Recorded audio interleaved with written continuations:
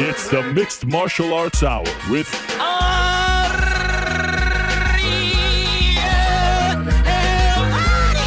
The Mixed Martial Arts Hour is back in your life. On this Wednesday, March 30th, the final day. No, it's not. Tomorrow's the final day of March. I screwed up. Last show of March for us. 2022. Hello again, everyone. I hope you're doing well. I should have known that. Of course, there's a March 31st. I learned this when I was a kid. January, February, March. It's the knuckle game. You guys know that? Knuckle, 31. No knuckle, less than 31. Now, it gets a little funky with February because you got February 28th and then sometimes you got February 29th. But it works. Did you guys know this? Frank, did you know this? I remember being taught, but I forgot. Yeah, so it's January knuckle, 31. No knuckle, February, no 31. March knuckle, 31. And on it goes. So I should have known that. And I apologize. It's great to be here. Thank you, as always, for spending your afternoon with us, wherever you may be. It might be the morning where you are. It might be the evening. Here in New York City, it's the afternoon, our final show in the month of March. Getting a little bit warmer out there. Tomorrow, I am off to Dallas, the Big D, for WrestleMania. I'm excited about that. We'll even talk a little WrestleMania later in the program. As always, we are brought to you by our good friends over at DraftKings. DraftKings Sportsbook is the official sports betting partner of the UFC and the MMA Hour. Download the DraftKings Sportsbook app today and use code THEMMAHour for a special offer when you sign up. Again, that's code THEMMAHour only at DraftKings Sportsbook. That's the French way of saying it, Sportsbook. So please support them because they support us. The beauty of doing a live show is sometimes you get curveballs thrown at you with literally 3 minutes to go before you're live. So it was a little hectic behind the scenes. You wouldn't know that if I didn't bring it up, but that's why we have a belt like this. Of course, on Monday, we were crowned by the great Robert Pearson. I believe it's the open weight broadcast champions of the world, and that applies to any broadcaster out there, right? I mean, not just MMA. That's the way I understood it. So we've got the 27 pounds of gold right over here. It's beautiful. Could we get the shot right over there on that one? Because I think you can see the full belt in case you missed it. This camera right over. Yeah, look at that. I mean, it's just one of the nicest belts we've ever seen. One of one. It's an NFT, if you will. It's an original. And it's a beautiful thing. 10-7 there, MMA Hour. You got the logos. I mean, it's just a beautiful thing. So thank you again to Robert Pearson for that. And as a result of having a belt like that, earning the right to call yourself such a great champion, you're able to think on the fly and move pieces around, and all is good. In any event. Later in the program, we will check in with GC. GC is traveling this weekend as well. He's not going to WrestleMania. He is going to New Orleans for the NCAA Men's Final Four and then the championship on Monday. But we actually missed out on a few things on Monday, some accolades. What did we miss out on, GC? It was the big hitter and the draft king. Yeah, we didn't honor the draft king for the week or do the big hitters. Yeah, so we'll do that on. A couple people felt disrespected. Yeah, you heard from the people? Oh yeah, I got some grief. Wow. Okay, now whose fault was that, by the way? Was that my fault or yours? I'll put it on me. You know, okay. We got into it with the whole Will Smith, Chris Rock. It didn't fit in the flow. Okay. Well, it could always fit. We got today. Of course, New York Rick, with one of the worst takes, right, in the history of the show. I mean, he just got completely. I mean, I went and looked at the comments after we clipped that off on YouTube, and I just couldn't believe it. It was up there with his Ronda Rousey being the comeback fighter of the year for her performance against Amanda Nunes back in 2016. I never thought we would rival that one, but Monday, and we're approaching a week.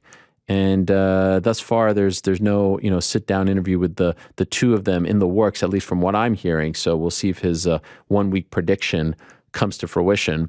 So back into the show, we'll be joined by GC.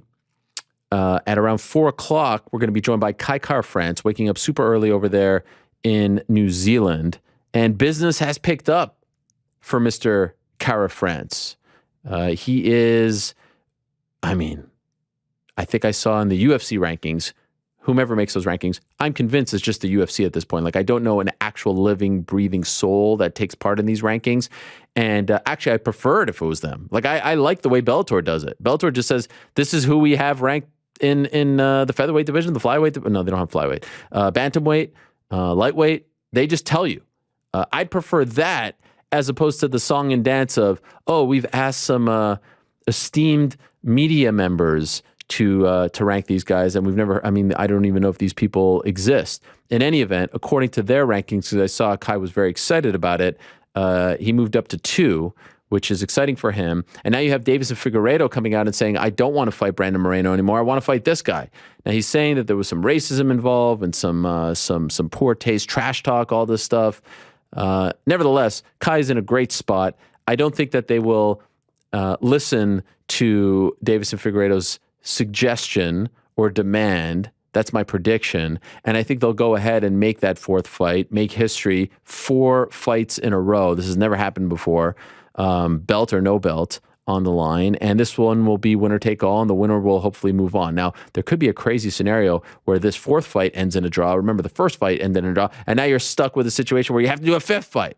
Hopefully that doesn't happen, because I do think Kai Kara-France deserves it. And quite honestly, I don't even think he should fight someone else. You beat Askar Askarov, who was undefeated going into Saturday.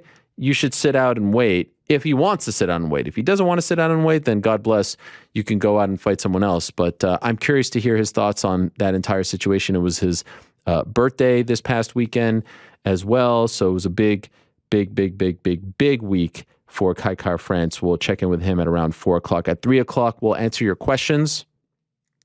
arielhelwani.substack.com is where you can leave them. Already, last I checked, we had over 100. So stay tuned for that. We will shoot. We'll see if anyone gets in our crosshairs. Last week, we had to talk about some shady business in the fight world, which I know is pretty much commonplace, and some people didn't like it. But look, over here we talk truth. We speak the truth, and we shoot from the hip, and we let you know what's what. Feelings be damned. Okay. That's at 3 o'clock. 2:30, we'll check in with the reigning defending UFC men's bantamweight champion, Aljamain Sterling. We are on the road to UFC 273, which is a phenomenal card. Unfortunately, took a bit of a hit a couple of days ago. We were looking forward to the Kelvin Gastelum versus Nassourdine Imavov fight. That is no longer happening, but we are getting Kelvin Gastelum versus Dracus du Plessis, which is an interesting fight in its own right. Imavov probably a little further along and is on some kind of roll, and he's coming out of that team in Paris, the MMA factory, led by the great Fernand Lopez. But this is an interesting fight as well, and a very important one for both guys for different reasons, right? Kelvin trying to keep his spot, du Plessis trying to, move up the ranks. But 273 is great. The top 3 fights are amazing. Korean Zombie versus Alex Volkanovski, Aljamain Sterling versus Petr Yan in that unification bout, and of course the big one, and arguably the one that people are most looking forward to on this card, taking place in Jacksonville, Khamzat Chimaev, our new friend, going up against Gilbert Burns. So we'll talk to Aljamain Sterling, who appears to be in phenomenal shape. Saw on his Instagram, the guy's just shredded. And finally, we'll get some sort of resolution to this issue that has been going on for well over a year. Almost 2 years at this point, amazingly. Remember, they were supposed to fight in December of 2020. Then they moved it to March of 2021. Then they were supposed to rematch in October. That got pushed back. So it's been quite the journey. That's at 2:30. At 2 o'clock, we're going to be joined by Matt Brown. Of course, Matt Brown lost that very close decision to Brian Barberina. I saw Barberina did an interview with James Lynch yesterday, I think it was, where he said that he is, in fact, going to resign with UFC. You'll recall after that fight, close one in Ohio, Barberina said that it was the last fight on his contract, and if he didn't get a new deal, he was going to retire, which is a pretty bold statement. We've heard it before from a few guys. Anyway, seems like there's a good resolution there. He's going to get a new deal. Brown, I think, still feels like he won. I want to talk to him maybe about the open scoring idea that I've been banging the drum about. I love when I tweet something out. I do a 4-hour show, and then all of a sudden Monday night I'm being hit up left, right, and center by all kinds of personalities, all kinds of media members. I'm like, guys, I did my show. All right, I said my piece. I don't feel like getting into it on a Monday night. All right, start your own show if you want to get into it. I'm tired. Of course, I engaged a little bit, but it's like, all right.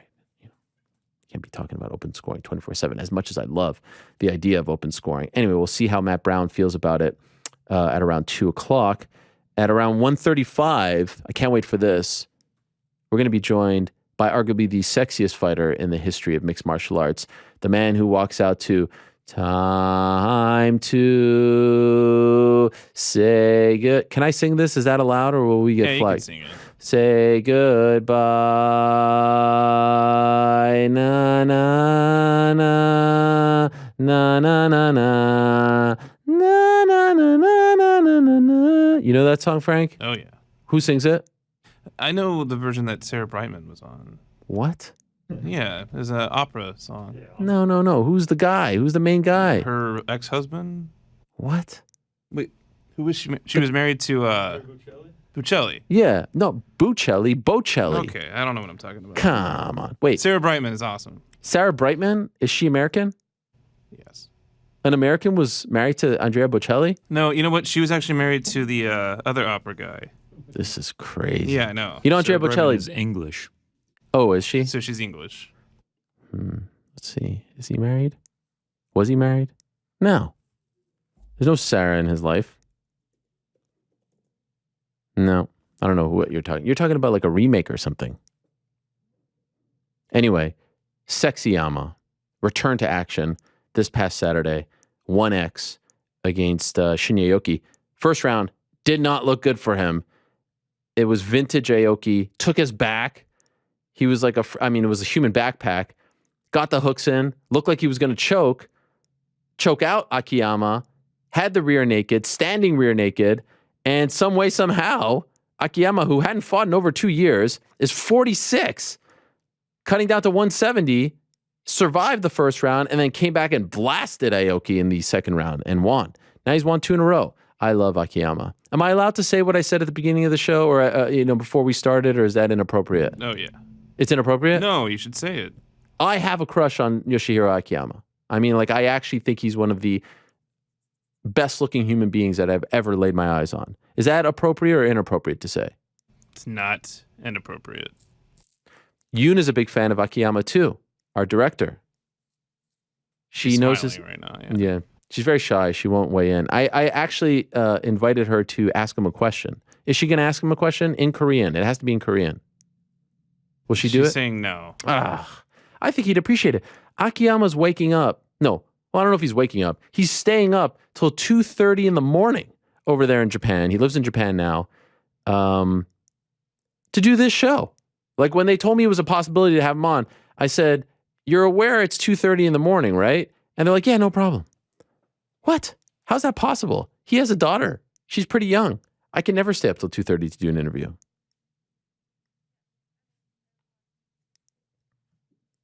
Wait, is this on the air or off the air? Oh. You don't have a mic? I mean, you could just use Frank's mic.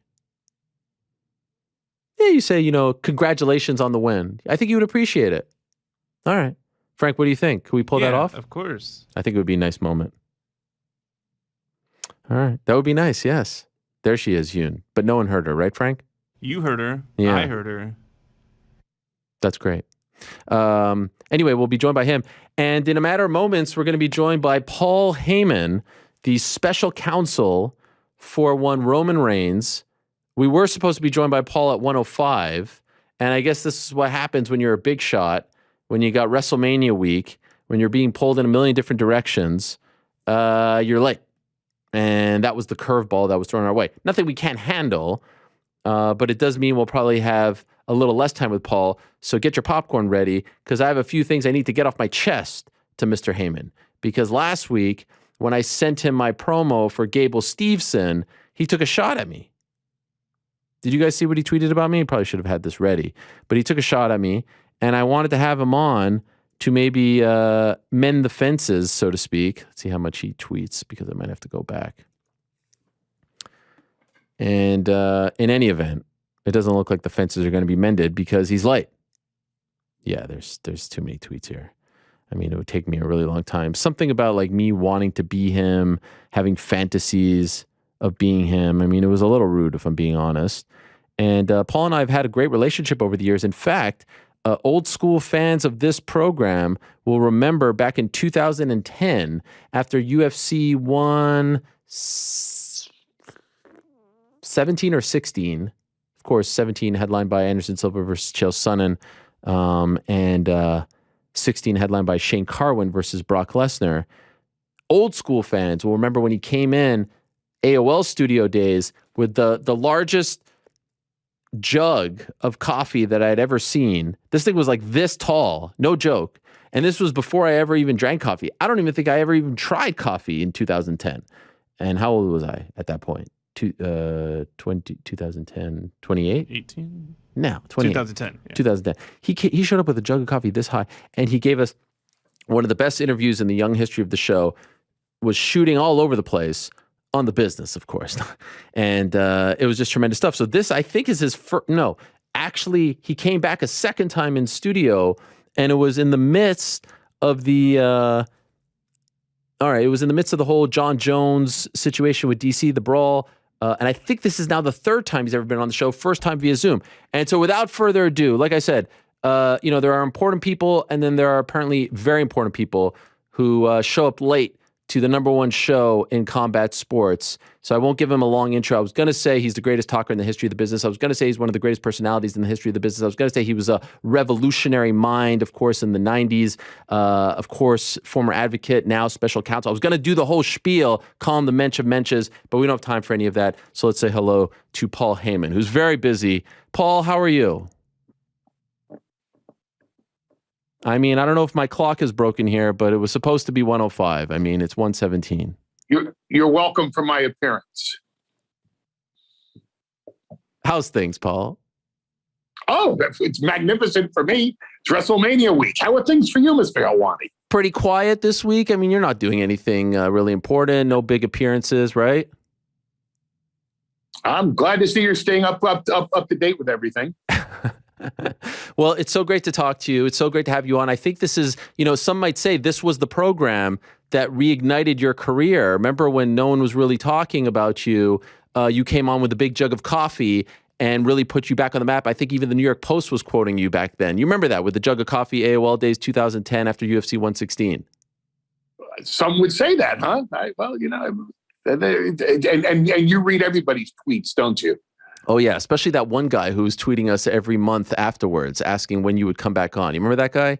Oh, the guy that looked like he was an Asian version of Devo. Yes. Last week you tweeted. What was that guy's name? Oh, man, I can't believe I actually forgot because we've talked about him in the past. Mr. Pack or something. Yeah. Yes, exactly. Wow, great memory. Wow. Last week you tweeted, perhaps if you'd quit living out your masturbatory fantasies of being me, capital M-E, you'd keep your credibility as a journalist intact. I wanted to have you on to ask you, after our great chat in November, how I've been doing. I took that advice to heart, been cutting promos left and right, putting people over. It sounds like you're not impressed.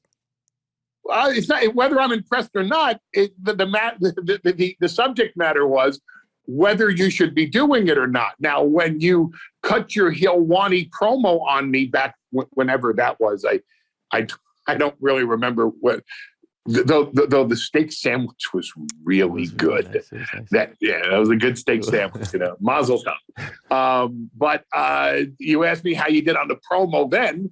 The direct interrogatory was, how did I do? And I answered that interrogatory. This is a different subject matter, whether you should be doing it or not, which I addressed in my tweet. Okay. And being that you read all tweets, you saw what I said. I thought you would be impressed because I was shooting on Brock Lesnar, who you're now at odds with. And so could I ask you, what has it been like to be on the other side of the fence, going toe-to-toe with him as opposed to being on his side? It's the same as it is being in his corner. Ka-ching, ka-ching, ka-ching. And nothing but money. It's a cash cow working with or against Brock Lesnar. and especially when you're tied at the hip to the single biggest attraction in the entire industry, the undisputed Universal Heavyweight Champion Roman Reigns. So it's what's it like? It's a blast. Why wouldn't it be a blast? I'm still talking about Brock Lesnar, just from the opposite side of the spectrum.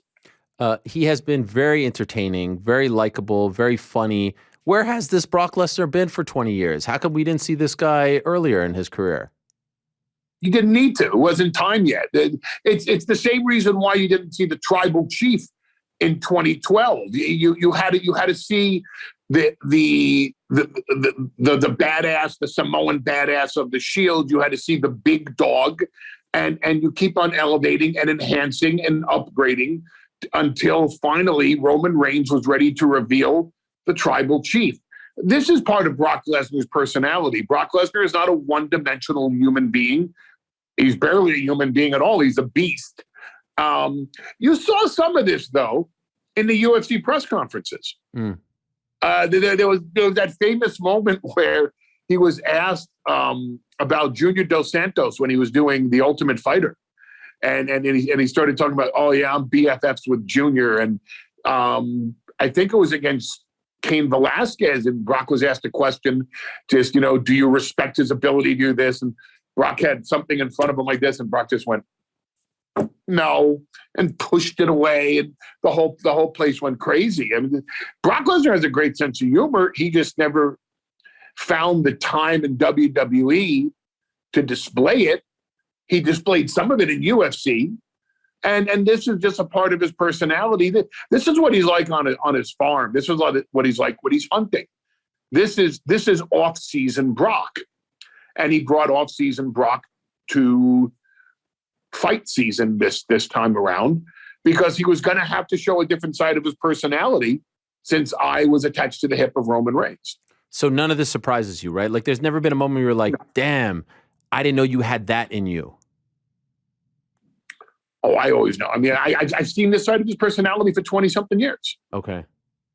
He's been working a lot. And again, so have you and everybody else. He showed hints of this in UFC. Yeah, no. I mean, he didn't have someone doing interviews for him then. So, I think the wrestling fans are a little more surprised than the MMA fans, right? Thank God. Because now he's a wrestler. Well, yeah, because otherwise he'd have to show them something else to surprise them. I don't know how many. First of all, I don't know how many fans today saw Brock Lesnar when he debuted in 2002. That's a 20-year gap. And number two, I don't know how many fans today have seen him in his UFC press conferences and his ESPN appearances, et cetera, et cetera, et cetera. So this is a refreshing new version of Brock Lesnar for the WWE audience. If Roman wins, one of the good things about having a dominant champion is he is dominant. He's box office. But one of the maybe drawbacks is you've now gone through the entire, roster, the top contenders for the past almost 2 years now. And you start to, you're lacking opponents, lacking big, names to go up against. If he wins on Sunday, are we facing a problem where there's no one else for him to go up against? One, I don't deal in ifs. I deal in absolutes. And Roman Reigns is going to win this Sunday. And that's not a prediction. That's a spoiler. Two, I think there's some people that are really ready to step up. Now, I'm not going to name them because it's up to them to step up. And they're not going to get the benefit of my endorsement if they don't know that it's time for them to step up. There are still some very big money matches for Roman Reigns. Is this the biggest one on the table at the moment? Of course it is. It's the main event of WrestleMania, the biggest WrestleMania match of all time. Winner take all, title versus title, unification match. Are there other people that are ready to step up into the spotlight and give Roman Reigns a fight? Absolutely. Are they destined to make an impact this Sunday at WrestleMania? They better, if they want to be next in line to challenge Roman Reigns. My fantasy is he wins on Sunday. He's the guy who should win. He's celebrating. You're celebrating. If you smell hits the speakers, we get the 1 year build to next year to SoFi. What do you think? Can you tell Vince? I mean, this is an idea, right? This is a box office idea, is it not? No one's thought of this. Why? Why would you do it? Why not? Family versus family. Because Uso then versus you're Uso. telling everybody that for the next 364 days, nothing matters until The Rock. I mean, they did it with Cena back in the day, right? Cena and The Rock. I didn't say it was right. Oh my God. That wasn't my call. Nobody consulted me on that one. You didn't like that idea? Didn't say I liked it. Didn't say I didn't. And it doesn't matter because it's 10 years ago. Right. So if I liked it, who cares? It's 10 years ago. Even if it played well then, would it play well now? And if I don't like it, who cares? It was 10 years ago. All right. So you're not in favor of this idea? No. Okay. I'm not going to ask. Well, if Dwayne Johnson wants to step up to Roman Reigns, then Dwayne Johnson should step up to Roman Reigns and we'll set the match and we'll go for it. But to go for it a year from now, that's a long time. A lot can happen in a year. I mean, what if I say to Roman Reigns, take 30 days off and do a movie just to show Dwayne Johnson who's a bigger box office attraction in film, which it would be Roman Reigns. And Roman Reigns is a better actor than Dwayne Johnson, to be blunt. I mean, there's a lot that can happen. I got a year. You announced recently in an interview with Richard Deitch that you resigned with WWE. Big news. This was everywhere. Did you consider? Well, that's a little out of context. Not much. I'll give you credit. A little. We were discussing locking me in. Just pan the camera up a little bit because you're only seeing your mouth right now. Yeah, that's good. That's perfect. That's perfect. Yeah, but right there, that's the money. Right there, that's the money to call me. That's there it is. There it is. That's perfect. That's how I make my living. And he was trying to find out what my commitment is to WWE. Yeah. And the fact is, I re-signed last year. I just didn't make a public spectacle of it. And a lot of people lately have been negotiating through the media, and it works for them. And God bless them for doing it. But that's not my style. I never wanted to negotiate my contracts through the media. No one knew when Brock Lesnar was returning because Brock Lesnar kept it to himself. No one really knows how long Brock Lesnar is signed for because Brock Lesnar kept it to himself. No one really knows when Roman Reigns' contract is up, if it's up, when it's up, why it's up, for how much it's up. Will he resign? Did he resign? Has he already resigned? Is he going to resign? Keeps it to himself. I run in that circle. And I never wanted to negotiate in public, number one. And number two, I just don't like it when, oh yeah, I just resigned and I got this much money for this many years and I'm committed for it's just, I saw your show with MJF. I understand what he's doing. He has a Yiddish Keppela. It's smart negotiating on his part at the moment. But I'm in a different position right now and was a year ago. And a year ago, when my contract was coming due, it was a very easy decision. WWE made it very easy for me. And they locked me in for long term. And I don't want to discuss how long of a term it is. Long enough for both parties to be real happy with each other and real comfortable with each other and happy with each other's contributions to each other. Are you impressed with MJF? Yeah. Why wouldn't I be? I don't know. Maybe you don't like his shtick. I don't know. Maybe you don't think he's good on the mic. Seems like the type of guy that you would like, right? Because he's Jewish? Yeah. No, but I mean, come on. He cuts a great promo, right? I mean, he's incredible on the mic, no?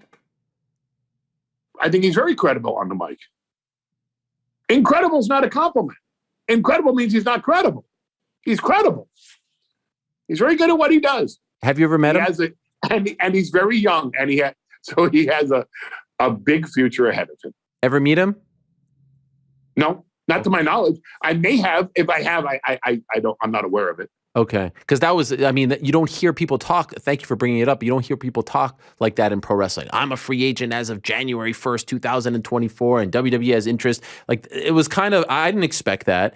And so I was going to ask you what you thought of that. Clearly you saw it. Would you have advised him, if you were kind of his guy, his counsel, would you have advised him not to do that? Is that bad business?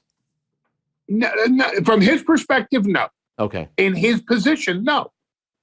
Where he's working right now, no. Where he wants to work in the future, no. Right. It's not bad business at all.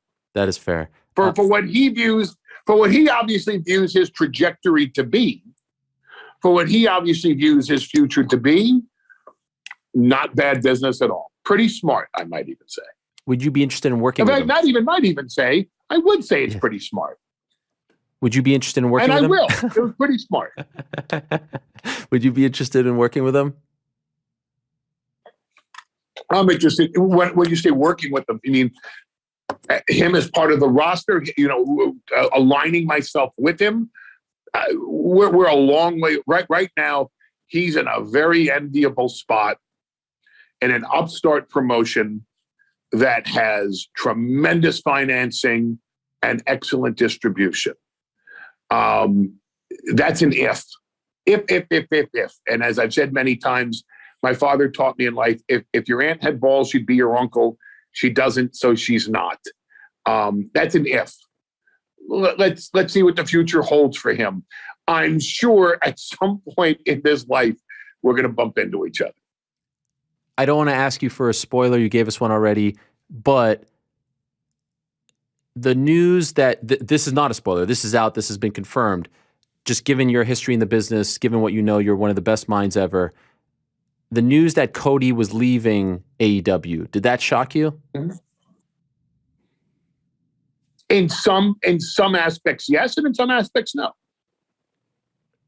Could you further explain? I could. I even will. All right. He's one of the founders of the company. Right. A lot of it is his concept. A lot of the initial phase was on him. And Cody always had a vision to fill the boots of his father, not just in the ring, but behind the scenes. And the fact that he didn't have the level of participation in decision-making that he initially probably thought.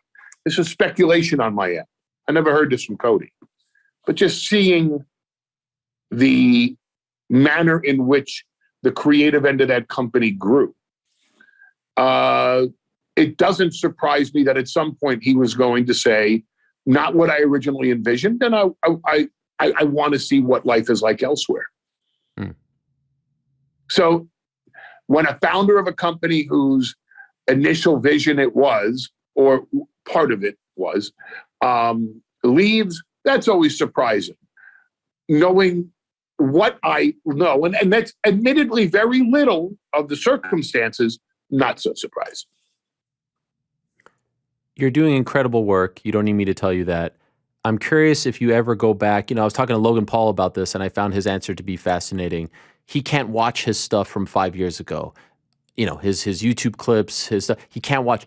Your life, your legacy is, on film, on TV, on YouTube for the past 30 plus years. Can you go back and watch 90s Paul Heyman promos? Can you go back and watch 2000? How do you feel when you see that stuff? Like I'm watching a different person. I'm surprised Logan Paul can't watch this stuff from 5 years ago. I can't watch my stuff from 5 days ago. Wow, why?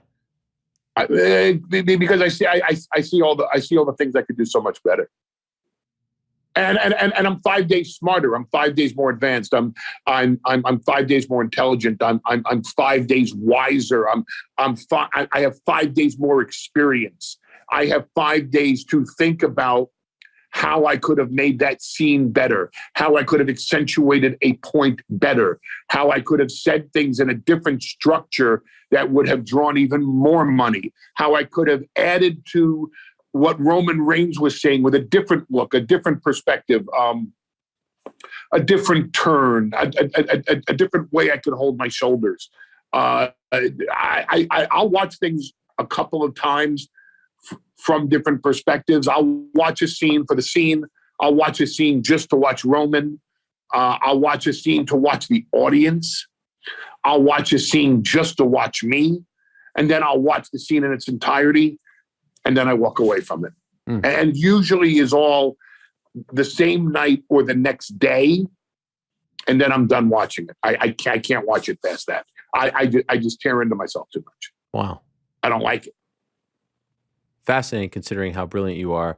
You know I love you, despite... Yeah, but I have to be. But I have to be more brilliant tomorrow than I am today, and more brilliant 2 days from now than I am tomorrow, or someone's going to pass me by.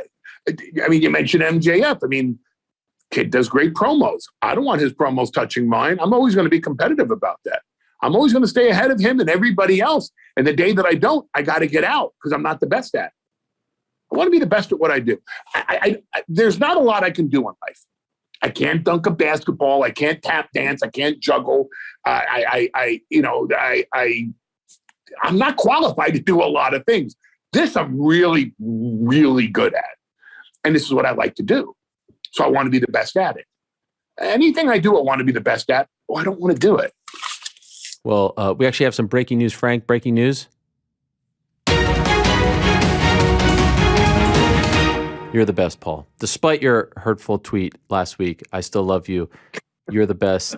Thank you. This is like a shot in the arm right here. We only get you for 20 minutes. I'm like, golly, Richard Deitch got you for like 75 minutes. I get you for 20. Alas, I'm not jealous, okay? But Richard Deitch didn't schedule 9 other guests. I'm sorry. That's the type of show. Hey, when you're the open weight broadcasting champion of the world, Paul Heyman, you need to have guests on because guess what? I don't need them. They need me. There's an expression in the Bloodlines locker room about people that walk around with title belts. What is it? Those who walk around with them should be forced to defend them. I'm in. Let me know time and place. I'll be there. Really? Anytime. Really? What do you need me? Will you be at WrestleMania this weekend? I will be there. And I'll bring this with me. Would you care to promote it during this interview at all? Let's go. I'll be there. You need me on the bump. You need me to show those jabronis a thing or two about cutting promos. You need me on the show of shows, night 1, night 2. You need me on NXT. Talk to my agents, okay? Uncle Nick will be in contact. I just need you to promote WrestleMania a little bit during this interview. Oh, yeah, of course. We talked about AEW. We talked about MJF. We talked about my past promos. We talked about Brock Lesnar, UFC. Just a little bit of WrestleMania. I did just a little. I did it at the top before when I was killing time before you got on. Night 1. I was running late. I am just a little bit busy this week. WrestleMania Saturday. WrestleMania Sunday. Sunday. On if you'd like me to. If you'd like me to stay on, I got plenty of time right now. No, it's okay. We have to get to Yoshihiro Sexy M. I can push my schedule. No, it's okay. WrestleMania Saturday on BT Sport Box Office. I have to give a shout out to them and Peacock Network. Sunday, same thing. Peacock, BT Sport, NXT, SmackDown. But it's not the same thing. It's a much different event. Yeah. I mean, Saturday. Ronda Rousey. You know Ronda Rousey very well. She does not speak highly of you. Yeah. Nor should she. Ask her what I think of me. What I think of her. Go ahead. I don't, but I don't want your opinion on Ronda Rousey. All right. Because then I'd have to reply to it. And you don't want me to reply to it. So moving right along, Ronda Rousey versus Charlotte Flair for the SmackDown Women's Championship. What a match that is. And Stone Cold Steve Austin on the KO show. Yeah. Right? There's Bianca Belair challenging Becky Lynch. I mean, night 1 is stacked. It is. And night 2, the biggest WrestleMania match of all time. Title versus title. Champion versus champion. Unification match. Winner take all. Brock Lesnar versus the tribal chief, the undisputed Universal Heavyweight Champion, Roman Reigns, with Paul Heyman in his corner. Available on Peacock.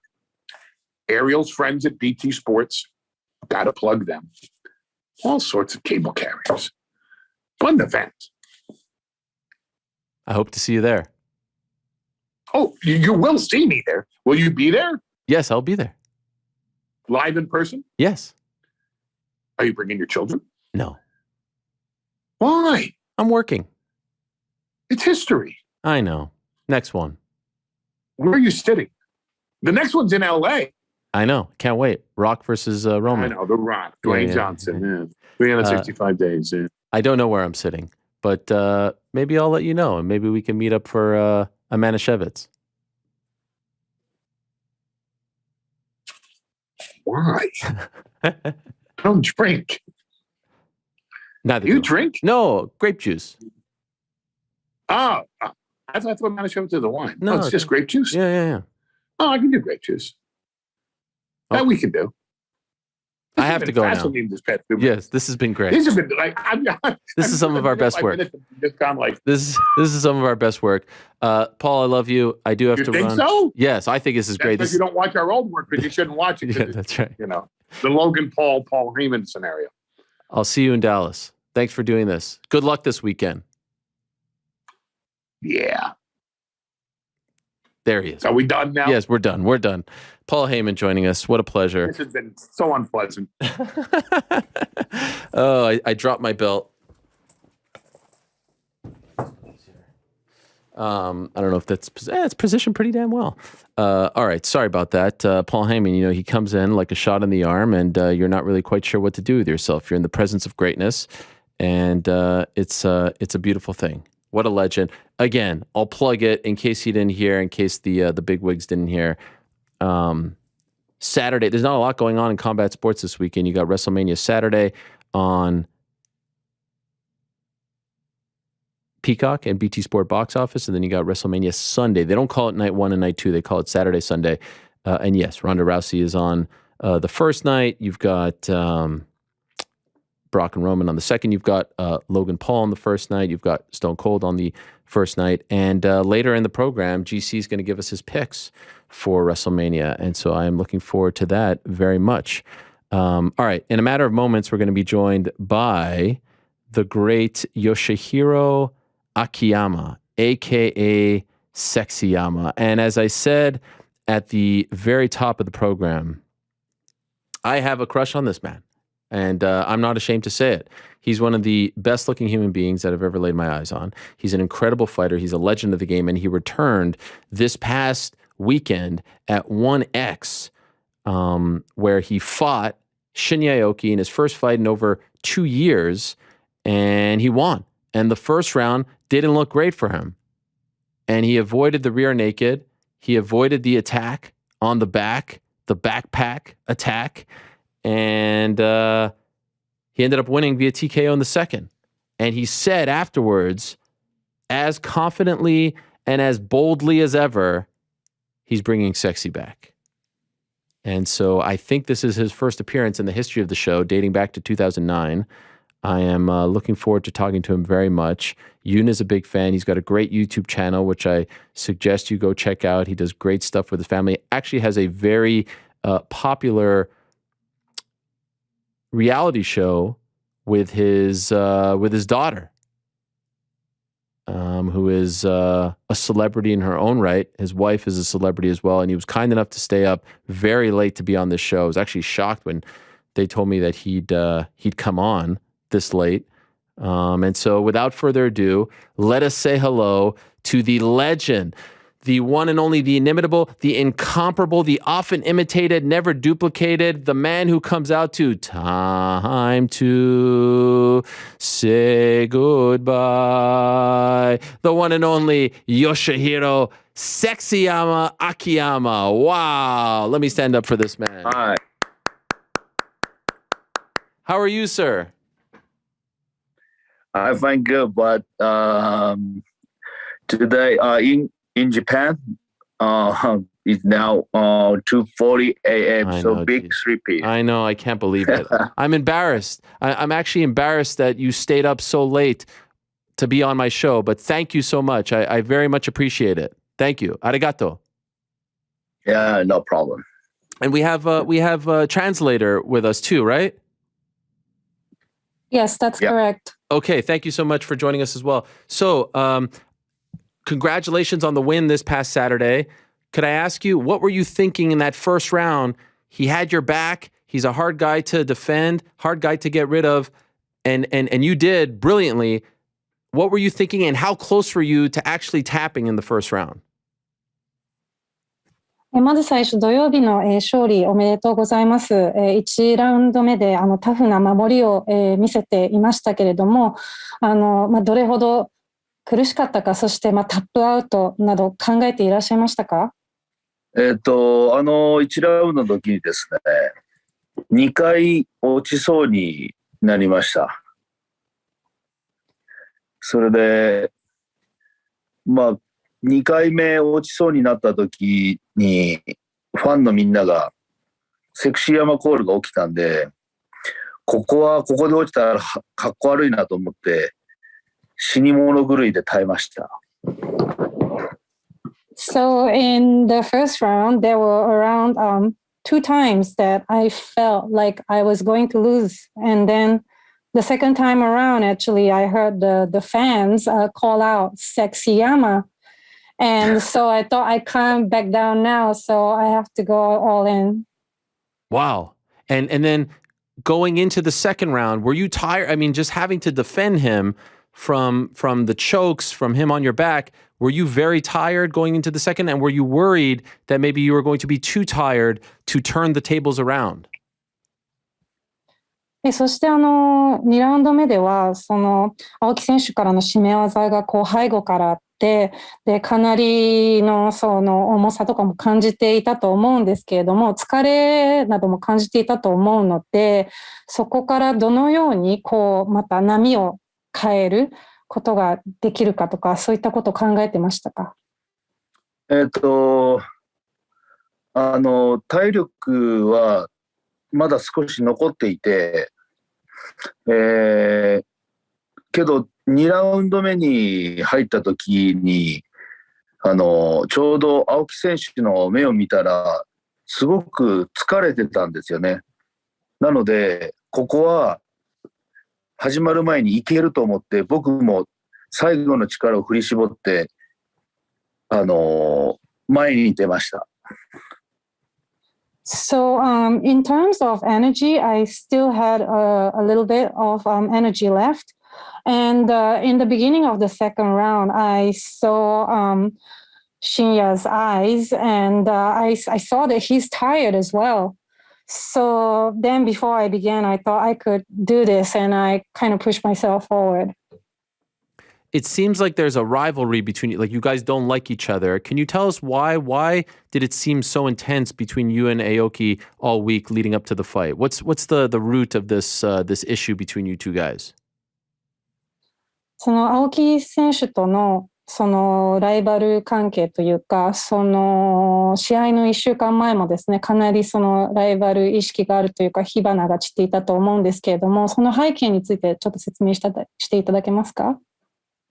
もう彼はもう14年ぐらい前から私とずっと戦いたいと言っていて、その時はもっと体重差があったんですが、なので私はもう全く相手にもしてなかったんですね。そこから彼の私に対する要求がだんだん大きくなって、で今回ワンチャンピオンシップに私が加入して、そこからもう何かあれば私の名前を出してかかってこいみたいな、そういう挑戦をずっと続けてたので、もうすごくうるさくて嫌だったんですけれどもっていう因縁がありますね。So yeah, he was requesting to fight as long as I can remember 14 years ago, but there was the weight difference. And I didn't think much of him, but his demands over time became bigger. And after I joined the One Championship, every time he would measure me, and I just thought it's enough, and I had enough. So considering that, beating him like you did in the second round, where does this victory rank for you? All your great moments in your athletic career, where would you put this one? Considering the time off, considering your age, considering how you feel about Aoki, where would you rank this one? そうですね。そして今回その2ラウンド目で勝利ということで、様々なそのキャリアの中でもそのアップダウンがあったと思うんですけれども、その年齢であったり、その青木選手とのそのライバル関係であったり、そういったところをいろいろ考慮して、この全体的なキャリアの中で、この試合をどういった位置づけにしますか？そうですね。私にとってこの大会、この試合に関しては、格闘技やってて一番大きい私の、選手生命の中の1ページだと思っております。なぜなら日本が大きく注目された一戦だったので、私にとってとても大きな一戦になりました。So for myself, this fight, in terms of all of my athletic career and for MMA, it's the big milestone for me, and that is because I think this fight was able to put a spotlight to Japan. And so for you fighting at 170, is this going to be a new home for you? Are you staying at this weight, or did you only go down to 170 for this fight and you're going to go back up to 185? それではこの170という体重をこのまま維持されますか？それともまた185に戻ることを想定されてますか？いや、今回の減量で本当に何回か倒れそうになったので、ちょっと厳しいかもわからないです。次は戻すかもわからないです。Yeah, so actually I'm going down to 170. There were times where I almost fainted. So it's quite difficult for me. So I might go back to 185. I saw the photos of you, your physique. I mean, you looked like you were in incredible shape. At 46, it's not normal to look like this at 46. Are you even surprised at how good you look? 写真を見ましたけれども、46歳でこのボディというのは普通ではないと思うんですけれども、ご自身もどういうふうに感じていられますか？だから世界は私のことセクシー山と呼びます。That's why they call me Sexy Yama. Who's the first person that gave you that nickname? Do you remember how it started? そのニックネームはどこから来たか覚えていらっしゃいますか？私がちょうど UFC に入った時につけられたニックネームだと思います。It's actually a nickname that was given when I first joined UFC. Really? It wasn't before that? It was when you joined UFC. I thought it was always before that. Do you remember who came up with it? その前かと思っていたんですけれども、実際に誰がそのセクシー山と命名してくれたか覚えていらっしゃいますか？ちょうど今回ワンのところに来た名前ちょっと忘れたんですけど、彼が名付け親だって私に言ってきました。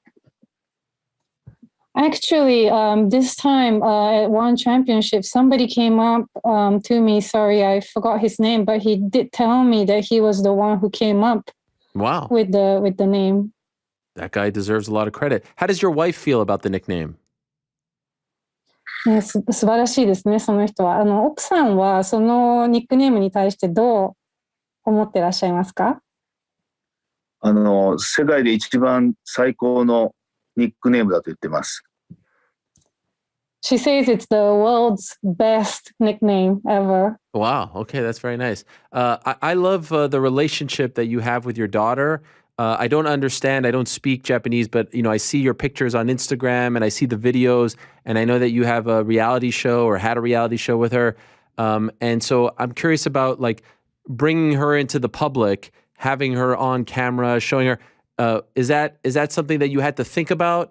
Because sometimes people don't want to bring their family in the public. I was talking to George St. Pierre about this on Monday. He talks about not bringing his family in the public. For you, was it a natural you were going to do this, or was it something that you had to think about because, sometimes you bring the family out there and it could get a little weird?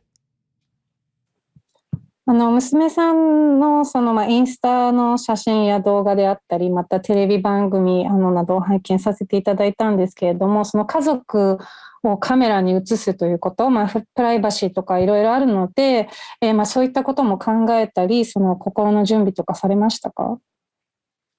そうですね。やはりプライベートなので、だんだんプライベートがなくなるストレスはものすごくたくさんありました。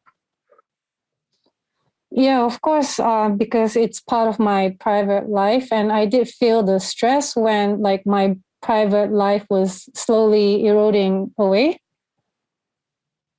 And how do you feel about it now that she's getting older? Like, do you still want to have her in the public eye? Are you still doing the reality show with her? そして今だんだん娘さんが大きくなるにつれて、これからもこういったことを続けようと思いますか？それともここまでというふうに線を引こうと考えていらっしゃいますか？娘は今もう本当に勉強に集中して学校ライフ、スクールライフを楽しんでいるので、本人も一旦勉強に集中して、そこからモデルとかそういうものをなんか興味がある話はしてましたね。だから少しお休みです。So yeah, my daughter is quite focused on her school life, and she seems to be enjoying that. And so for a while, she might take a break to concentrate on her studies. And she has mentioned about like going into modeling later on and stuff. Okay. How about you in terms of fighting? You're 46 now. You look like you're 21. It's unbelievable. Never seen anything like it. How much longer do you want to fight for? それではご自身のキャリアということで、今も見た目は21歳のようなんですけれども、46歳ということでこの先もどれほど戦い続けていきたいと考えてますか？まず50までは行きます。頑張って。I would definitely go until I'm 50. 50. Wow. You want to go till 50 and then stop at 50? 50歳までやって、で、引退という感じですか？そうですね。それを今目標にしてます。もちろん、体で。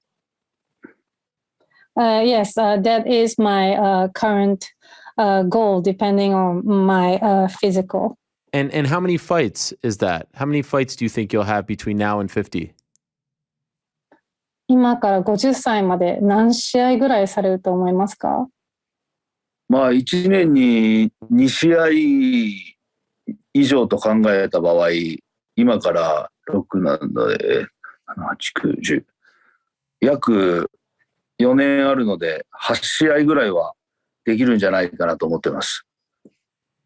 So yeah, if you calculate like twice a year, then I have 4 years left in me, so that's more than 8. Okay, wow. 8 more fights. That's incredible. Is there someone that you haven't fought yet that you hope to fight before your career is over? 引退前に戦ってみたいなと思う格闘家など今考えていらっしゃいますか？やはり170もそうですし、私のもともと言ってた階級もそうです。一度チャンピオンと戦ってみたいなと思います。Yes, so 170 and the other weight as well. I'm considering, but I want to fight a champion. In the next one, do you think you'll get a title fight in your next fight? 次もタイトルファイトですか？いや、まだそこまでは僕ランキングもないので、頑張って勝って挑戦できるように頑張りたいです。I'm not there yet, but I want to keep on fighting so that I could challenge. Before your career is over, would you like to fight back in Japan? Is that important for you? キャリアが終わる前に日本国内で戦いたいと、やっぱりそれが重要だと思われますか？私は日本より韓国でワンチャンピオンシップの大会を開こうと今チャトリと話してます。So for me, I'm actually been talking to Chashrin about doing one championship in Korea. Oh, wow, okay. まだ一度もやってないので。Yeah, this has never happened before. Yes, that would be huge. Okay, two last things for you, if I can. The end of your UFC career obviously didn't really go as you wanted. Does that bother you? Do you wish that things obviously could have gone differently? Does it annoy you? Does it stay with you that the UFC back end of the career wasn't as you probably hoped it would go? 最後に、2つの質問なんですけれども、まず最初にその UFC でのキャリアが、思った形で、期待通り、に、終了しなかったかもしれないんですけれども、それに関して後悔であったり、何か思い残ることとかありますか？やはり UFC ではもっと、成績を残すつもりでいたので、残念です。もっと私が練習を積めばよかったなと後悔してます。So yeah, at UFC, I wanted better result for myself. So that is something that I regret. I wish that I could have done more for that. What advice would you give to someone like myself? I want to feel sexier. I want to feel better about myself. Is there any advice that you would give to another man like myself who wants to feel like you feel, look like you look? Any types of tips that you can give me? 私自身のような人がもっとセクシーになりたいとか自信を持ちたいとかっていう、考える、私のような平均的なその男性に向けてのアドバイスとかありますか？まず体を鍛えること、そこからです。Firstly, you have to train well. Let's start from there. Okay. That's it? Just train? Nothing else? そうですね。それだけですか？他に何かありますか？あと、たくさんの女性を意識してください。常に見られてるっていうことを考えて動いてください。Also, move and speak, knowing that there's a lot of female gaze on you. Oh, people watching me. Feel like the females are watching me. That's what you're saying? 女性が私のことを常に見ているというのを肌で感じるということですか？私はそう勝手に思ってます。Yes, that's what I thought. Okay. Yes, so you have to, you have to feel that way. One day, my dream is I'm going to go to Japan. I'm going to go train with you, and you're going to, by osmosis, some of your sexiness is going to come on, like to my body, in my spirit, and I will just gain like 1% of what you possess. That's one of my goals in life, my dreams in life, okay? 私の夢はいつか日本に行って秋山選手とトレーニングをしてそのセクシーな精神を 1% でも受け継ぐことができればと思っています。Okay. All right.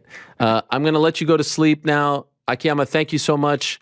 Congratulations. No problem. And we have actually someone in our who works on our show, our director. She is from Korea. She's a big fan of yours. Her name is Yoon. She wants to say hello to you. Yoon? 안녕하세요. Go ahead, Yoon. 안녕하십니까. 이번 경기에서 이기셔가지고 너무 축하드리고요. 한국에서 네, 감사합니다. 열심히 응원하고 있겠습니다. I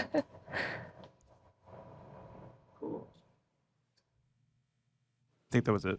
Okay. All right. I couldn't hear it. So there you go. See, we have a connection here. Thank you so much. Arigato. Good night. Appreciate you doing it. And translator, is your name Natsumi or is that someone else? Yumiko. Yumiko, you did a fantastic job. Thank you so much to both of you. I appreciate it. Wow, thank you. Thank you so everyone. Thank you so much. Thank you. There he is, the one and only Yoshihiro Akiyama, one of the all-time greats. Time to say goodbye. Andrea Bocelli, by the way. One of the all-time great characters in the history of the sport, one of the all-time great walkouts in the history of the sport. How could you not love this man? And can we get another shot of his, his physique from last week was just something to behold. Let's see. Do we have another shot of his I mean, look at that. I mean, have you ever seen anything like that? I mean, that's a 46-year-old man. How is that possible? By the way, I couldn't hear Yoon, so I don't know if she was just talking directly to him, but I couldn't hear him. Yeah, that was an oversight. Oh, all right. Could the audience hear it? Oh, yeah. All right. Well, what did she say? Could you tell us what you said? You could tell me and I could relay it. The control room's a little live right now. Oh. You said you're rooting for him from Korea. I love it. And what did he say back to you? Yeah. Okay, all right. So Yoon said that she is rooting for him and gave him a congratulations, and he was very, very thankful for this. So that was a nice moment there. What a start to today's show, having Paul Heyman and Akiyama on, two completely different personalities from different parts of the world. I still can't believe he stayed up so late. That might be a first. I don't think anyone's stayed up that late, and I doubt he woke up to do it. So I was sweating a little there because it was hard to get rid of Paul. And then I know Akiyama's waiting and he's falling asleep probably at his desk. It was a lot. So I feel like, I need to take a breather here. Without further ado, though, let us say hello to our next guest. Had a big fight this past weekend. Unfortunately, didn't go his way. And a lot of people thought it should have gone his way.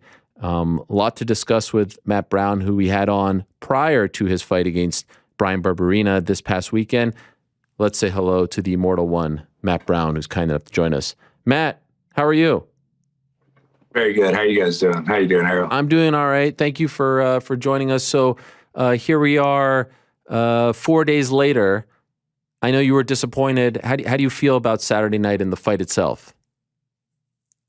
Well, I think my feelings are pretty obvious, right? I mean, I definitely thought I won. I think the common consensus was that I won. And then, these judges, man, they just, what are we going to do, right? Other than that, I feel great, though, man. Spending time with the kids and body's healthy. So what more could you ask for? Getting back to the gym today, actually, this evening. Is there anything that you wish you would have done differently in order to, sway the judges, avoid the controversy, and secure the victory? It's a good question. I mean, you can always look back and say, I wish I would have done this. I wish I would have done that. I've watched the fight a few times, and I'm not sure if there was a whole lot more that I could have done. Maybe I would have pushed a little harder in the third round because I imagine you maybe see my tweet there today. Like I said, I held back in the third round a little bit. Even though when watching the fight, I was like, okay, I didn't really hold back. So I tweeted out later.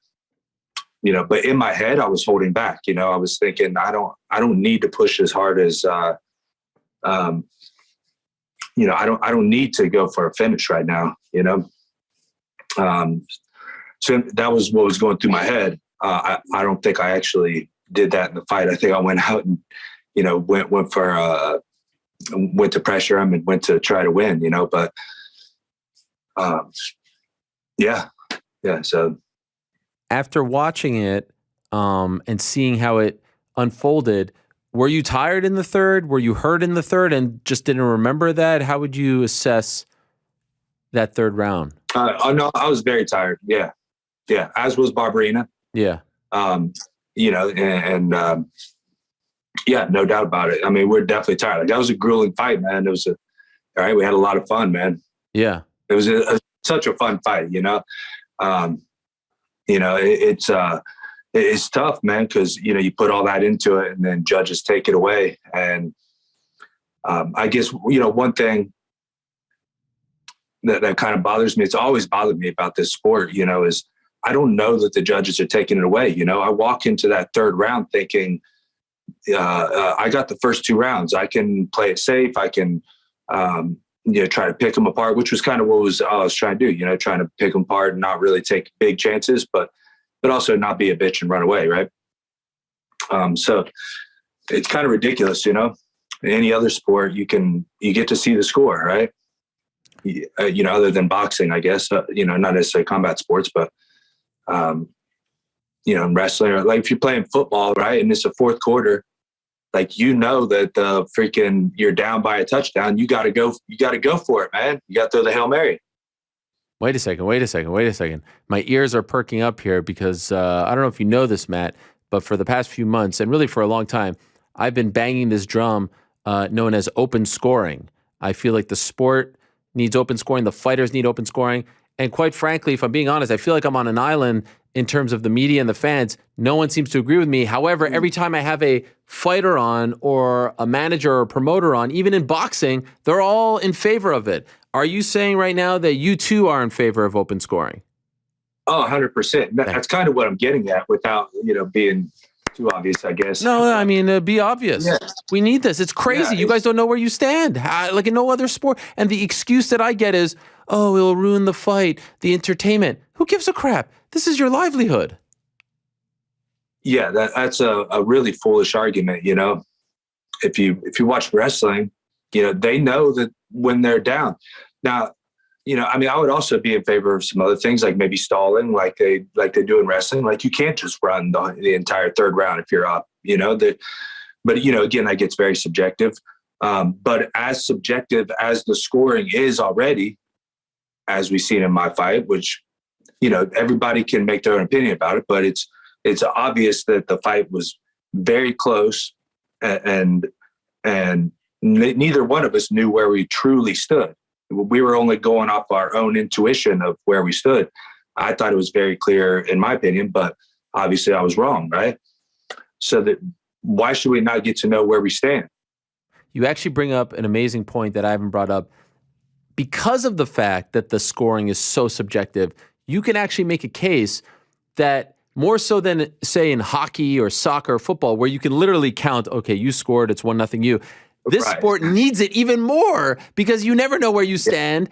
And the judges are so different in every single state and jurisdiction. You guys even deserve it more. And my suggestion is, tell me what you think. Maybe you don't need it after every round. And I would certainly be in favor of that. But if it's a 3-round fight, after round 2, you should know where you stand.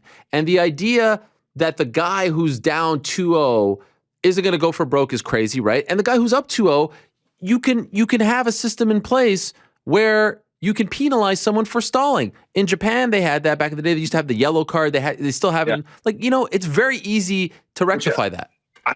Which I don't like the stalling idea, but I'm just saying it is an idea. If that's really the concern, I don't think that's really the concern. Though I don't know what the concern is. To be honest, I don't know why they haven't already done it. It blows my mind. Again, like it's a subjective score. You have no idea where you stand. So why isn't it? Why isn't it just a thing? And I think it's the same in boxing. And there's. If a guy's running the whole round, like just trying to stay away, maybe he gets a 10-8 round. Right. Now he just tied up because now he's going to a draw because he just ran the whole round. But I think there's a lot broken with the entire scoring system altogether. I mean, I've watched my fight a few times, and this is just one example. I've had a couple other fights that I'm very sure that I won a decision, but they gave it to the other guy. I don't know exactly what they're scoring.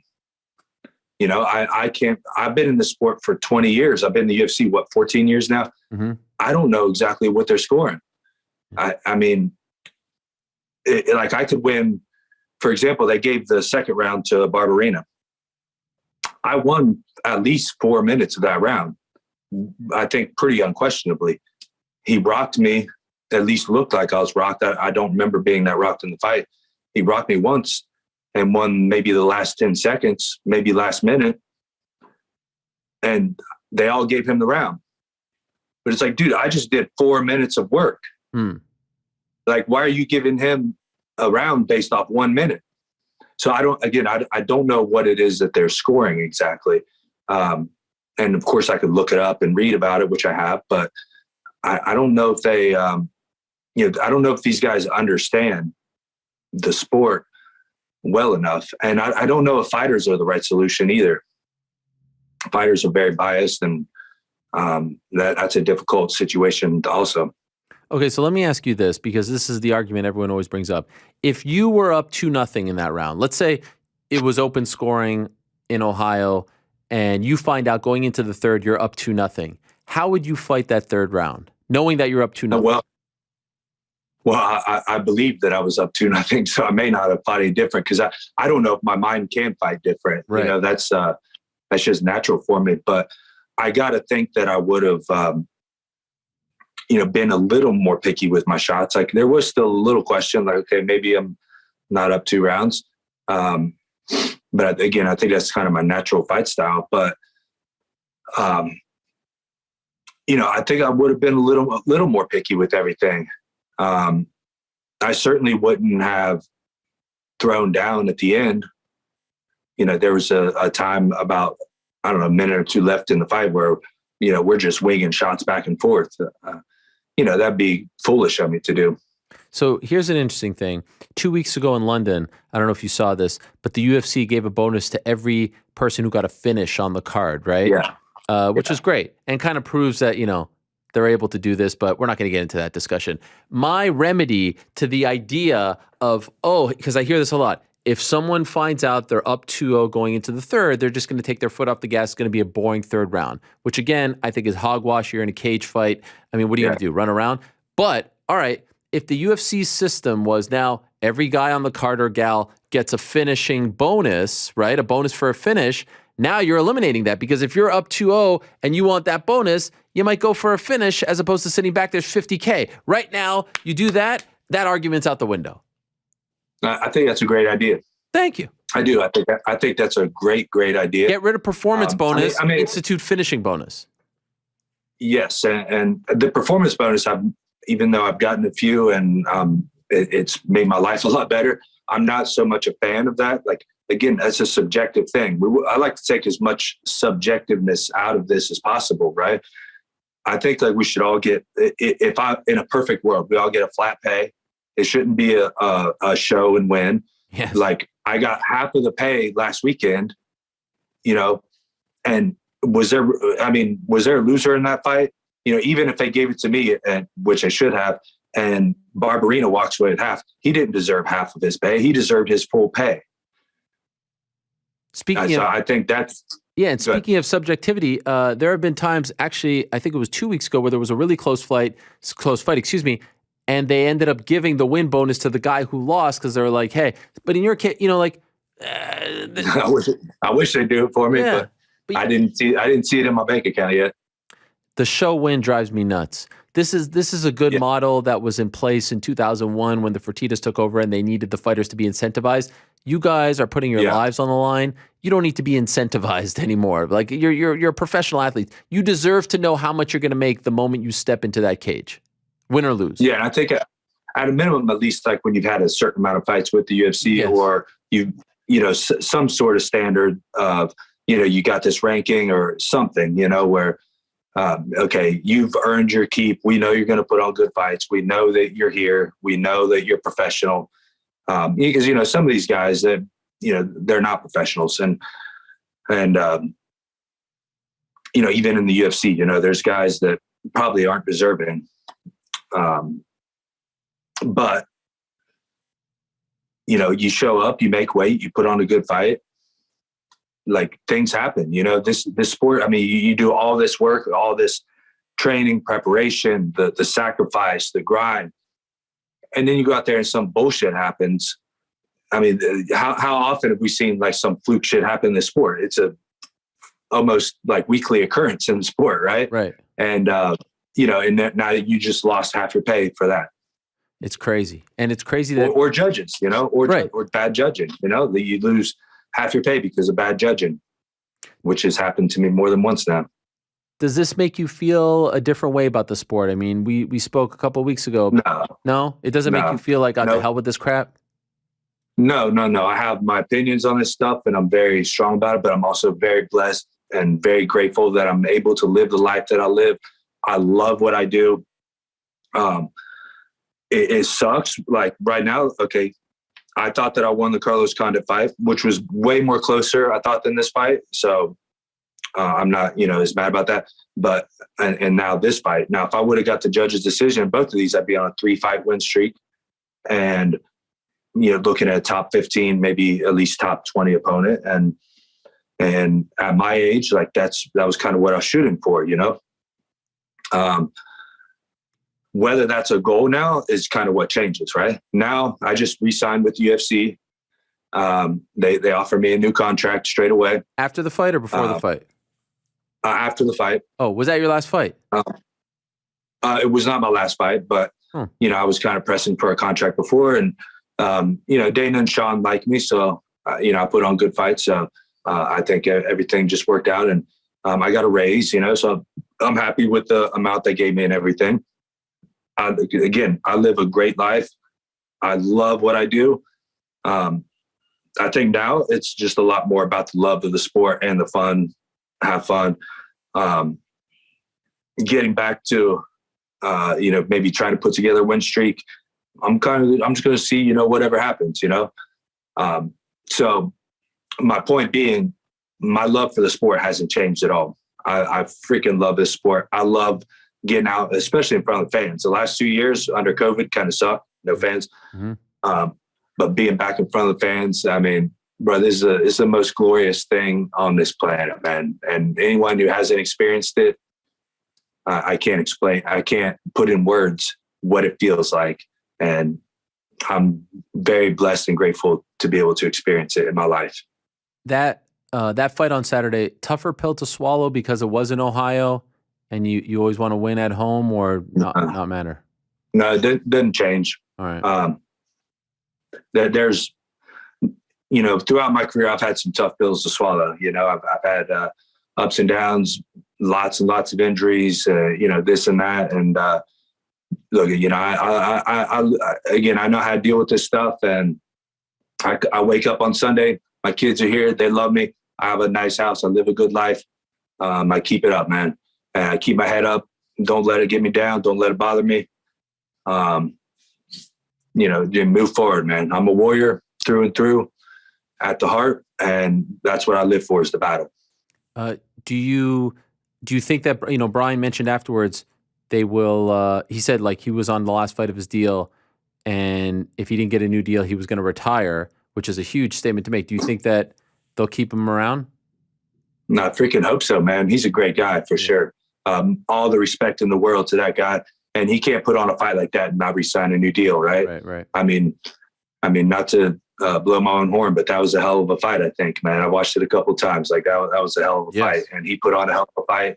And I think that's one of those fights where if we had the open scoring, it could have been even better of a fight, to be honest. I mean, he would have came even harder.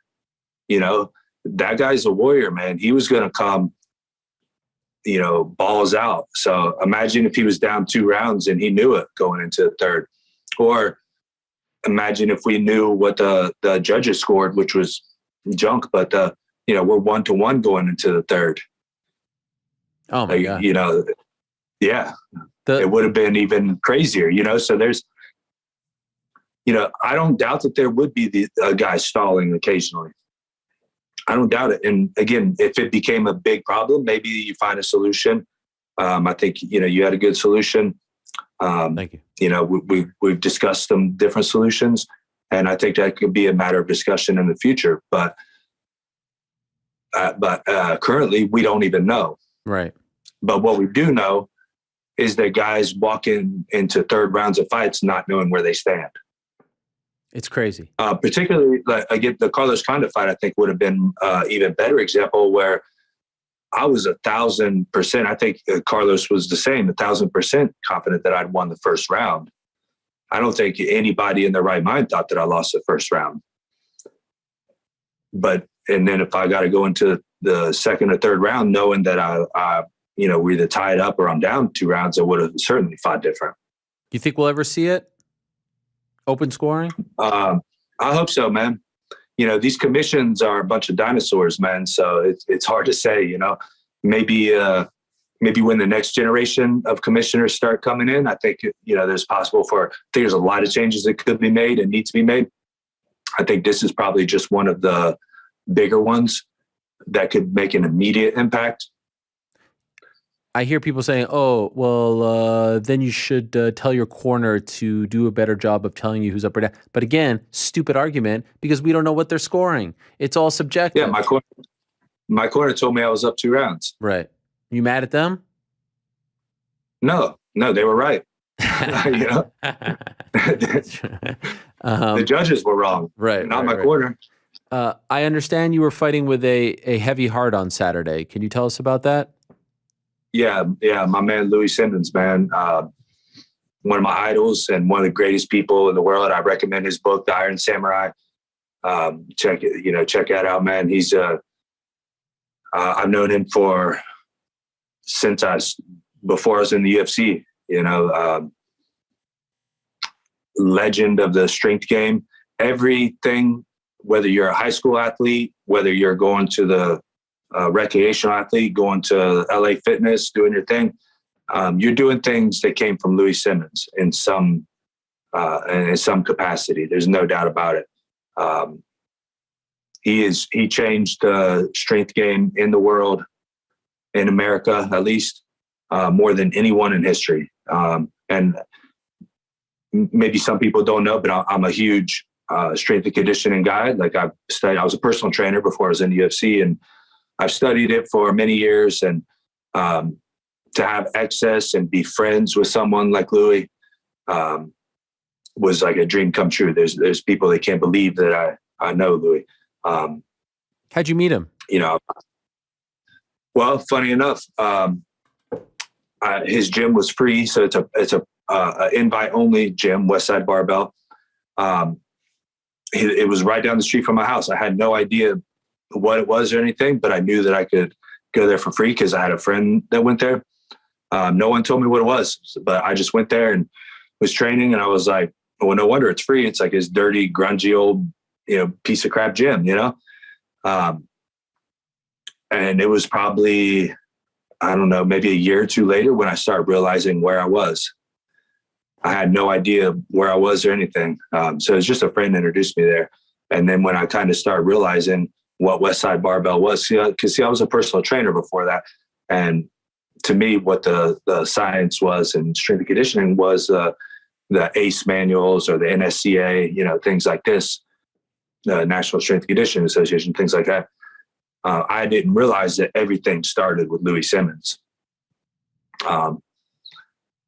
But walking in that gym, man, and was a life changer for me. A lot of the intensity that I bring to the octagon, a lot of the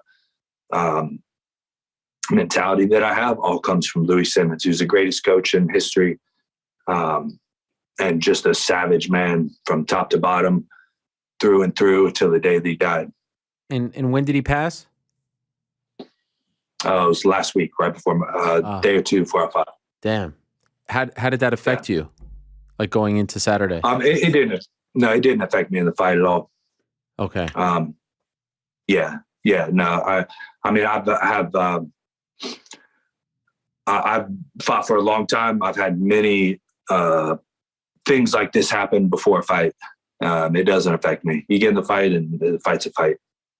Well, I'm sorry to hear about his passing. I know that you wanted to shout him out on the broadcast had you gotten the nod. So, I appreciate you doing it here. Yeah. Happy to give you that opportunity. I hope you continue to bang the open scoring drum.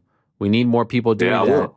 And I think it's an easy fix, if I'm being honest. Just, by the way, accountability goes a long way. I hear from people saying like, the judges will be upset. You won't get any judges. Well, guess what? We all put our necks out there in some way, shape, or form. You do it certainly more than any of the fighters do it. People know you. You have to answer questions about your high moments, low moments. Oh, the poor judges can't have their names attached to their crappy scorecards. I'm sorry. You should be able to answer it. And by the way, they never have to do media. They never have to answer for their crap. They're not accessible to us. They never have to answer to anything. Like, come on. At least put the scorecards out there. And by the way, if you don't even want to put their names attached to it, just say it's 18-18 going, or whatever it is, 19-19 going into the third, whatever. I mean, their names are attached after the fight. After, right. What's the difference if it's attached during the fight, right? Stupid. But first, thanks for letting me shout out Louis, man. Again, one of the greatest people ever.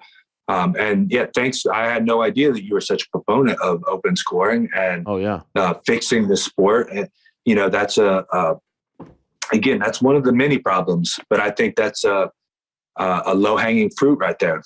And I don't see any reason why it's not being implemented. I believe Kansas was working on it. Did they do it? Or no, they've done it, yeah. Invicta, their shows in Kansas, they have open scoring.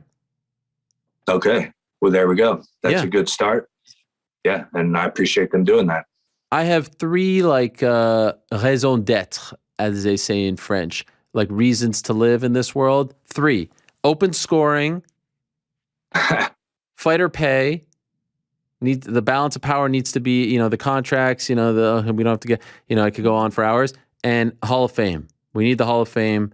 We need a proper independent Hall of Fame to highlight the legends like yourself, like Mark Coleman, who is in your corner, the people who have put in the time, who made the sport what it is. These 3 things need to happen within the next 20 years, if you ask me. Yeah, that is a good point. Particularly the Hall of Fame. I think what the Hall of Fame is right now is just the UFC Hall of Fame, right? Yeah, and there's no like rhyme or reason. And unfortunately, if you have a bad relationship, like a guy like Frank Shamrock, who's not in good standing, he's not in there. Like, that's not right. He should be in there. Jens Pulver isn't in the Hall of Fame. Like, what is that? He needs to be in the Hall of Fame. There's a million of these guys. Yeah, that's interesting. I never even really thought about that myself. I know people talk about me and the Hall of Fame and stuff. People call me a legend. I don't feel like I'm Hall of Fame material myself. And I'm not putting myself down or anything. I look at it objectively, and I just don't think that, I never won a title. And, I had a really good streak for a while, and it's kind of been a little bit of win and loss since. So, I can look at myself objectively and see that. Maybe some of my knockouts, or the fact that I'm most knockouts in welterweight history, things like that maybe are different, but maybe I get in the Hall of Fame for that, or maybe like because of some of my fights. But I would personally, I would deserve the Hall of Fame for guys that have done more than me. Well, I appreciate you saying that, but even to have a place where, let's say it's your contributions in the welterweight division, or the Ultimate Fighter, or a big fight that there needs to be a spot where you can take your kids in 20 years and say, hey, this is what I was a part of. Maybe it's your gloves from one big fight in San Jose. Who knows? Not everyone who's in the Baseball Hall of Fame or Basketball Hall of Fame or Hockey Hall of Fame was a quote-unquote champion or was Wayne Gretzky. Yeah. You know what I mean? Like, there needs to be a spot. That's true. There needs to be a spot to honor the history of the sport, and not just UFC, but Pancrase and Pride and Elite XC and Strikeforce. We IFL, like these forgotten leagues, right? Like this, there needs to be a hook and shoot, Bodog fight. Like we have to have a spot. Yeah. The artifacts. That's a good point. No, that's a great point. Like, I go to the Rock and Roll Hall of Fame, and there's all these bands I never even heard of. Yes. So, yeah, that's a great point. Yeah. So feel free to bang that drum as well. Yeah, I will. I'll bang that one. Like I said, with the fighter pay issue, I kind of stay out of that one. I'm happy with my pay. Yeah. And unfortunately, that's kind of the situation that we're in with the UFC. And it's going to take a lot to change it. But there could be tweaks, like the show win that should go. The bonus. This is the type of I think that's the type of thing that I would rather see. Because look, if you're a Conor McGregor, like, you're making good money, right? Right. The opportunity is there for us. You have to really perform. You have to really do something special, but it's there. Top 1%. And I would argue that you guys all deserve a bigger piece of the pie. Pro athletes in other leagues make 50%. It's a 50-50 split with the owners. Yeah. No, I'm not going to argue it, so, I wouldn't argue the issue, but I also don't have the knowledge to properly argue or debate the issue. That's fair. So that's why I say I just kind of stay out of that one. All right. That's fair. But the other two, I'm begging your drum, bro. All right. I'm with you, Ariel. Thanks, man. Me and you, brother. Go for it. I appreciate it. And thank you for the coffee as well. Got the Immortal coffee. Get it. I got it. Fantastic. Enjoyed it. 3 different kinds. Very kind of you guys. You didn't have to do that. But I appreciate it very much. Love the flavors. Really good stuff. So thank you very much for that. Immortal coffee. We'll keep it going for it. We'll keep you loaded up. Just let me know anytime when you run out. We'll keep it coming. And tell me if it's not the best coffee you ever had. Tell me you've had better coffee. I would never say that to you. No, I don't. Exactly, because you can't. Right? I can't. No, I can't say that. That's number one. Pound for pound. Hall of Fame worthy coffee. That's what I like to hear. That's what I like to hear. Thanks, Matt. Great. Great fight on Saturday. absolutely. Appreciate it. Hope to see you soon again. And My congrats on the new deal as well. My pleasure. Thank you very much, sir. All right, there he is, the immortal one, Matt Brown. Tells it like it is. Shoots from the hip. Gotta love him. Appreciate him stopping by. And it's nice. We're getting people on the I feel like this is gonna be a thing. We're getting people on the open scoring bandwagon. Open scoring. Open scoring. It's been a crazy day here today. In any event, get some water. So, we're actually going to be joined by Aljamain Sterling at 3:30. So we swap things. And we're going to do On the Nose now. Hit it, Daddy-O. It's time for a good old-fashioned Q&A, MMA fans. A little early. Whoops. Ladies and gentlemen, the moment has arrived to hear from the man himself, Ariel Helwani. Live from the Box Studios in beautiful New York City, it's On the Nose. Did I? And now, to answer your questions, get out of your seats and on your feet Anthony because Pettis, here he is, Ariel Helwani. Yeah. Sorry about that. Oh, you know what? Who has the time, Frank? Who has the time? A lot of questions. I see 144. So again, we were going to be joined by Aljamain Sterling at 2:30. It's not going to be 3:30, which means we do On the Nose a little earlier this week, which I'm excited about because usually I'm very tired by the end of the show and I don't have the pep in my step to answer the questions with the utmost honesty and authenticity and integrity and panache, if you will. So we'll do that for the next hour. Then we'll be joined by Aljo, the reigning defending UFC bantamweight champion. Then we'll be joined by Kai Kara France, who had the massive win over Askar Askarov this past weekend. Then we'll be joined by GC to wrap the whole thing off. And then we're off to Dallas. Not today, tomorrow morning, where we shall be covering WrestleMania, the first WrestleMania that I ever get to cover as a journalist. Been to 2 as a fan, 18 and 35. But never there to actually cover it. So I'm looking forward to that. All right. ArielHelwani.substack.com is where you can leave the questions. Alas, it is too late. Let's get to it. Breaking news, Frank. El Cubano first. First and foremost, congratulations on the championship. Now for my question. If you were to be a GM today for a promotion and all active fighters are free agents, wow, who would you sign to be the face of your promotion today? Wow. Consider skill, marketability, popularity, age, availability, health, possible length of career left, and any off or on-field issues when making your choice. Also, would love to know New York Rick's choice as well, even though it's Wednesday. That's a tough one. I'd like to get GC's thoughts on this. Putting you on the spot. I'm going to think here for a sec. There's a name that came to mind right off the top. But you have to consider all those things. If New York Rick is around, he can weigh in as well via his Slack machine. GC, you got one? Yeah, what are we doing? GM of a promotion? I mean, were you not? What were you doing back there? I'm reading WrestleMania stuff. Oh, okay. All right. Sorry. This man is El Cubano. This man. Of course, yeah. Okay. New York Rick has thrown. I thought he was going to say this guy. Anyway, GM for a promotion. All active fighters are free agents. You could pick one to be the face of your promotion right now. Consider skill, marketability, popularity, age, availability, health, possible length of career left. Not an easy one.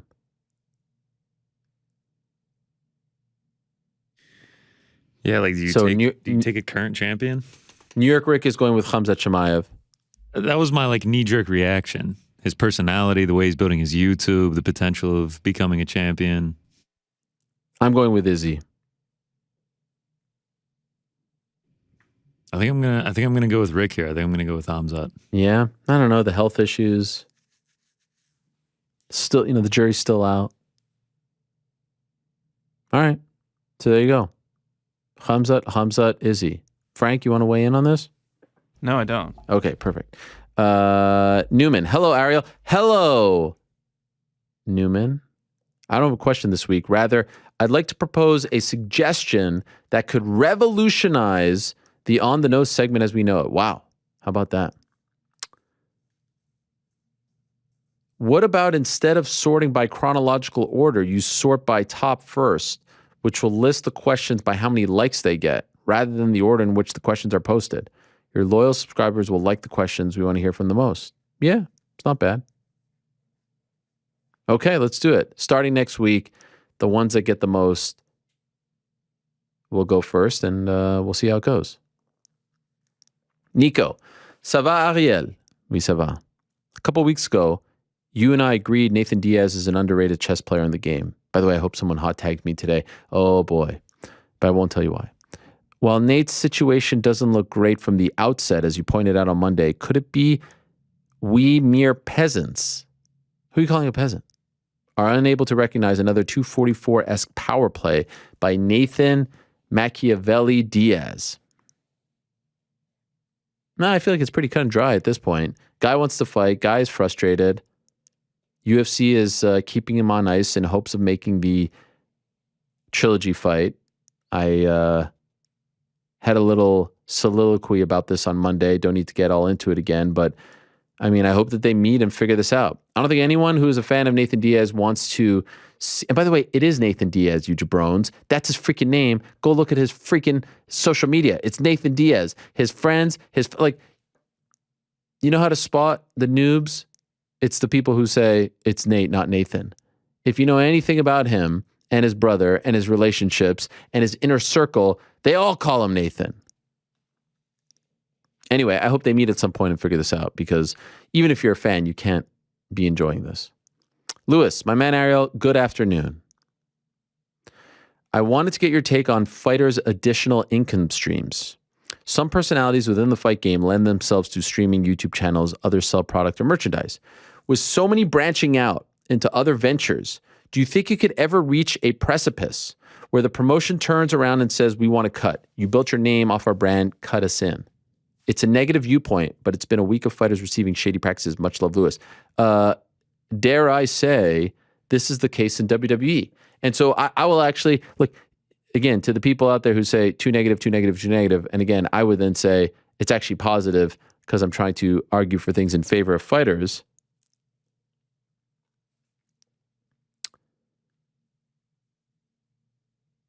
In WWE, you can't do these things. Twitch, Cameo. I think they let them do Cameo like a couple times a year, but this was look it up. Actually, you could argue that in WWE they have less rights and less freedoms than in UFC. So I hope it doesn't get to that point, and I respect the fact that the UFC allows them to have YouTube channels. You know, they do things that obviously I wish weren't being done with the sponsors and all that, but got to give them a shout out on this one. And it wouldn't make sense and it wouldn't be fair because they are independent contractors, right? That's what they argue. You should be allowed to do Twitch, YouTube, Cameo, things like that. I hope they don't try to replicate what, you know, some of the WWE wrestlers have been complaining about or have had to deal with. Matt in Montreal. Can you give a shout out to my cat, Pinju? She passed away yesterday. It was my first cat, my bestie. I'm sorry, Matt. Shout out to Pinju.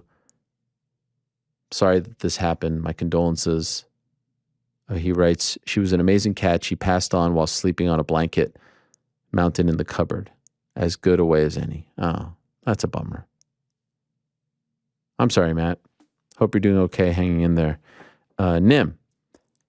Hey, Ariel. Happy belated to Mrs. Helwani. Really enjoyed the GOAT GSP on last week's show. Monday's show. And his rationale, and thank you, and advice about why he kept his personal life so private. Yeah, that was fascinating, right?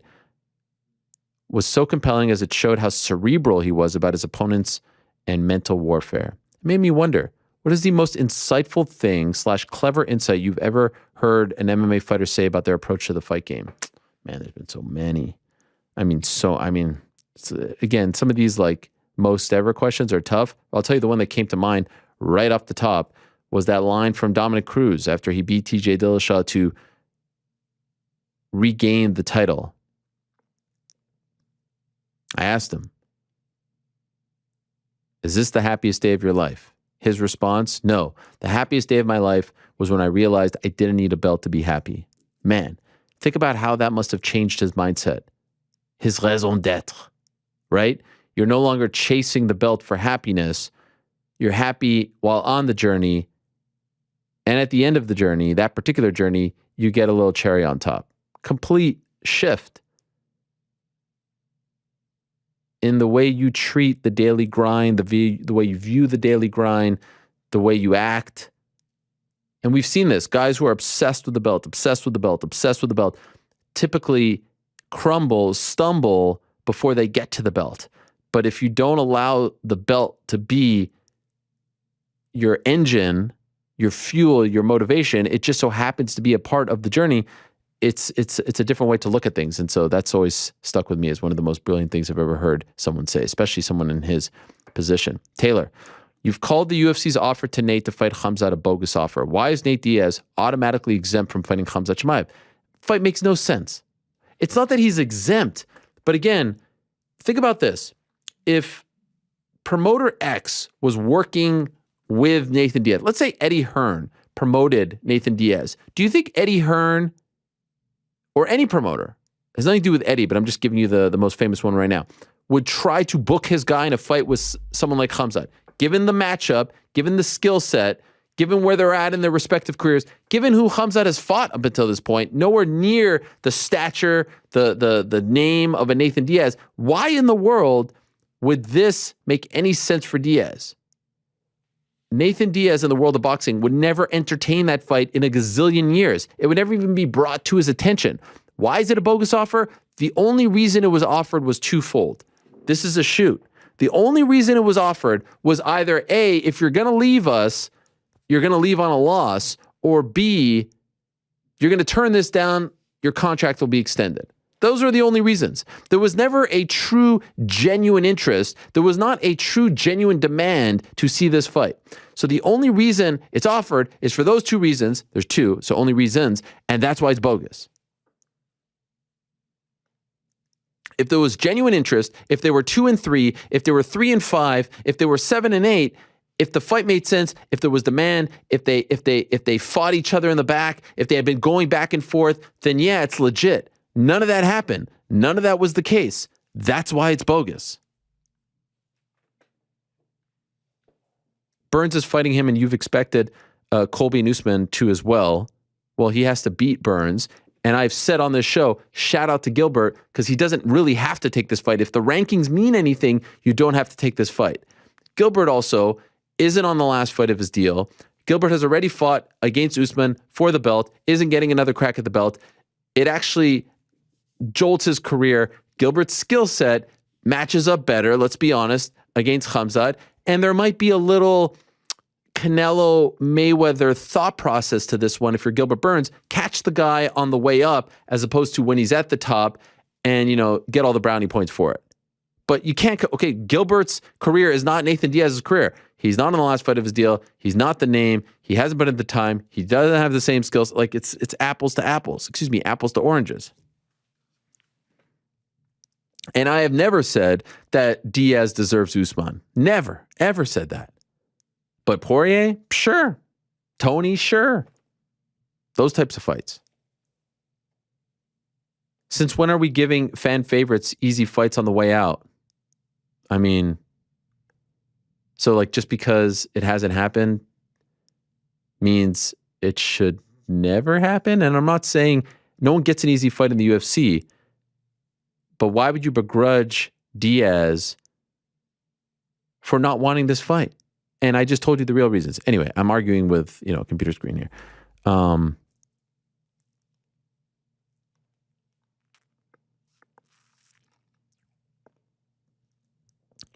Johnny. Again, when you know how the sausage is made, and I understand not everyone has that insight, that's why I sit here and try to explain, educate, you'll realize it is what it is. New subscriber, been a fan for years, decided to dip my finger in the nose. Thank you. What's the fight you're most looking forward to on April 9th? 273. Khamzat Burns. because of the style matchup, because it's the biggest fight for Khamzat, because Burns is so good on the ground, because he's evolved into a great striker. Yeah. Also, is it bad that I think Gilbert has absolutely no shot against Khamzat? No, Khamzat's incredible. He's a freaking beast. Thanks for all that you do. I'm happy to be a part of the Helwani army. Yeah. Any news for the International Fight Week 276 card? Right from Toonami. No, I mean, I'd be surprised at this point if we don't see either Izzy or Usman on the card. Maybe Pena, Nunes. Izzy would be against Cannonier, Usman against Edwards. Last I heard was looking like Izzy versus Cannonier, but not a done deal. Wheel. Happy Wednesday, Mr. Ariel Helwani. Started watching when DC and Helwani started dominating the world. Who's someone you'd like to work with in the future? Cheers. I'm assuming that's a fighter. I mean, I feel like DC and Chill were the best teammates, best partners because they didn't have egos. There was no jealousy. I think we did a great job of putting each other over and being good teammates. I don't know if I'll ever have, like, we never stabbed each other in the back. We never talked smack about, there's a lot of talking smack in this business. There's a lot of insecurity in this business. There's a lot of jealousy in this business, a lot. And the business kind of breeds that and promotes that, fosters that. And I hate it. And I experienced it a lot in a previous stop. So those two guys were the best. And I don't know if I'll ever have teammates like that in terms of like fighters. Obviously I have colleagues, everyone in MMA fighting is tremendous, but I'm talking about, you're asking me about fighters, turn broadcasters. I don't know if there's two better guys than them for that. And in that spot and to work with. Mine for MMA. Salam alaikum, brother Ariel. Hope all is well. I'm a huge fan of all your work and have followed your career and think you're the GOAT. Wow, thank you very much. My question has to do with my guy, Cryptic Connor. Don't you think he sounds kind of like the legend Howard Stern? Oh, I thought he was talking about Conor McGregor. I think he's talking about Conor Burks. Misspelled. This is the rare time that everyone spells Conor McGregor's name as Conner. This dude spelled Conor Burks' name Conor. He says you have a great commentating voice. If you ever wanted to go that route, what do you think, Ariel? Thanks again. Shout out to you as well. And then Matmo says that GC's voice soothes his soul. Have you ever thought about doing play-by-play or commentary or anything like that? I've thought about it, but I don't know. I don't think so. It's a tremendous voice. I appreciate that. Interesting that you went the production route rather than the on-air route. Yeah. I would have had to move to like rural Minnesota. Right. Yeah. And you were just like, get me to game night. Exactly. Right. I was literally in rural Minnesota when I got a call from ESPN. Is that true?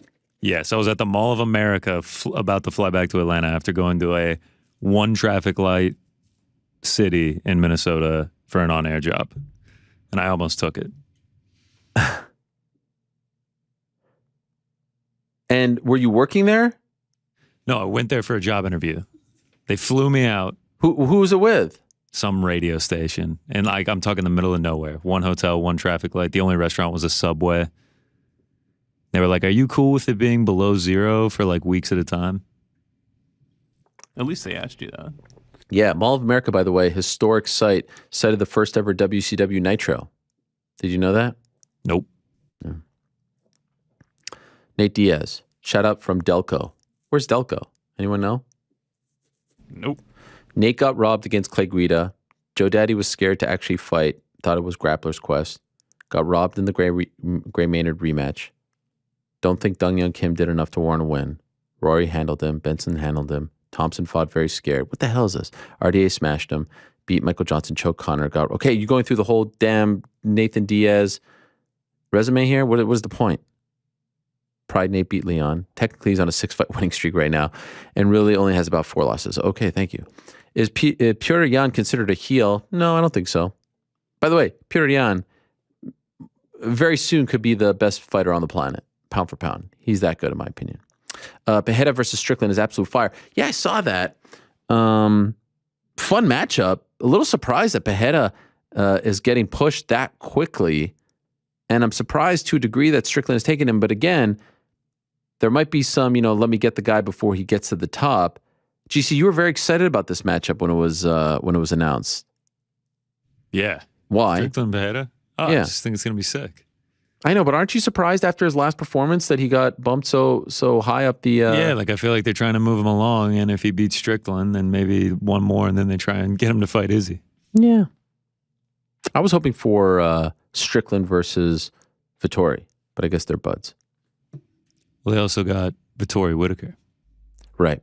And then I was hoping for Strickland versus Paulo Costa. That would have been good. I just want, Pereira and Strickland are both guys I want to fight strikers. So Right. Strickland versus Paulo Costa, loser has to get off social media. Good breakdown here from EK. Howard Stern, Ariel Helwani, Robin Quivers, GC, Fred, Mysterious Frank, Fafafui, New York Craig, Fafafohai. Any of you get those references or no? I feel like Frank does. Yeah. Yeah. Although you don't do as many, drops as Fred does. I'm sorry. Bruce, hey Ariel, thoughts on what to do with the heavyweight division while Ngannou's on the shelf? Miocic, by the way, I wouldn't be surprised if Stipe never fights again, if I'm being honest, especially if Jones isn't coming back. And I don't know, every day I see a post on, MMA Fighting's Instagram about a John Jones tweet. I'm like, I don't know what's going on here. We're approaching, 2.5 years. Like, what are we talking about? Can someone explain this to me? Anyway, Jones out for now. Stipe probably waiting for Jones or a title shot. I don't know if that's going to happen. I'm down with Curtis versus Cyril, and I'm down with Aspinall versus Ty. It's right there. It's a fun little quartet of youngsters. Or I'm down with Gane versus Aspinall and Blades versus Ty.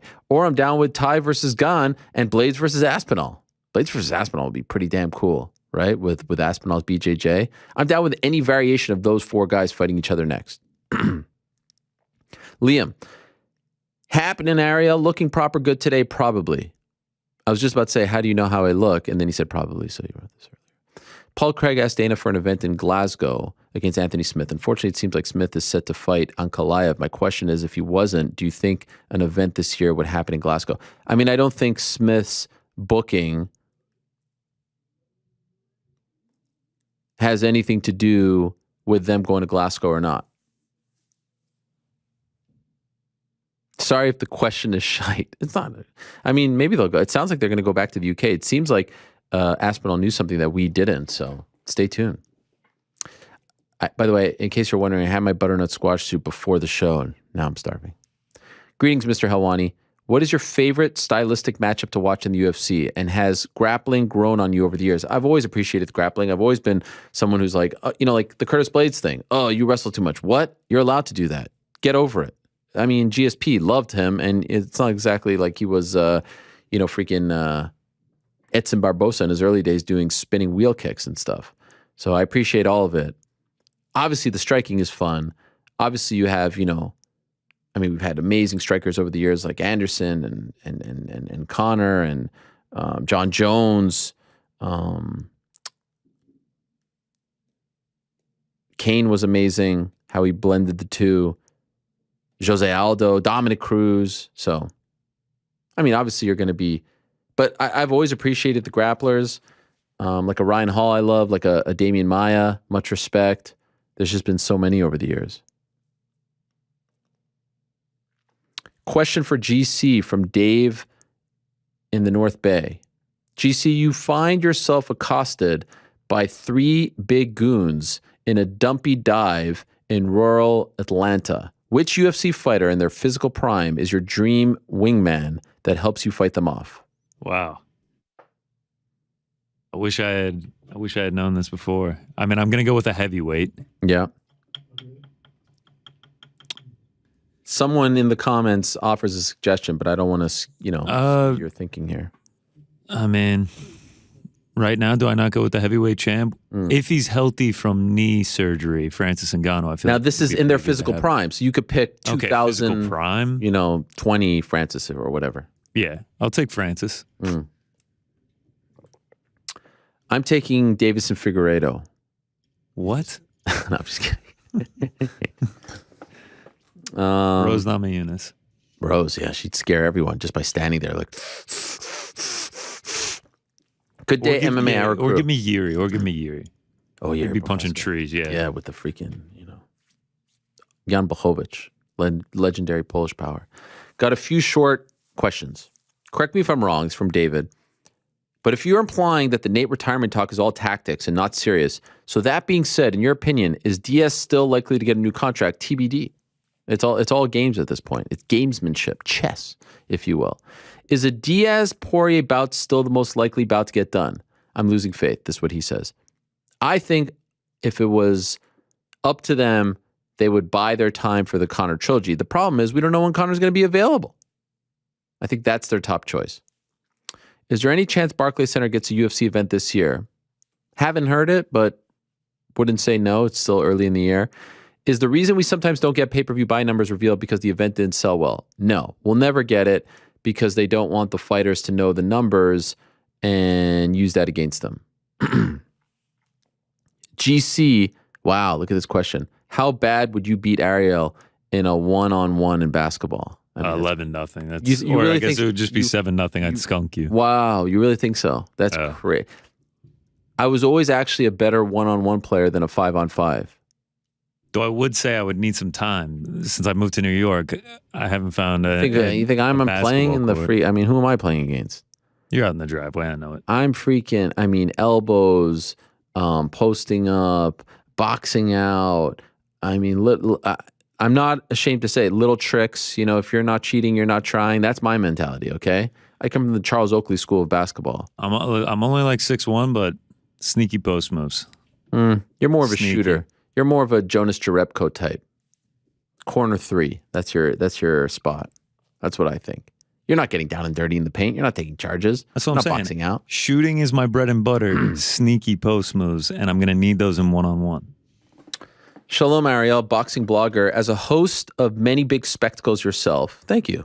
Although I don't think I've hosted many big spectacles.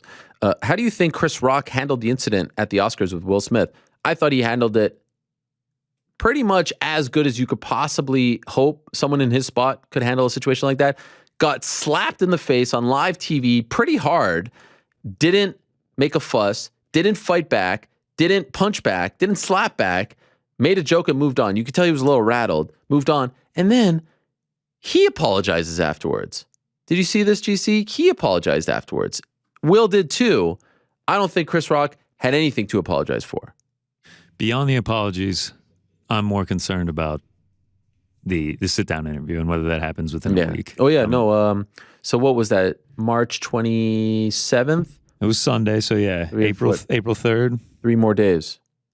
Let's see if... he was Eric was very confident. He guaranteed. He gave the New York Rick Mr. Monday afternoon guarantee. This time next week, the interview is already out there, aired. We've all digested it. It's going to be great. Sitting down together. Mm-hmm. Together, yeah. Maybe at the red table, maybe not. My biggest takeaway from the Patty situation, he adds, was thinking about all the fighters who lose, can't get sponsorships. Vargas, 30-something-year-old fighter who's yet to see his career take off, likely only made $12K too, probably will never fight again in the promotion. Fair, but let's also be fair. No one was there to see Kazula Vargas. The issue with the whole thing, and it's 100% fair, but the issue is the guys who are drawing the crowds, drawing the attention, drawing the media, drawing the ticket sales, the streams, the buys, all that, deserve a bigger piece of the pie. It's just the way it goes. Olajuwon Dream, what's up, my man? Afternoon, Ariel, is a new MMA fan, wondering what would be the top 5 cards that are absolute must-sees for a new MMA fan. Oh my gosh, this stuff. Golly. UFC 189 was great. UFC 100 was fun. 200 was a little wacky, but also fun. The Dublin card, the one, the one in London this past, I don't want to pick one from 2 weeks ago, but honestly, with the energy, it was great. UFC 144. 144, of course, who could forget? Benson Henderson, Frankie Edgar. I've been thinking about that one a lot lately. UFC 116 was a tremendous one, headlined by Shane Carwin versus Brock Lesnar. The whole card was great. So those are a few. Wow, another question for GC. This is from Jake. I have a question for GC. GC, do you have any superstitions related to your sports betting? I'm in a little bit of a cold streak and looking to get back on track. Not as far as like breaking a streak, but I do get very superstitious. Like if the tides start turning and I had just moved a seat or gone to a bathroom or something, or like if I like muted the TV and then the tides start turning for me, I won't turn the volume back on. Yeah, I get kind of superstitious. As far as breaking a streak, no, Yeah. I don't have any superstitions with that. Frank, we get some breaking news?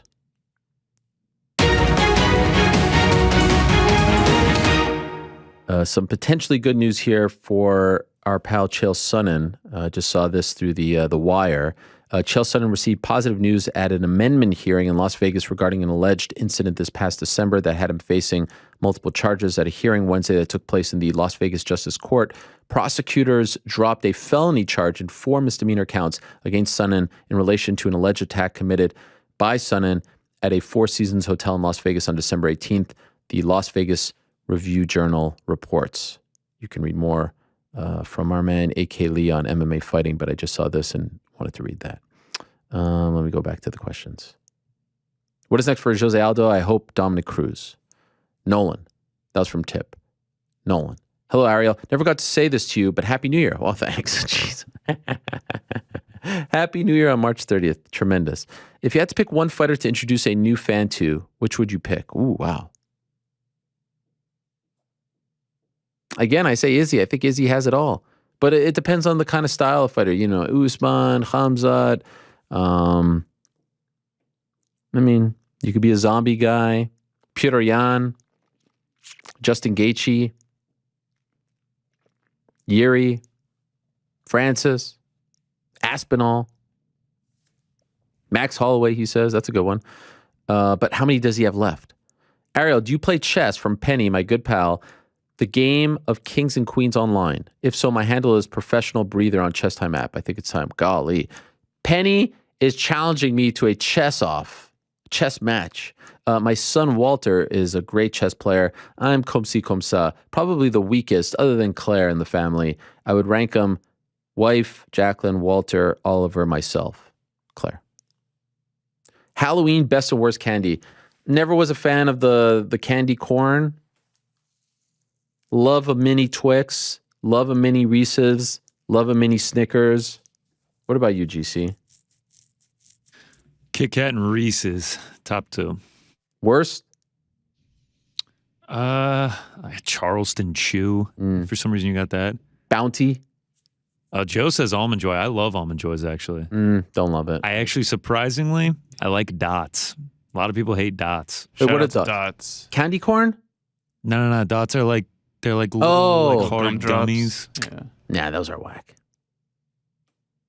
What about you, Frank? Reese's. What is Reese's? Wow, Reese's. I'm a Reese's guy. What is Reese's? Charleston Chew. Come on. Wait. You pronounce it Reese's? That's how I pronounce it. Golly. Reese's. You were on the I'm Team with you. Demi. The entire control room is looking at me right now. Like, Yeah. You were on Team Demi, and now you're calling it Reese's. and Joe agrees with me. That it's called Reese's? Yeah. It's called Reese's. Even Yoon Yoon is is very Reese's. confident that I'm wrong. Yes. I mean, come on. Feels good to be king of the castle right now, knowing it's Demi and Reese's. Demi, The only disagree. consistently correct one. And then flavored Tootsie Rolls, like the fruity ones. Those are awesome. Never tried those. I mean, I think I've only tried like the original. Then we're gonna find out they don't actually exist. And Yeah, I was they wrong about it. Sean, hey Ariel, new subscriber. I was wondering if you have any information on when the UFC is coming back to New York, not just MSG, but an Albany fight night. Golly, I don't know if you're getting a lot of those. You know, when they made the deal and they pushed so hard, they campaigned so hard to get the sport legalized in the state of New York, they promised that they would come here X amount of times, and I think they fulfilled those promises. Obviously, the pandemic may have changed things, but I honestly think they fulfilled it before the pandemic. So, you know, fight night in Albany or Rochester or Syracuse, not exactly at the top of the to-do list. Not saying I wouldn't want one there, but you know. Abby, no question here. Just love how Chael got on stage, roasted a bunch of trained fighters at the MMA Awards, and no one dared to step up and slap the bad guy. Still undefeated. Legend. Ariel, any O'Malley update? No. Maybe International Fight Week, but TBD. Would love to see him against Yanez. GC, at what point do even the hardcore Khamzat believers have to take Burns' money line because the value is just way too good? That's what I'm saying. I got Hamzat at like minus 320, and he's sitting at what? Like minus 700 now? Really? No. Minus 475 on DraftKings. Minus 600 at some books. Gilbert Burns, you can get at plus 450. That's crazy. 20-4 Gilbert Burns. Do me a favor. Reach out to Gilbert Burns and see if he'd come on the show on Monday. We'll talk about this. Yeah, I got you. Okay, thanks. Who's Jake Paul fighting in August? This is from Jason, TBD. I don't even think he knows, to be honest. The MMA Hour had thumbnails of you in some cartoon animation. I don't know why I noticed this. Now it's gone. Why did it go away? Oh, that was the Robert Pearson thing? Just, that was the deal, 6 months. But you'll see him around. Don't worry. If you did a smoker, who would be in your corner? Wow. I'd probably go DC Chael and Eric Nixick. Would you like to see one sanctioning body in MMA? And if so, how do we get there? Golly. Could we start with open scoring? But yes, I would love to see an American national commission as opposed to different states. 100%. How come Bellator doesn't host events in Vegas? Good question. There are some who believe that there's a conspiracy there. I won't be the conspiracy theorist. I've heard they have plans, though. I've heard some plans, so we'll see if it comes to fruition. Isaac, the deal Ali has for Askarov seems like collusion with the UFC and Dominance MMA. That's why promoters shouldn't be involved with booking fights. Askarov? My question is there any question that we're not asking that you should be? I feel like you have juicy details on something, but we're not asking the right questions and need to be led guided for a few hints. Askarov made $12K on his second contract as a number 2 ranked fighter. Dawkins made $80K. Oh, I see what you're saying. I don't know about that. Listen, there's a ton of conflicts in this sport. The sport, as I slip off my chair, doesn't seem to deal with the same. Let me take that back. Doesn't have to deal with the same rule set as in boxing. For example, in the sport of boxing, you cannot be a manager and promoter. You can't. And that's the issue that I brought up last week with Graham Boylan, who's managing all these fighters, signs them to Cage Warriors, signs them to his management team, and then funnels them to the UFC. In fact, go look up Ross Houston and Soren Bach, 2 guys who were a part of that system in Cage Warriors, had to buy themselves out in order to go to Bellator. That's how one way this is. And then I think it was on Thursday or Friday, old Graham went on social media and started talking about how pathetic my life is, that I have to talk about him to get clicks and all this stuff. And it made me laugh because, first of all, no need to get personal. I'm just talking about the surface level stuff. I'm not digging deep. I'm not talking about personal things. You want to go there, you can go there. I'm talking about the sport, the business of the sport. That's all fair game if you ask me, as someone who's sitting in my chair, bringing up these things, asking these questions, wondering about these things. But this notion, I love the notion of clicks. Like, first of all, the notion that I have to talk about the head of Cage Warriors for clicks is ludicrous, because no one's tuning into the show to hear me talk about Cage Warriors or him in particular. That's number one. Number two, the notion that media does things only for clicks is ludicrous in its own right. Because again, as I said on Monday, clickbait is actually misused often. Clickbait is, you wouldn't guess what Kim Kardashian did to Kanye West. Click here to find out. That's clickbait. But me sitting here and doing a show, which, by the way, I get not an extra penny if 10,000 people or 20,000 people or 40 or 50 or 5 people watch, make no money off of it. The notion that I'm sitting here talking about the intricacies of the sport in order to make more money and to draw people to click in is absolutely ludicrous, especially coming from a guy who's a promoter, whose job it is quite literally to sell people to pay and watch his fights, to sign up for UFC Fight Pass, to buy tickets to watch your fight. If anyone is clicking, baiting people, it's promoters. You are trying to sell people to buy fights. And you would say the same, I wonder, to a filmmaker. Filmmakers make movies in order for people to buy tickets to watch their movies to make money, right? That's what the whole point of this game is. Same with someone who works in the book business. Well, you just write a book out of the kindness of your heart. No, you write a book so people buy the book and you make money off of it. Someone who's in the magazine business, someone who's in the TV business, someone who's in the streaming business, no one's doing this for free. No one's doing it for the love of the game. No one is, especially not fighters and fight promoters and managers. Everyone's trying to make a buck. Everyone's trying to sell you on something. So this idea that, look, let me tell it to you like this. Anyone in the public eye, especially in this business, who is trying to deflect from truth being said about them by claiming clickbait, by claiming you're pathetic, by claiming you're a loser, you're this or that, all they're doing is deflecting. Refute what I said. And by the way, I feel like I was pretty respectful and kind. Refute what I said. Tell me if anything was wrong. Tell me if anything was incorrect, not factual, and I'll be happy to hear it. But all that I heard was, and it's the same with Ali and everyone else who you say things about that are true, not unfair, not below the belt, not inflammatory, just the truth, which sometimes the truth isn't pretty, but I would argue they put themselves in that situation for the bucks. They will deflect by claiming fake news, clickbait, this and that. They'll never actually refute the facts, but they'll say, yeah, this is not true. You're a loser. You're clickbait. You're this and that. It's all hogwash. I can assure you of that. Nothing I said last week was inaccurate. I could say more if I want. Don't feel like it right now.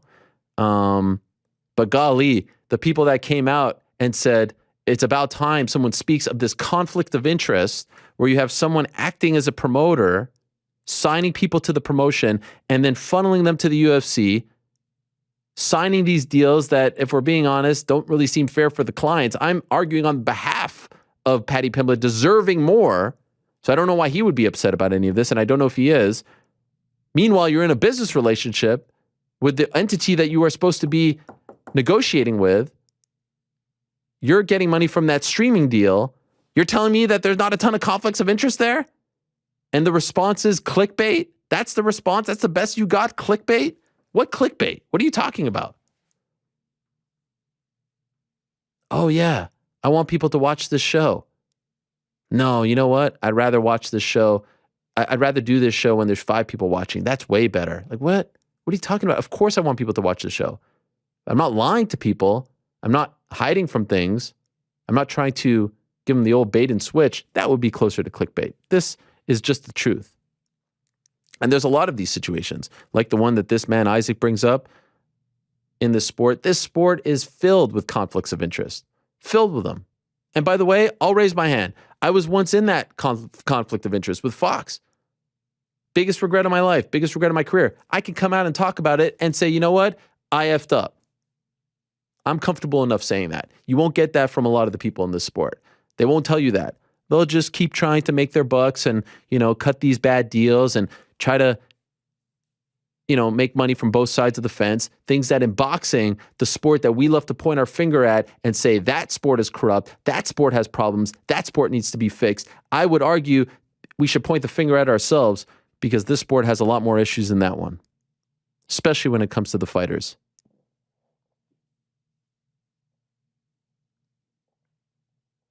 Reginald, Ariel, appreciate the work, not the New York Knicks talk. For the glorious year that you did DC and Helwani, Real Digital will put out hilarious posters for each week's show. Since I now work from home, I'm looking to decorate the office. Any chance you can convince him to sell those?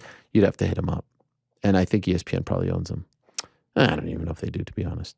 Arnold, hey Ariel, thanks for always giving these fighters so much exposure. My question is simply this. Which division do you think currently the most future title contenders? Probably 55 or 35. Ariel, congrats on the Undisputed Openweight Broadcaster Championship. Do you think anyone from the UFC watches your shows? Hell yeah. Most specifically, the higher-ups in the company. Hell yeah. By the way, I would say 99% of the company actually really likes me and likes the show.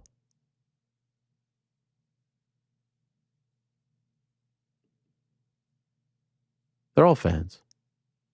And I appreciate them. Who's the 1%? Come on. It's actually someone in accounting. Not a huge fan, doesn't, but you deal with it. You live with it. Hello, Ariel. I'm an avid MMA fan. I was wondering what the first step would be to become an MMA journalist. Do it on your own. Get out there. I started my own site. I reached out to people. Don't wait for anyone to give you that shot. Make it happen yourself. Curious, who are the 2 or 3 most influential people in all of MMA right now or all time? I was actually thinking of this recently. My Mount Rushmore for biggest influences in MMA history and best fighters, 2 different ones. Biggest influences, I would say, I should have wrote this down. Royce,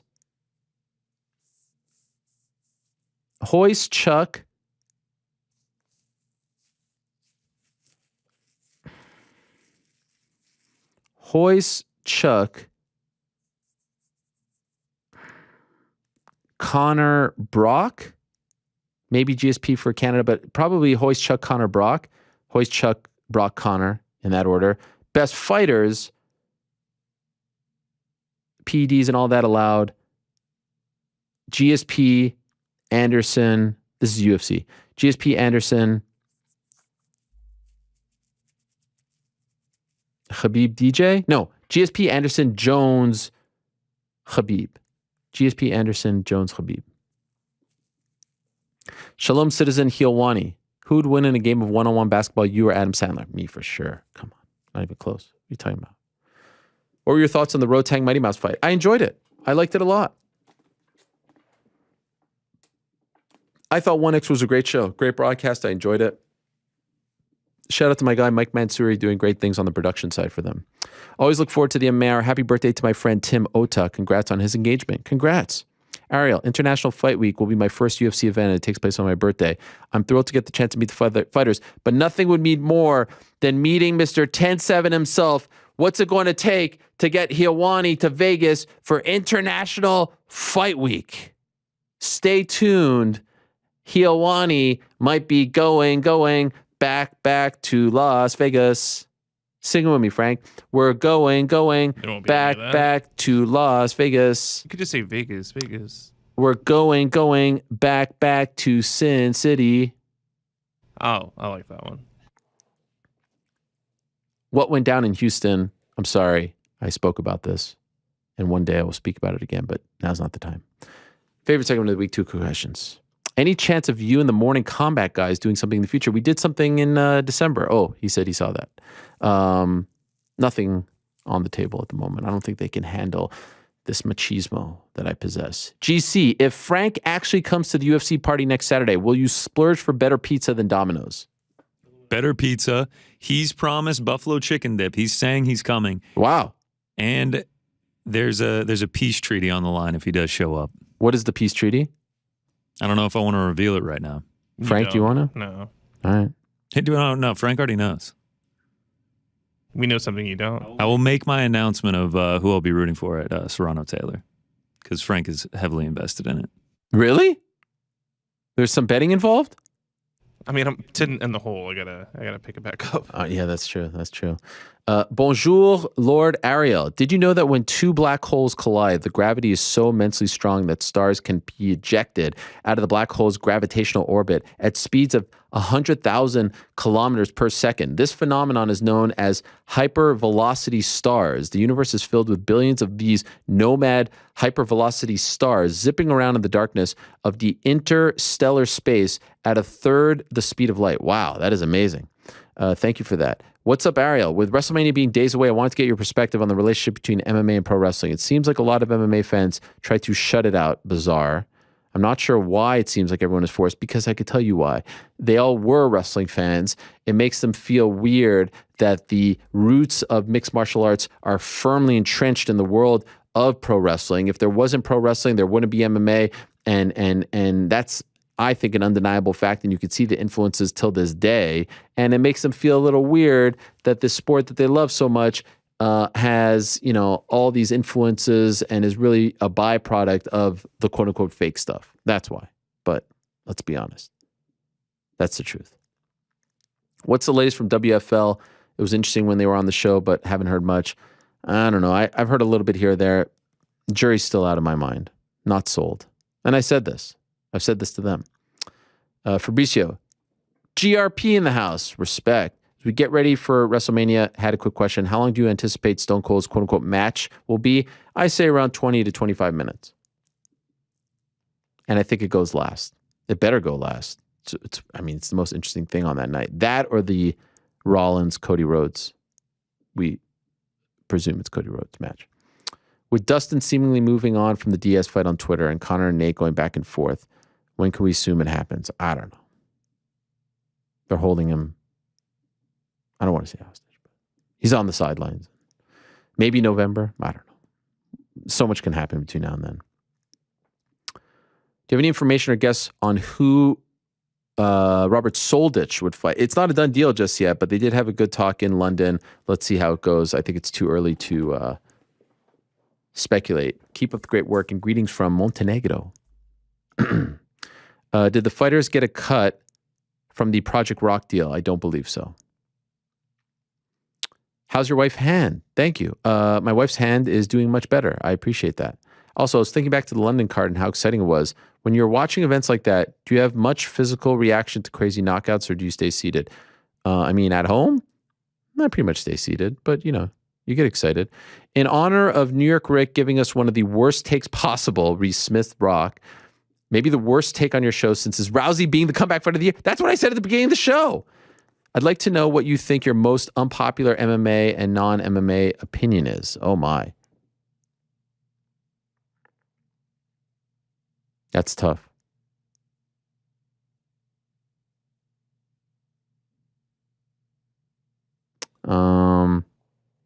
Most unpopular. Seems like a lot of the fans and media don't like my open scoring idea. I can't really think. Maybe New Yorker can remember one, but I can't really think. Hey, Ariel, I just have two quick ones for you today. Rank these three fighters, 1 to 3, on who you think is most likely to become champion. 1 being most likely. Sean O'Malley, Patty, Ian, Gary.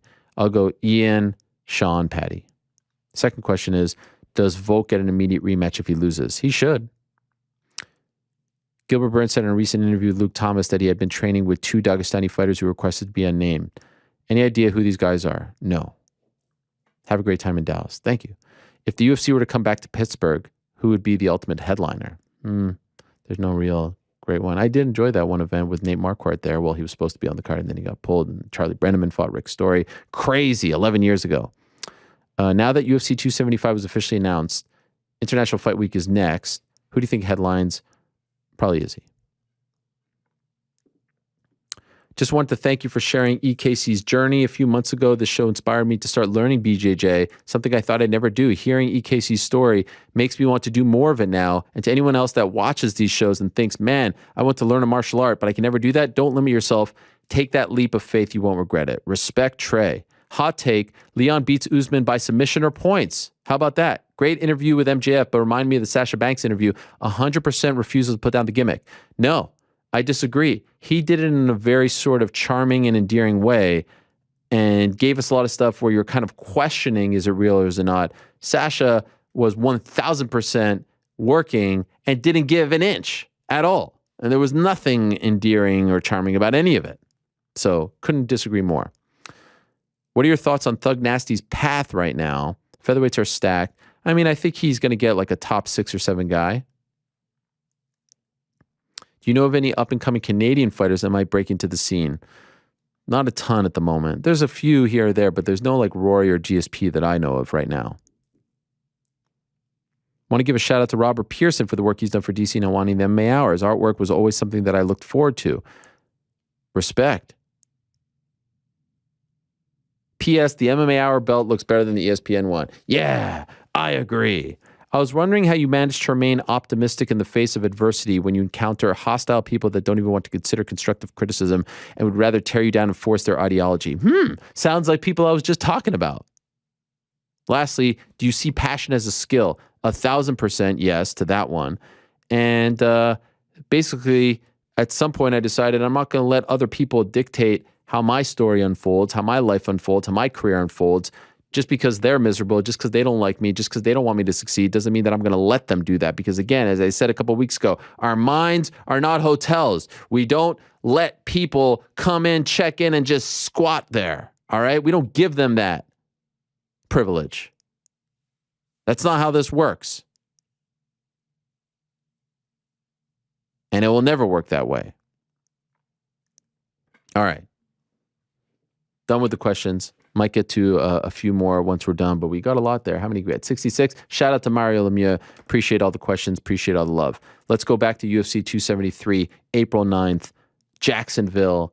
Massive fight. Finally going to unfold. Finally a resolution to the bantamweight title picture. We've got the reigning defending UFC bantamweight champion on the program, the man who holds the title that is going in there as the official champ, going up against the interim champ, the one and only Aljamain Sterling. Aljo joining us right now. Hello, Aljo. How are you?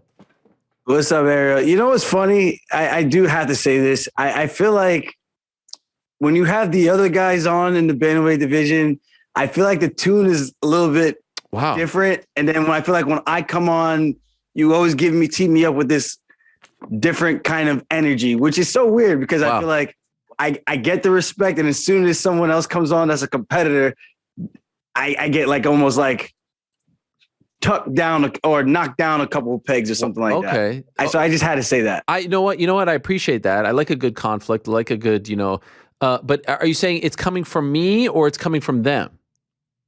Wow.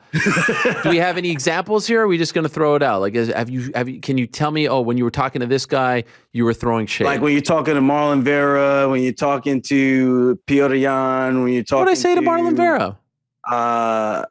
Who else? I don't know if you had Dom Cruz on recently. Sandhagen. See, I'm just saying, I get why people look at me as the bad guy, but I feel like sometimes, like, I don't know. I feel like come on, I get the love and the energy from you. Then sometimes. And then you feel like I stab you in the back? When you kind of sort of feels like I'm pulling out these daggers, I mean, listen, I respect you saying this. I don't think it's fair. I don't think it's right. We had our issues last year. I thought we got over the issues. Now we're trying to bring the issues back. I think this is good. I think this speaks very highly of your mindset going into the title fight next weekend because you got a big chip on your shoulder. You're not, the people who are in your side, on your side, in your corner, are now enemies in your mind. I think this is healthy. No, that's not it at all. But I have zero chip on my shoulder. It's I'm literally just going out there doing my job and then taking my ass home. That's really it. No chip. No, I want to prove these people right. Or wrong. The ones who believe in you don't believe in you. I want to shove it down this guy's throat. I want to shut him up once and for all. All the people who made fun of me, the Oscar winner, all that. There's none of that in your mind going into this fight. Well, that's a little different. That's icing on the cake. But in terms of like going into the cage, it's literally just another fight for me. This is I just can't wait to just move past this chapter in my life and finally go on to talking shit to somebody else like Dillashaw, right? And looking to take out Aldo, looking to take out Cruz, whoever else is next. There's a lot of big names out there that I want to continue to complete my legacy against and being able to say I competed against these guys and I beat these guys kind of thing. So that's where my mind is at. This is just like, it's been way too long. A whole year of just people chirping and post notifications, putting clown emojis for a whole year. It gets a little still after a point, So it's just like, for me, it's like, thank God there's finally a light at the end of the tunnel because I can't wait to just finally be done with this. Honestly, it's more than a year, right? Because you were supposed to fight December March of 2020, right? And then you ended up fighting in March of 21. So like you've almost been thinking about this guy because you beat Sandhagen, right, in June. We're approaching almost 2 years of thinking of Petr Yan. Yeah, it's wild, man. I don't think people realize how much of a headache not headache like, oh my God, I'm so annoyed. It's not like that. It's a headache just like, I got to keep hearing this guy's name and I can't do anything about it because I'm sitting here recovering on the sidelines, So it's one of those type of things more so than anything. So finally there's a light at the end of the tunnel and I get to compete. I can just finally shut this guy up. So that's where it's at for me. Competition is just competition. And he's the best guy, they say right now. So I want to prove that I'm the best guy. I think he's great, but I really do think I'm the best. How's the body feeling? How's the health? How's the neck? How are we feeling? I feel great. I feel A1. Training's going well. Sparring with two bodies. So in case people don't understand what that means, we're doing 5-round fights. So obviously, normally we'll use one sparring partner for 3 rounds straight. So you can kind of get a rhythm, get a groove, go with the same person and get certain reads so you're not adjusting to a complete different style with somebody else, unless that's just what you're just doing just to do it. So going with one guy for the first 3 rounds, and then the last 2 rounds, championship rounds, having a fresh guy come in and having them being a clean striker so that you really have to make sure you're dialed in with your striking defense, your takedown entries, and you can't be lazy in those situations. You got to make sure you're doing the things the right way. So I'm very confident where I'm at in my conditioning and everything, physically, mentally. And again, like I said before, I just want to put the stamp on this ass whooping and move on to the next and ride off with this robbery. This is about to be a Vegas heist. So I can't wait for this, because I'm laughing all the way to the bank. People can say whatever they want to say. Judge the last fight as much as you want. Like I said, I'm laughing all the way to the bank after this one. Yeah, make sure you guys pin this. If I lose, you guys can shove it in my face, but I'll be the one shoving this shit right up in there. So when you say like robbery and all that, because I've seen you reference that. Raw yes, dog. Yes, that's. Oh wow, geez. Okay. What do you mean by that? Mean by what? Like with the robbery stuff. Do you mean like the odds? Like right now, I see your. The Vegas. I'm just talking about the Vegas odds that people keep tagging me in. I'm just like, I don't give a shit what these odds are. I bet on myself every single time, and I've been right. Even the last one's maybe 5.5 times in a row. Wait, so when you say bet on yourself, like do you actually literally bet on yourself? No, I don't gamble. Like, right. I stopped gambling, man. That was a bad college habit. I'm so glad I stopped doing that. I was literally spending my refund check money at the casino instead of buying my books and stuff that I needed for class. And I'm so glad I broke that habit after my freshman year. And damn, I have no intentions of going back. What were you doing? Like what kind of gambling? Roulette. I would play sick bow. I would play blackjack. I dabbled in a little bit of craps, and it's an addicting rush, man. When you're winning, you're on top of the world, and then when you lose, you're like, I gotta get it back, and I gotta get it back now. So you get emotional, you start betting emotionally, and you're not really checking the odds and making sure that you're doing the right things. And some of them, the odds are stacked against you tremendously. Donald Trump voice. In certain games, you know, I mean, I think the ones with the best odds is what? Blackjack, I think they say. But even that, the odds are still in the house's favor, you know? So, yeah. Was this at Turning Stone? Oh, hell yeah. You know about Turning Stone. I mean, I went to Syracuse. I'm I know the central New York area, so I figured you were there as well. Did you play? Nah, I went a couple times with friends, but I've never been a big casino guy. I was gonna make a joke, but then I didn't want that to come off. No, go ahead. Why? Because I'm Jewish? What's the Jewish joke? You had a Jewish joke. Go ahead. Let's go. I can handle it. I'm a big boy. What do you got? Jews don't like to gamble because we're cheap? We're too cheap? Jewish people don't really bet. Well, not everybody, but why? Because we're cheap? Like real. That's the stereotype. I don't know. Is that true? You let me know. I have no idea. Listen, we have so much money. We don't need to gamble. We're just rolling in the dough. We own all the banks, right? We own Hollywood. We own everything. So what do we need to gamble for? Exactly. That's what they say, at least. Not me, but that's what they say. But yes, I was going to ask you about plus 350. Golly, no respect. Is it plus 350? Yeah. Okay. Shit, I might have to sprinkle those. Let me not say. No, yeah, I don't know if you should say that. Minus 450 for Petr. That's good, man. I mean, at the end of the day, it is what it is. We got a couple of days to figure this out. It's either I'm full of shit, or this guy is gonna get walked. And I'm telling you, man, the way I'm feeling right now, I think it's gonna be just as good and just as dominant as it was in the fight against Sandhagen and even the fights before that. So I'm excited. It's been a long time, man, and especially not having a light at the end of the tunnel and finally being able to have something that I've been working towards and not just doing rehab and training for a fight and having the fight pulled from underneath you, then training again for another fight, and then them pushing the fight back a month, and then you have to step off the gas again. That was the most frustrating part of this entire thing. And just hearing all the talking and people trying to blame me as if I was the reason why this happened, as if Yan didn't pull out of the first fight that we had. Literally, pulled out of the fight for personal reasons, whatever that means. I have no idea, but I'm not ready because of a surgery that I wasn't even cleared for to start training yet. And then I'm dubbed the bad guy, so it's weird how people can spin stuff super easily. And the people that are so gullible could just fall for anything. That's why it's like a water off of a duck's back. It's just, it is what it is. People are going to say what they want to say. And in a couple of days, we're going to get to find out who is who. I could sort of, if I'm being honest, contrary to what you may believe, I try to be as honest as possible with everyone. I can understand why the odds are like that just based on how the first fight went. But what frustrates me about your situation is, and you were sort of alluding to this, it feels like that fight and in some degree, like the finish and the fact that you couldn't continue and as a result get the belt has now made everyone forget about everything else that you did leading up to that point in your career. The wins over the likes of Sandhagen just prior to that. Does that not frustrate you that you're like, you can't be judged on one moment, which by the way, you had nothing to do with. You're the one who received the shot, legal, illegal, belt, no belt.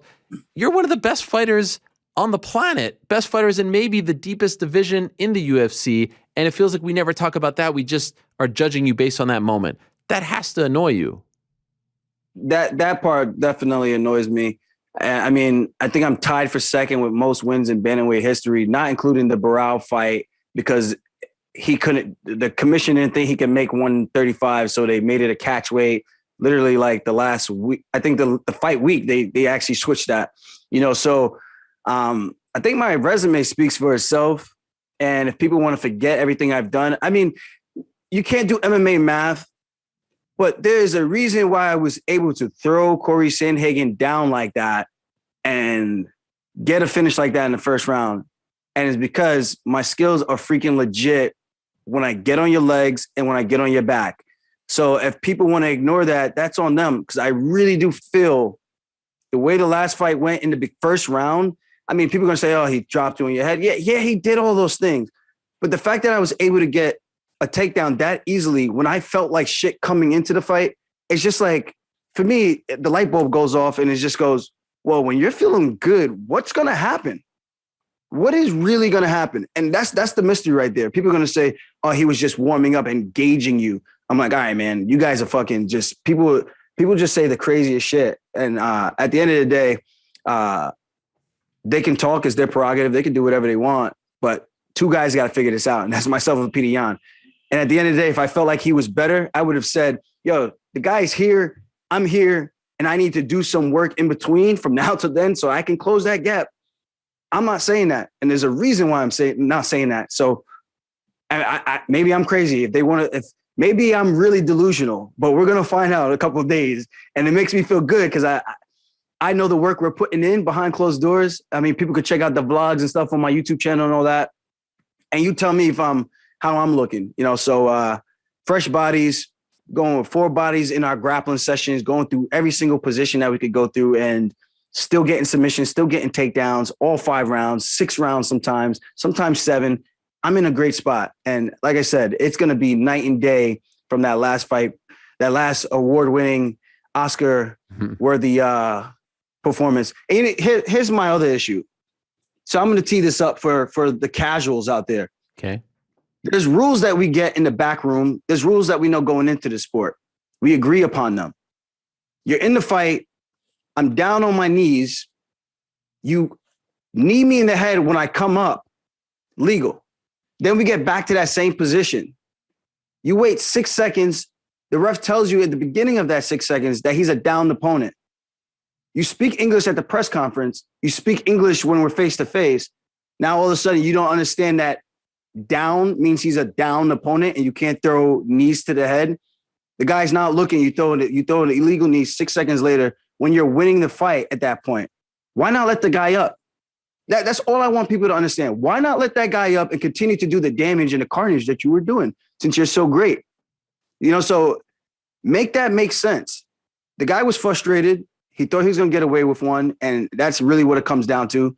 And he thought he was going to be able to do more damage and make it an illegal strike and get away with it. And thankfully, the ref and the doctor saved me from myself, because had they given me 5 minutes, I would have continued the fight.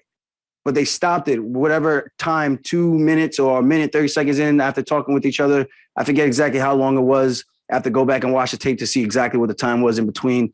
And they stopped the fight. And thankfully they did, because honestly, being that compromised going into the fight, then getting punched over and over with my hands down, and then getting illegally kneed in the head with a strike I didn't see, that fight's not getting any better for me. You know what I mean? So people can say whatever they want. I didn't roll over. I didn't quit. The ref saved me from myself, and I'm very, very appreciative of that. And we need more of that, because we don't see that type of stuff happening in the sport whatsoever. People do illegal shit all the time, and they always just get a slap on the wrist. It's about damn time a ref actually did the right thing and saved the fighter from himself and punished a guy for doing something as egregious and malicious as that. You know, so in my book, Petr Yan could go fuck himself, and we'll go figure this out on April 9th. Have you ever tried to put yourself in his shoes and wonder why he would do that? Frustration. Why frustration? You got this guy who's a zombie, right? The guy who has no power on his punches. As the fans will say, all his punches were ineffective. I don't care how many of them he landed. They were just ineffective. They were just hitting his high guard. Even though he jabbed him in the face clearly and split his guard, they were still ineffective. Yan hit him and he moved all over the place. Yeah, because he had a zombie in front of him. Okay. So this guy's not going anywhere. He lands 2 head kicks before he tries to shoot and get me down to the ground again. I think he's annoyed. I think he's frustrated. I think he thinks, you know what? Screw this guy.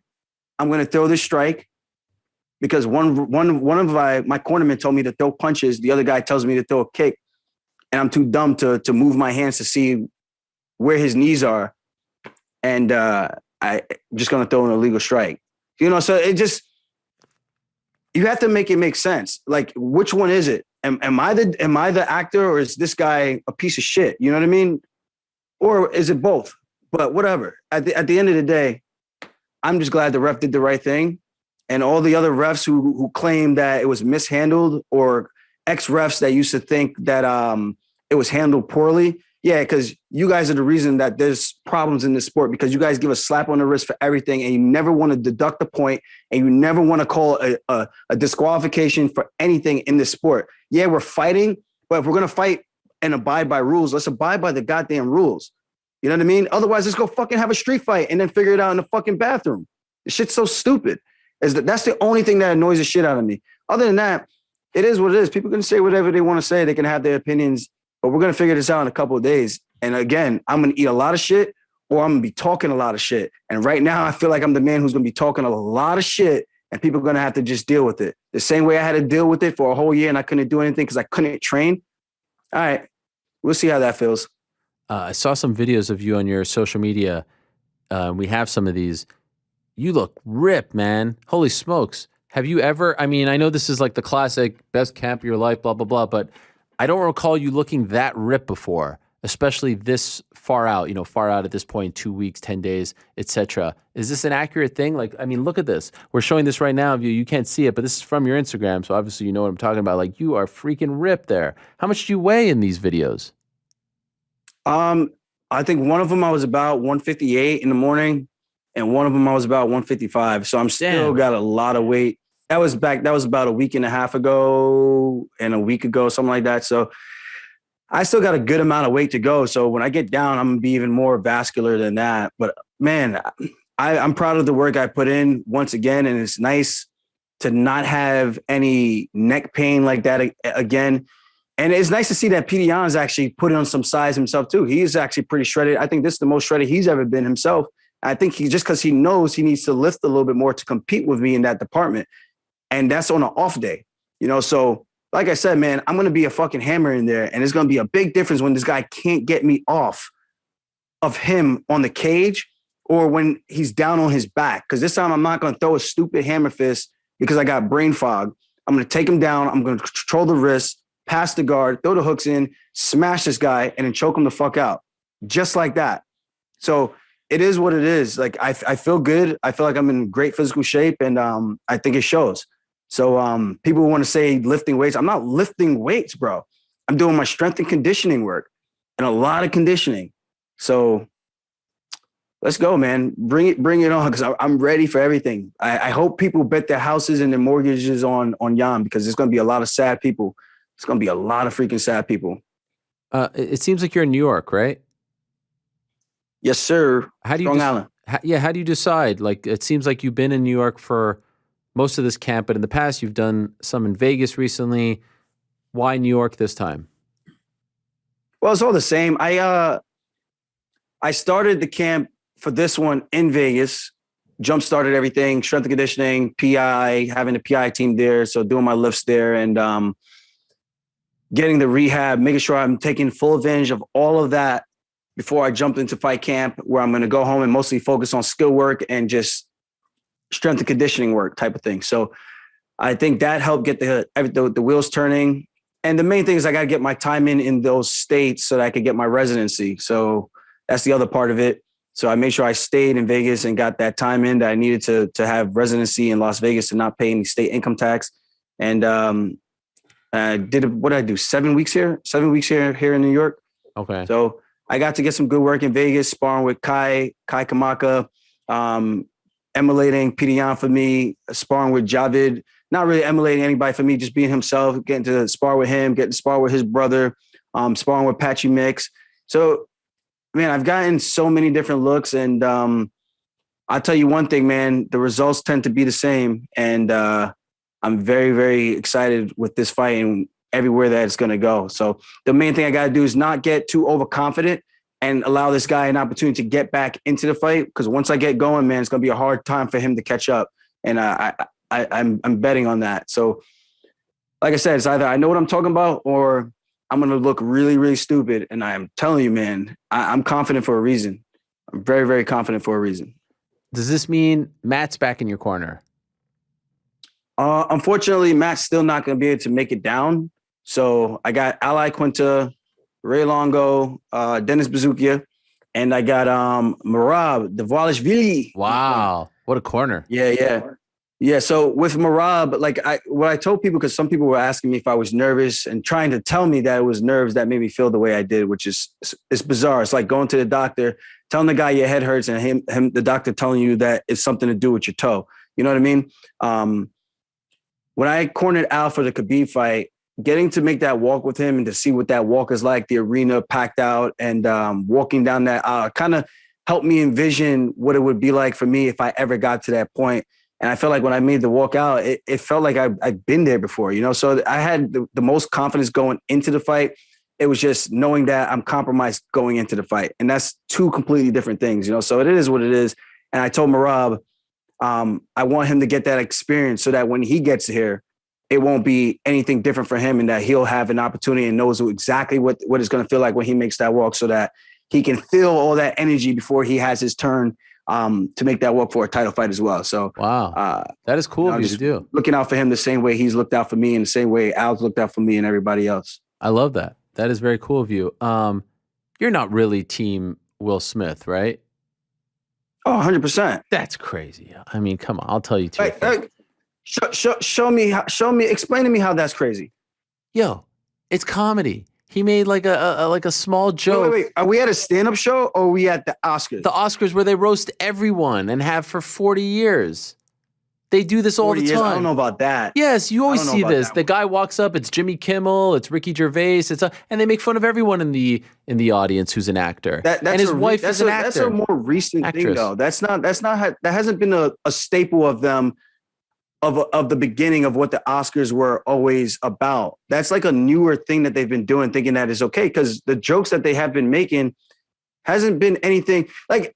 I understand that it was wrong. Don't get me wrong. I'm not saying what Will did was right. So I want everyone to understand that. But the past 2 years for him to have dealt with what he's dealt with on social media, and then he has another person that maybe he feels, I don't know their relationship, maybe he feels that was a friend and it was a low point and it was just enough is enough. He saw what it did to his wife. People could say whatever they want about her in August. That's a whole different thing.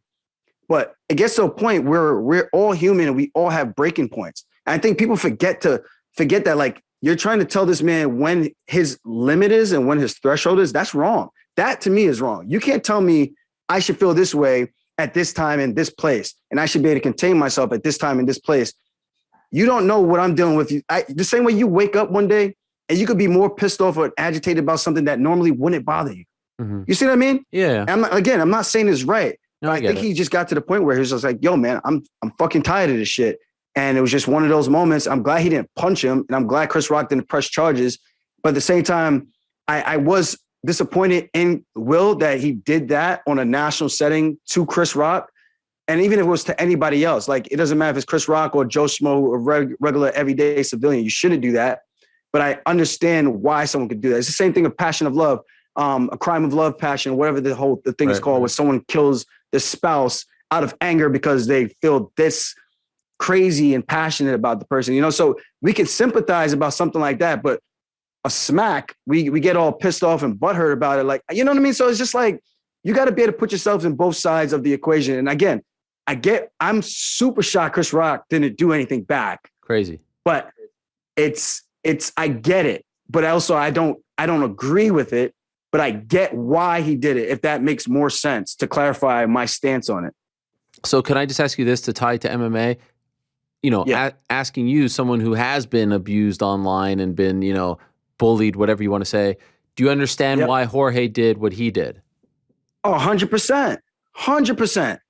And again, it's the same exact thing. It's like, you cross a certain line, you have to expect that not everyone is going to be that same person that you can get away with that with. Some people might get somebody else to do it. Some people are going to say, nah, screw that. When I see you and I get an opportunity, just know I'm taking that opportunity. And that's how we grew up in the streets, man.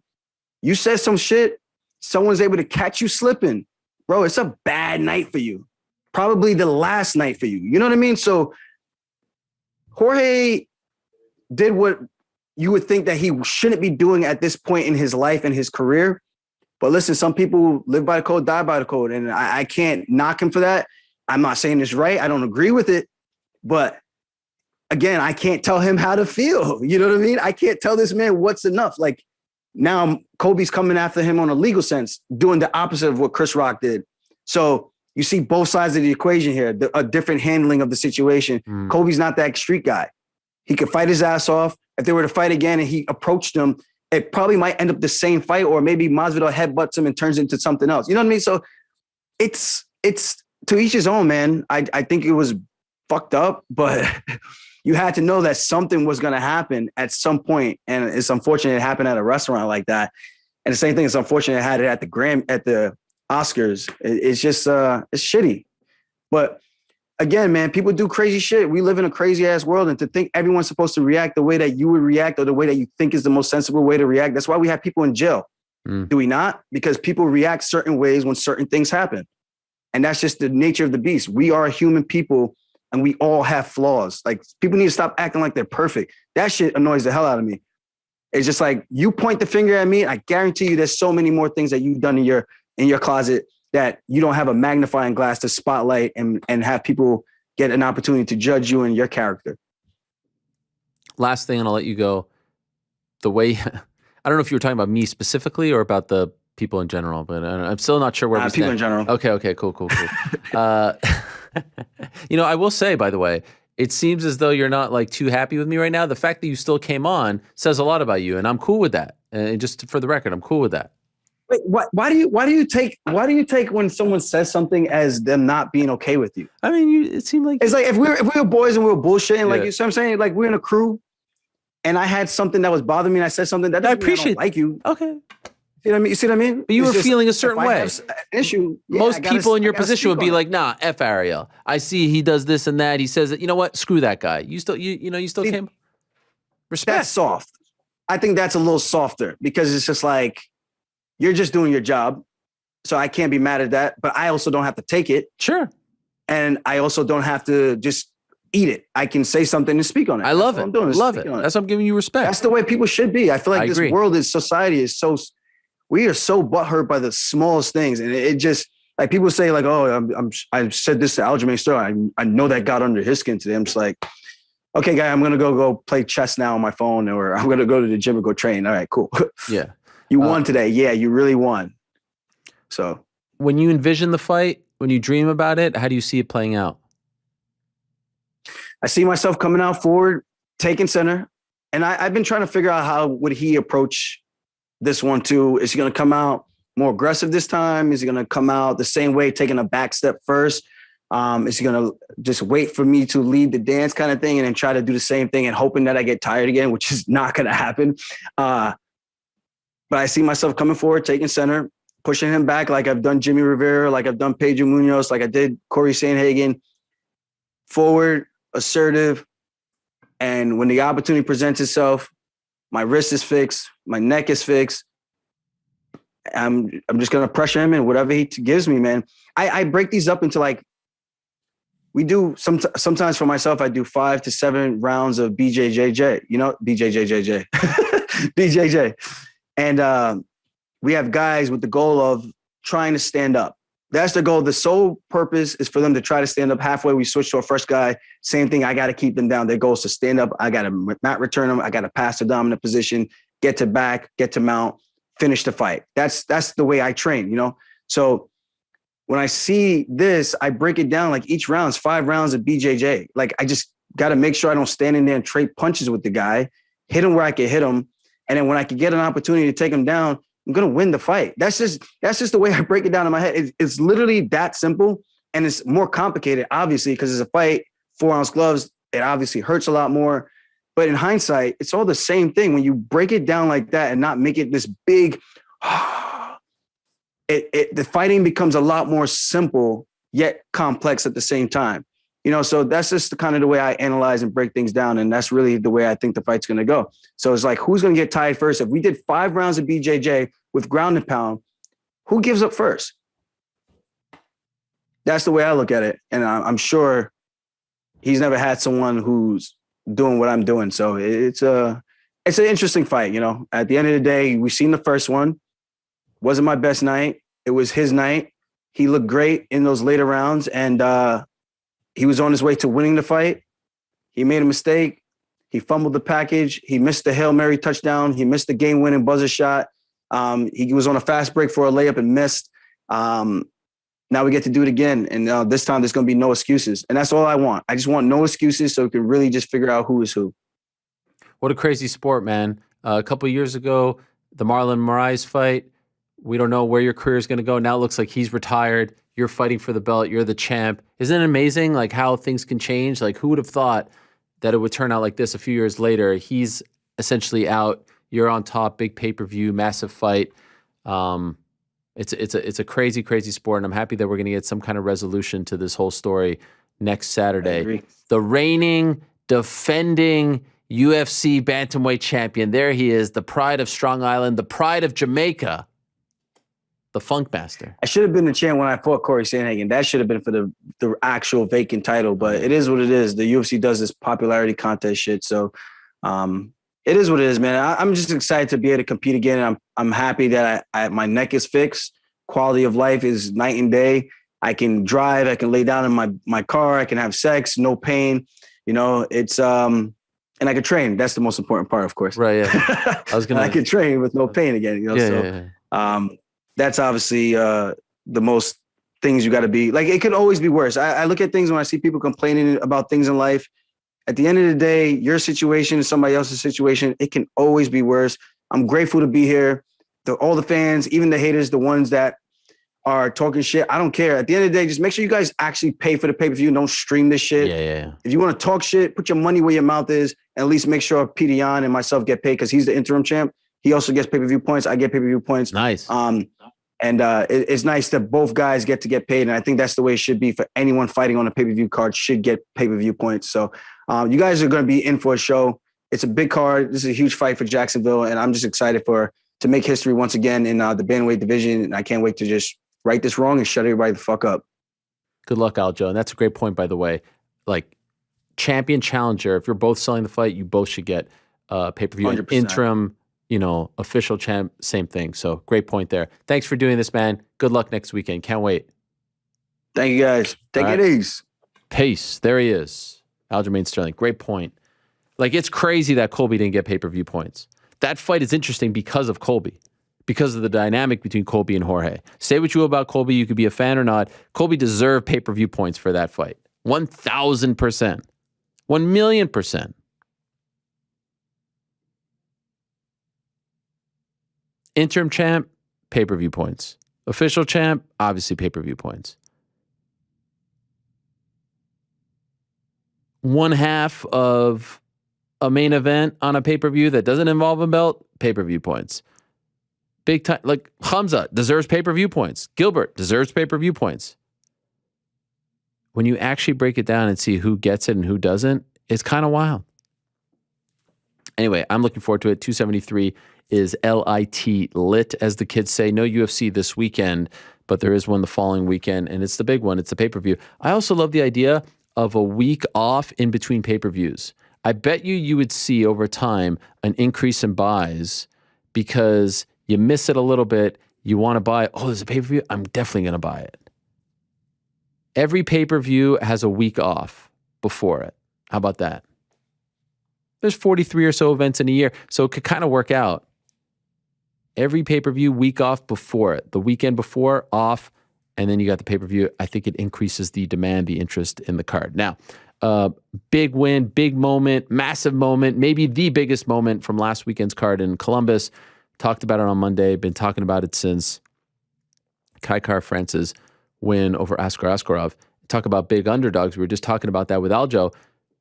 Kai was a huge underdog in his fight, and he defied the odds. He won, and now he's sitting pretty. Number 2 ranked, I do believe, in the UFC rankings. Looks like he's on the doorstep of a title shot, and now you got the champ himself saying, I want to fight this guy. Without further ado, let's go all the way to New Zealand and say hello to Kai Kara-France. There he is, Mr. Don't Blink himself. How are you, sir? I'm very good. How are you, Ariel? I'm doing great. Congratulations. How's the jet lag treating you? No, we're good now. It's actually quite far, right? Columbus, Ohio, from New Zealand. So yes, took like 30 hours to get home, but we're here now. So it's nice to be not having to quarantine, not having to do any isolation. It's just back to normal now. So I was only away from my family for like a week. So yeah. Incredible. Isn't that amazing? So you had to do nothing. It was just like the old days 2.5 years ago. You just fly, go back, nothing in between, no lottery, no nothing. Nothing. Back to normal, bro. Finally. Wow. How great does that feel? Yeah. Just the peace of mind you have on fight week, knowing that, okay, I can see my family like the day after the fight, and we can celebrate the win, celebrate my birthday. And yeah, it's just even playing field now. For 2 years, New Zealand and Australia had to do this, That's why I think we were so much more hungry, because it's like when we had to go travel and fight, it's like we had to sacrifice so much. Right. And now we're back to normal fight camps, normal travel to get to these fights, and just less stressful. So in retrospect, a lot of, you were a big underdog going into this fight. There was a lot at stake. He's undefeated. Can you tell us how confident you were? Like, everyone says they're confident going to a fight, but now in retrospect, the fight is over. You won, so there's no shame in either way. Wednesday, Thursday, Friday, how confident are you feeling going into this guy who no one wanted to fight, who was looking really tough going into this fight? Man, I welcomed it. I was saying it all fight week. I was like, I want the best version of this guy. I want the best Ashka, because I don't want any excuses. After I get past this guy, I'm going to be the fight everyone wants. And I visualized this for so long, and I guess every different scenario that I played out in my head, I always ended up winning. And I knew if he got me to the ground, I knew at one point he would get to the ground. I knew I'd eventually get back to my feet, find the scramble and find my feet. And then, that's just how it played out. Being away from the cage for a year definitely takes a toll. For me, I was only away for 3 months. So it was so fresh for me, fight week, fight night. So I was just more than ready. But it's a self-belief, I've been telling myself I'm the best in the world for years now. And now you're seeing that, and you're seeing that confidence in the ring. I'm not shying away from it anymore. It's just something you just know. And right now, where I'm at in my career, where I'm at in my life, I've got so many blessings happening. Being a father, being a husband, being the best version of myself, and just now seeing that transferring, being the best fighter. So, yeah, just in a great place. And now we're talking titles. So being the number 2 guy, both champions and Figueroa and Braden want to fight me. They're both saying, I don't want to fight for the fourth time. I want to fight this guy. So the ball's in my court. That was my second to last fight on my contract. So, we're in a great place. And now we're just gonna talk with obviously Ash, Eugene, and Mick and Dana, and see what the next plan is. So as of right now, you have one left. Well, yeah, that's how it works, kind of thing. They never let you fight out your contract. Yeah, but that's a great spot. That's an amazing spot to be in. You really have all the leverage now. This is incredible. Well, yeah, that's what we wanted. High risk, high reward. No one wanted to fight this guy. A lot of people would have sat back after fighting, knocking out a former champion and be like, okay, I'm good for a little bit. Let's just sit on this and see what happens. But I don't want to do that. I don't want to wait and be given a title shot. I want to go earn it. I wanted to go show everyone that I'm the best in the world. And knocking out a Brazilian, a BJJ black belt, and when I knocked out Bontarin, knocking out a former champion, Cody Garbrandt, someone that everyone said that at one point was one of the best boxers in the UFC, and then neutralizing a Russian wrestler, which had me in the worst positions and the best positions he could win this fight, and I didn't even feel phased. If you saw my face, I was just calm. I've been in these situations so many times, and beating a guy that's undefeated, 14-fight win streak, never lost, beating most guys in that top 5, and I just beat him by unanimous. So tough fight, but I just had to back myself. And when I was in there in those tough spots, when he couldn't get me out, that's why he pushed me. He was frustrated. And I just looked at him. I said, now's my time. Second round, I just changed that momentum, changed the switch, fed off the crowd, and everyone was behind me. And I started to land some hard shots. Credit, he's got a chin, I landed some hard shots on him. Yeah.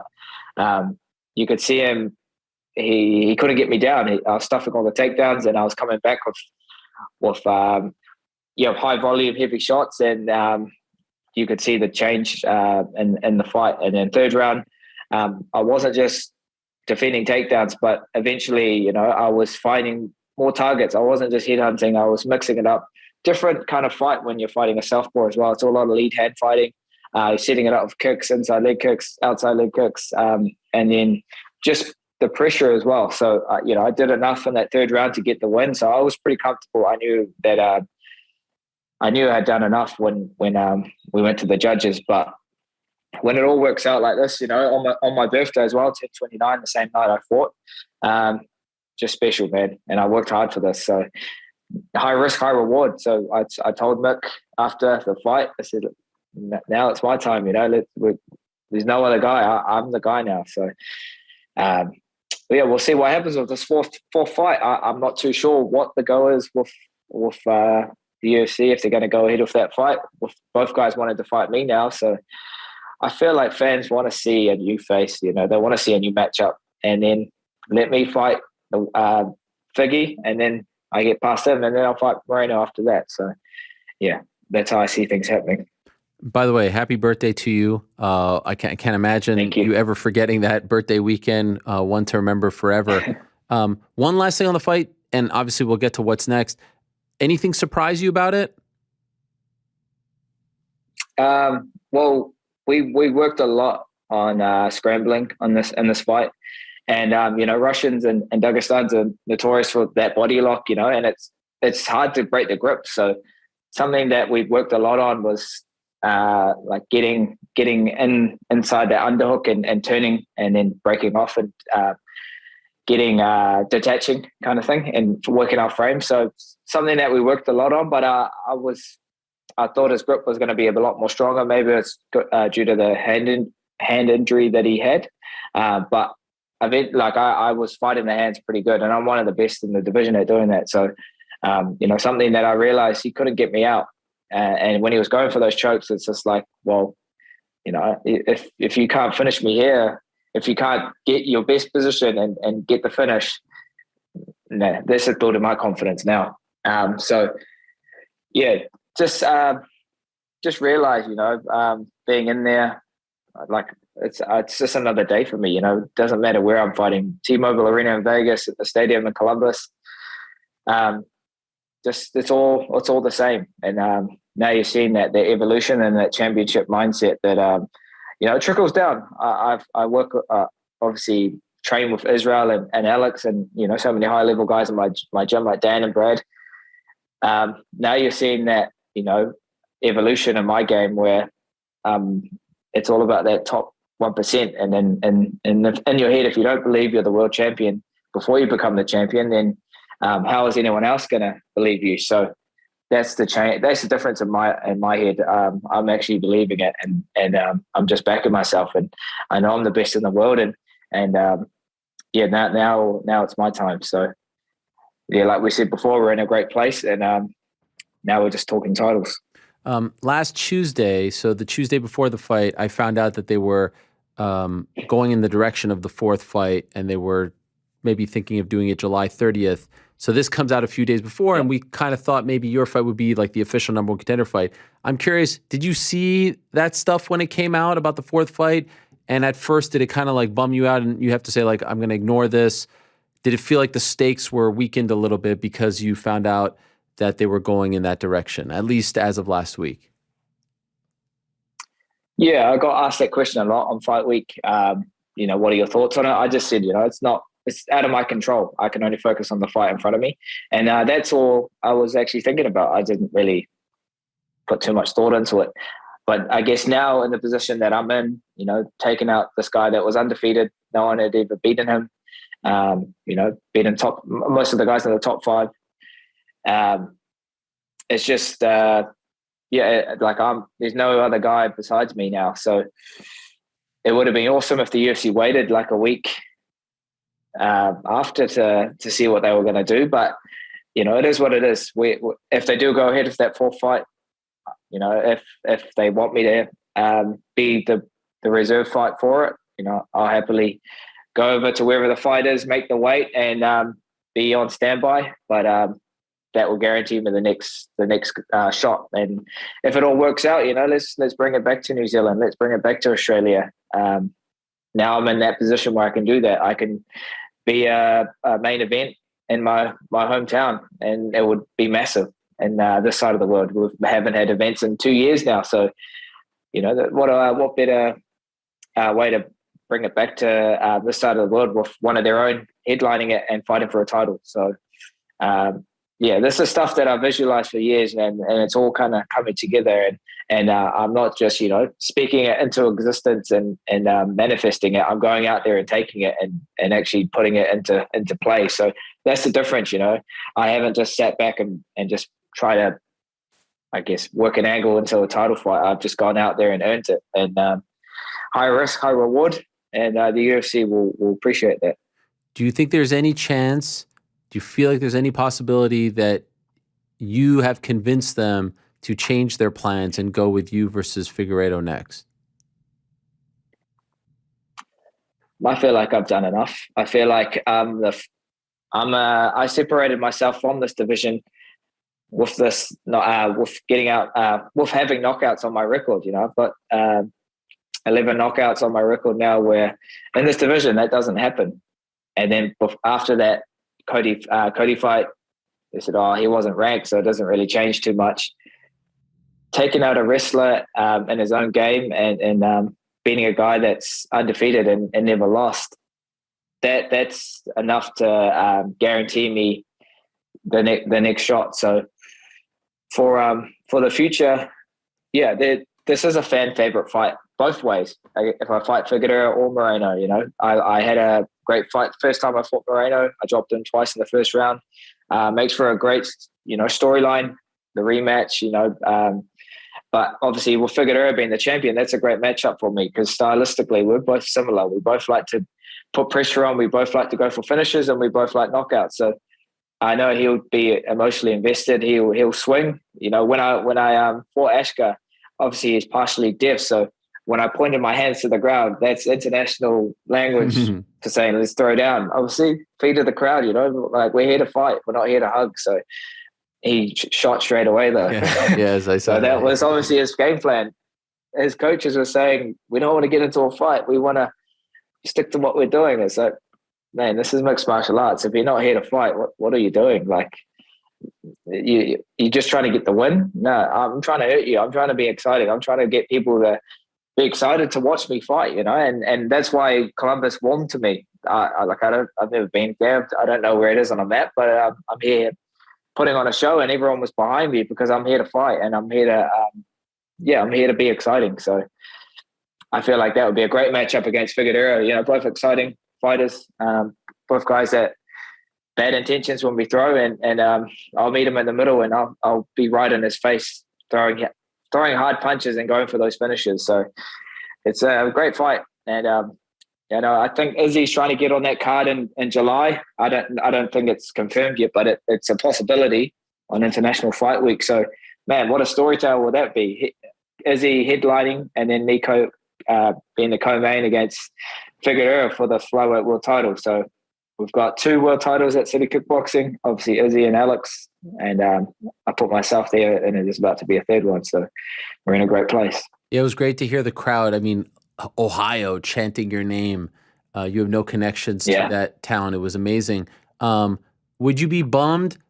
Like if they say, all right, you'll get the title shot, but we'll do this 4th fight first and you'll fight the winner in November. They'll need 3-4 months. Like, will that bum you out to sit out that long, or knowing that you get the title shot would be okay with you? If they can guarantee me the title, then it is what it is. I'll happily wait my turn if that's the case. But like I said, I'm young. I've got no injuries from that fight. I could fight again this weekend. And the UFC like that. They like if you want to fight. But I'm ultimately in the UFC to be the world champion. So if it ain't for the title, that's what I want. And if they say, okay, be the reserve fighter, make the weight, and then you'll be the next guy, then I'll happily do that as well. But yeah, we'll just have, it's obviously a conversation me and my coaches and the UFC need to do. Obviously being in the position where we are now with coming to 1 fight left on my contract. We're in a good spot. So fans want to see this fight. The champ obviously wants this fight, and he's campaigning hard for you. The champ is really pushing it. He is. He's pushing it hard. So does that surprise you, man? Nah, because his coaches are Henry Cejudo and Eric. Right. Obviously, we've got history there being on Ultimate Fighter. He was my coach on season 24.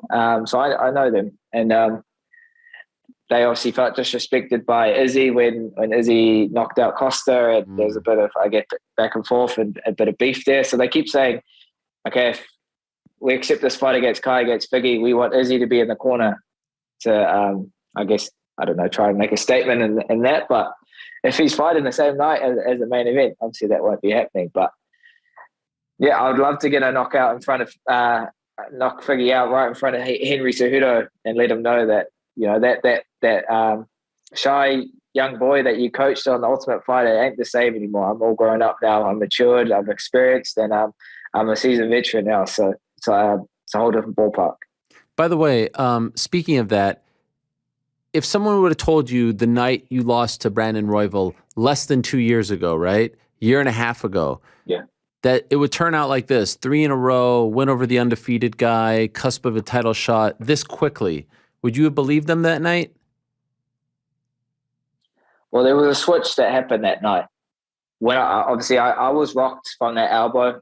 I smelt blood. I went for the finish, and then I got caught as I did that.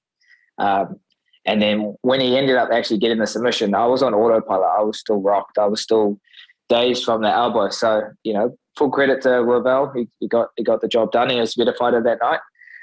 But after that, I just had just this fire in me. So I'd never want to feel this again. Like, I put so much into that camp and just go over the fight island and put so much into it and come up short like that. I was just like, nah, this ain't happening again. I need to put everything I can into these camps, and I need to do something about my mental as well. Turn this narrative around, and it's that positive self-talk. I feel like you got to. That's how you get yourself out of those slumps and out of those bad spots and turn something negative into something positive. So I just use it as fuel, and obviously working with sports psychologists and breathing coaches and so many elite coaches and great fighters around me. You can pull and pick their brains and yeah, definitely. Like, it's something that I've worked on. It hasn't just happened overnight and just fell into a 3-fight win streak. It's like I've had to pick myself up, dust myself off, and just get back in there, and keep telling myself I'm the best in the world. Even though I lost that night, I knew I was the best in the world. And we got fight of the night.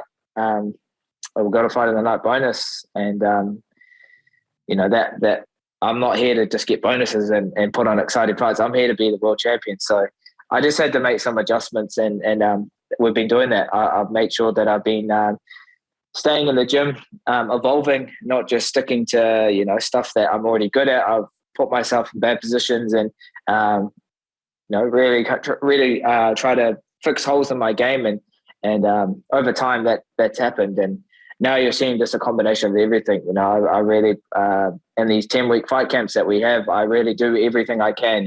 We train 7 days a week, 3 times a day, working with the best guys in the world, the best coaches and the best team.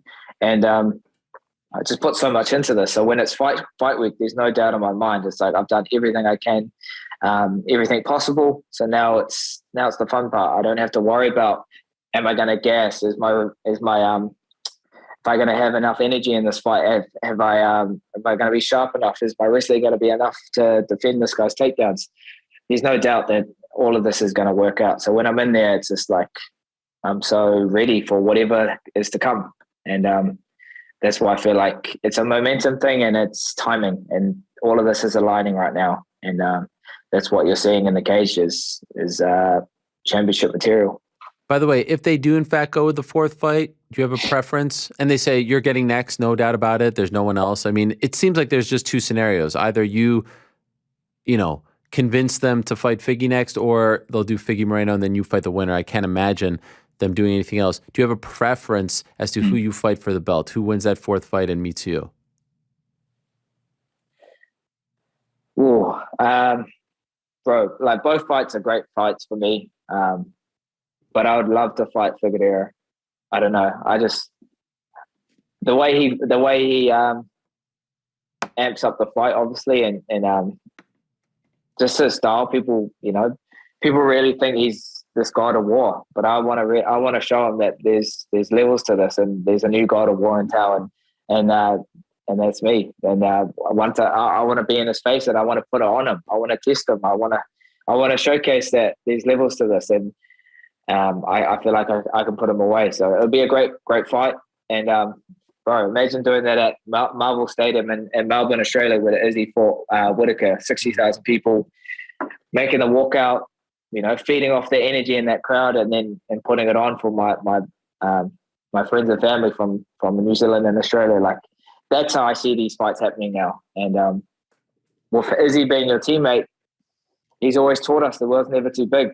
If you want this, go out and get it. And that's stuff that I've been visualizing for years, and now having it all right in front of me. I've done all the hard work, and now I can set myself up for these big moments in my career, where it's all about timing.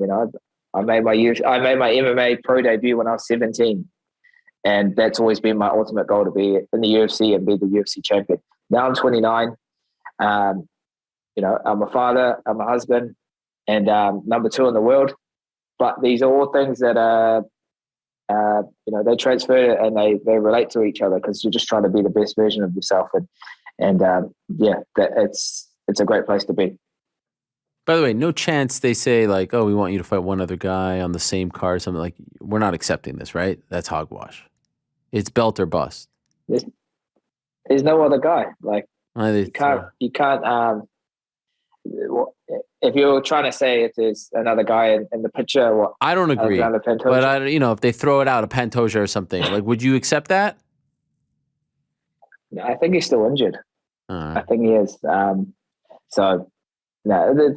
Just to be clear, I think you can make a case right now. You can make a case right now that you would be next. Like, it's actually historic, unprecedented that they're going 4 in a row here. They've never done this. I understand why they are. There's money to be made. It's a big fight, whatever. But for you, like, if I was managing you, I'm saying we're either fighting Figgy next or you'll wait for the winner. And you've made the case. You beat the guy. You beat the undefeated guy. You beat the guy that no one wanted to fight. Yeah, exactly. the work has been like before this fight. They were saying, "What are you going to do? Are you going to be calling up for a title shot?" I said, "I'm going to let my work do the talking." And now having everything aligned and beating this guy and beating Cody Garbrandt and being exciting. That's the main thing. People want to see exciting fights. They don't want to see people just being hugged and just getting the win. They want to see people trying to go for it and trying to look for these finishes. So, yeah, that's the only two options. We either fight for the belt or we wait and then we fight for it. So, yeah. Thank God they didn't get rid of this division. Look at things now, right? Look how exciting it is. You coming up, you got the rivalry there with those two guys. I mean, it's a great time to be a fan of the flyweights. It's a great time to be a flyweight. Are you going to celebrate your birthday now, a little later than obviously the date? Are we doing a belated party to celebrate the win and birthday? Oh, definitely. There'll be a few different celebrations. I haven't actually seen most of my teammates yet. I've just been enjoying this time with my son and my wife and just soaking up that family time. Just because like a year ago, my son was just born and it happened so fast. And now he's walking and talking at Kindi at Kongareo, which is preschool for Māori and learning te reo. So it's cool to it's all done now. So I can actually enjoy it, be present, be here, not have to worry about anything else right now. I can just worry about being at home and just enjoying that time. So I just brought him a trampoline. So I've got to go build that. Go build it. So it's something that it's cool that I can actually have a bit of downtime now before the next camp starts and the road to the title starts. So yeah, just enjoy that. Obviously going to be just enjoying being normal and everyone back home is obviously on board and celebrating with me and it's great to get all that support from your hometown. So just soaking it in. Two last quick things. By the way, I always notice that you're always rocking really cool hats, American sports teams. Like you have the Mets on, you got the Nuggets one. Are you a fan of these teams or you just like the hats?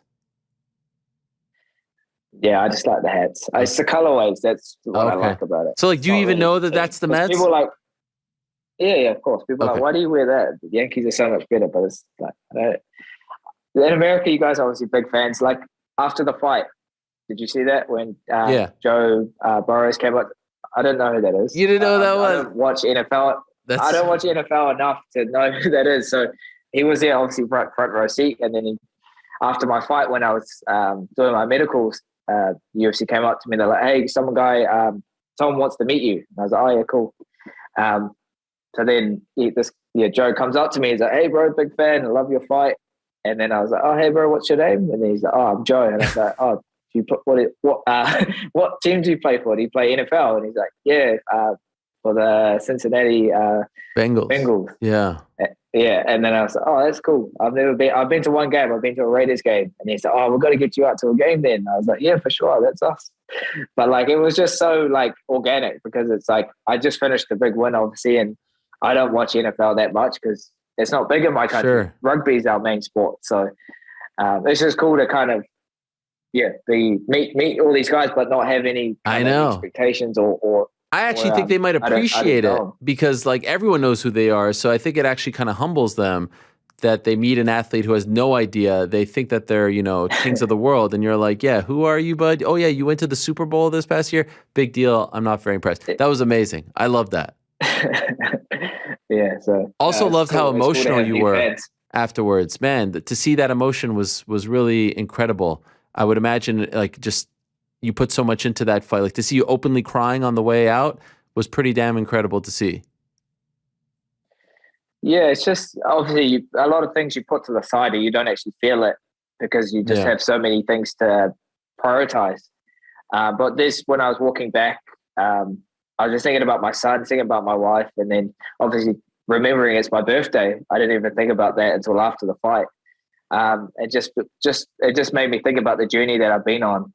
And then just hit me. It's just like, man, like I'm so proud of myself for just no excuses, just turning up and just getting it done. And then I was just like, it was just a special moment. I was just walking out, just thinking about just everything really. And then I hate it because I always get a bit of a croaky voice, and then I can't talk after. But just great special moments that, you know, that's what I live for. You know, I love the sport. I love, you know, representing my people, and obviously, you know, providing for my family, and I'm just in a great place in my life. I've got so many good things happening, but it's stuff that I've manifested. You know, I've got a goals book that I look at when I'm in my sauna, chalkboard, and I had that on my chalkboard, you know, straight away when this fight got announced. March 26th, my birthday, win. And then the next on that goals list is win the UFC flyweight world champion, and just slowly ticking things off. And I've always been like that. I've always been on a big guy on writing lists, you know, daily list, weekly, monthly, yearly. So, you know, that's how I kind of operate. That's how I get things done, is just slowly tick things off. And eventually it's the bigger picture that you eventually can tick off. So, yeah, this hasn't happened by accident. This isn't stuff that's just, you know, I'm falling into. It's stuff that there's a system that I'm following, and it's obviously working. So we're not stopping anytime soon. Yeah, and on top of that, a lot of people didn't believe in you. You were a huge underdog. A lot of people counted you out, bet against you, but not on this show, Kai. Our producer, GC, one of your biggest fans. Yeah. GC, tell him, what did you bet? What did you bet last week? Tell him. We took Kai Kara France plus 300. Plus 300. GC put his actual hard-earned money on the line and said, if you win, what are you going to do, GC? What did you say you were going to do? The Engage ID shirts. I said I'd buy a shirt. I bought a shirt. So shout out to you, brother. Congrats. Bought Title your shirt. shot up Nice. next. I appreciate it, bro. Thank you for the support, bro. Of course, man. GC's been hyping you up. He said that the line was crazy. He didn't even flinch, didn't blink, put the money on, Put was some freaking respect out. on it, eh? Put some respect on it. That's right. But that's the story of my life, though, just being the underdog. Like, if you follow my journey, people know that I started the sport because I used to get bullied. I used to be the smallest and vulnerable, shy kid in class that I guess I was timid, you know, and people saw that as a target. So, like, at one point, I didn't go back to high school because I was getting beaten up every day. And I was about 12, 13, and that's why I walked into a gym, and to get more, I guess, confidence in myself, and to learn obviously some self-defense. And I just stuck at it. It wasn't for anyone else. I wasn't in the gym, you know, to get attention or to, you know, look at this guy, he's a fighter now. It's like I did it for myself because the personal growth that I was getting from it, that's what I fell in love with. And then eventually, you know, I just stuck at it, and then had my first pro fight when I was 17. I only had 2 amateur fights, but there was no one else to fight. So I was just like, either sink or swim. And I won by head kick knockout. And then the next day I had my exams in high school. So I was fighting grown men, but I was just a young boy. And then just stuck at it, bro. Like, that's the thing about this fight game. It's not the guys that are, you know, the best in the gym or you know, the most aggressive or the most violent. It's the guys that stick to this and eventually find their feet. You know, even after losses, still come back to the gym, still get better, and eventually it all works. It all will work out, but you got to just ride it out. You know, even though things aren't working out, or if they are, you know, you go on to the next goal, the next thing, or you just evolve and get better and adapt. And if you're faced with adversity, or if you have to go through a rough patch, just ride it out, and eventually it's all going to work out. So that's the story of my career. You know, Wow. 24-9 now.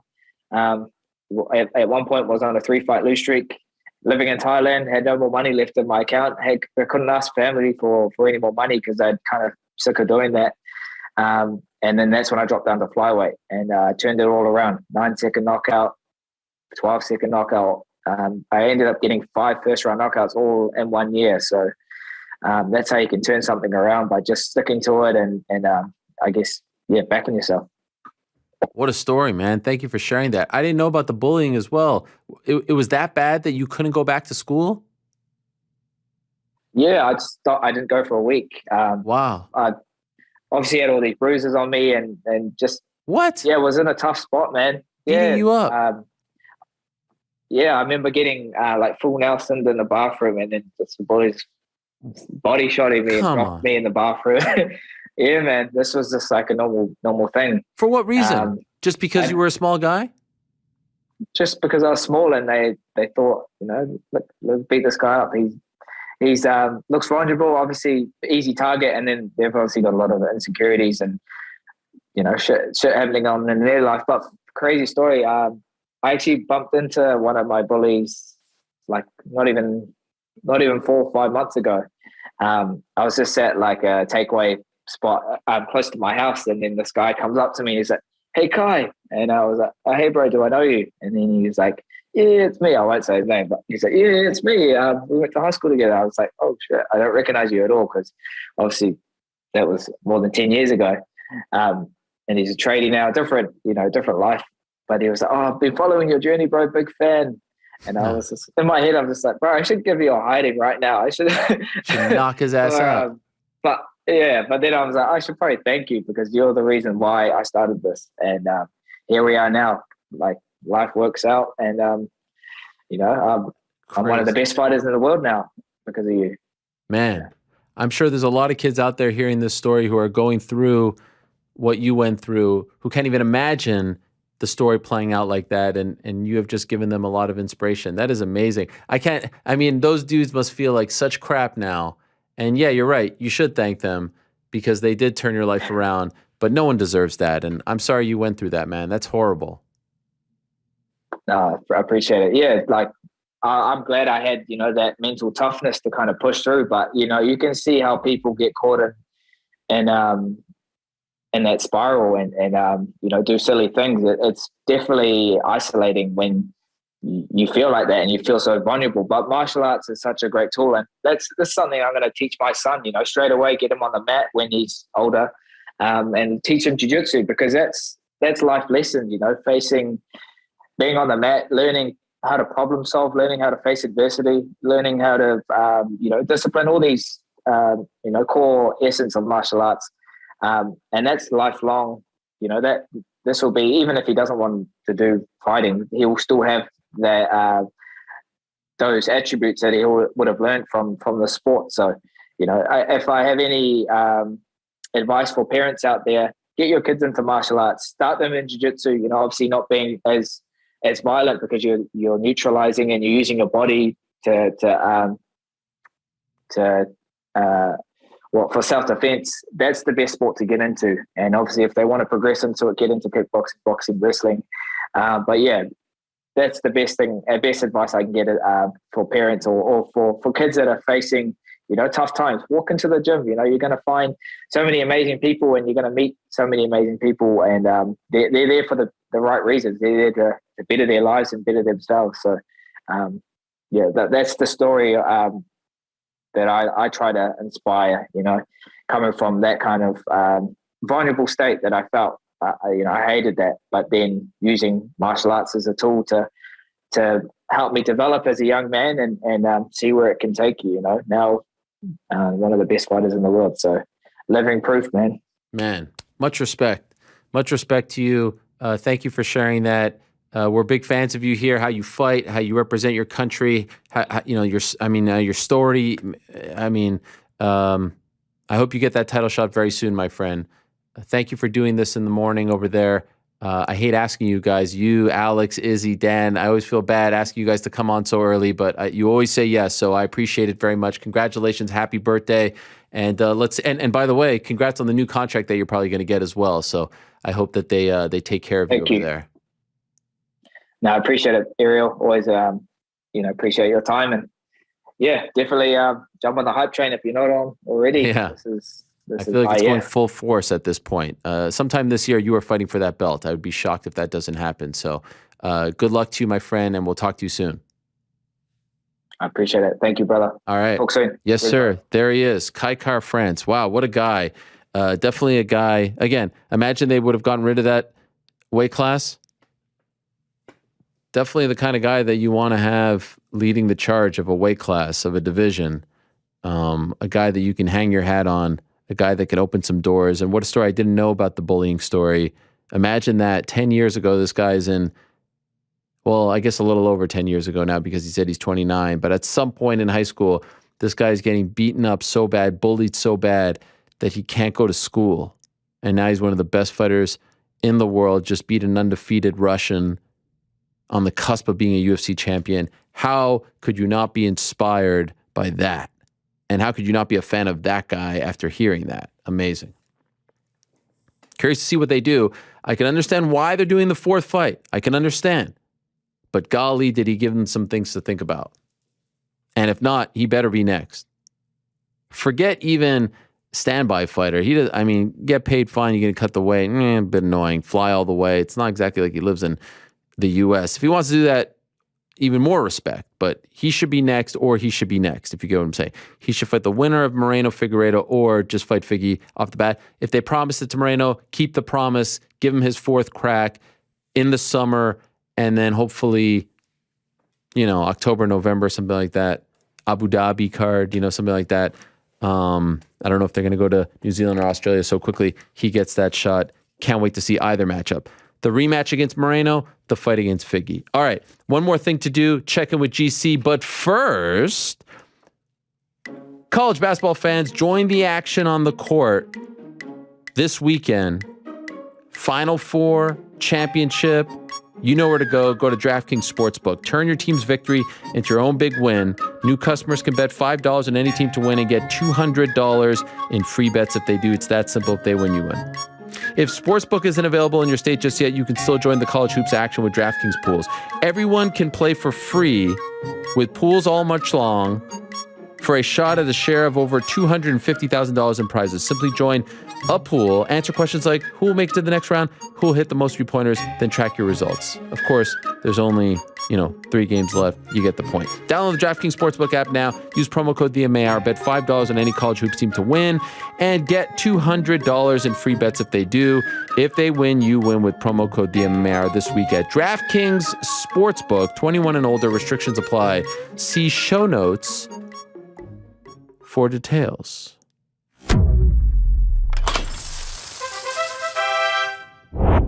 Man, I know you are a fan of Kai Car France. How could you not be now, right? I mean, you had the picture right over there. I mean, what a mensch that guy is. Wow, look at you. Amazing. Yeah, don't want to give myself the old Barry Horowitz for seeing a guy like that. I mean, you called it. By the way, what about that dude, I forget his name, who made the MMA crossword puzzle? Dude, that was great. Incredible. There was a couple that I got stumped on. Can I be honest with you for a sec?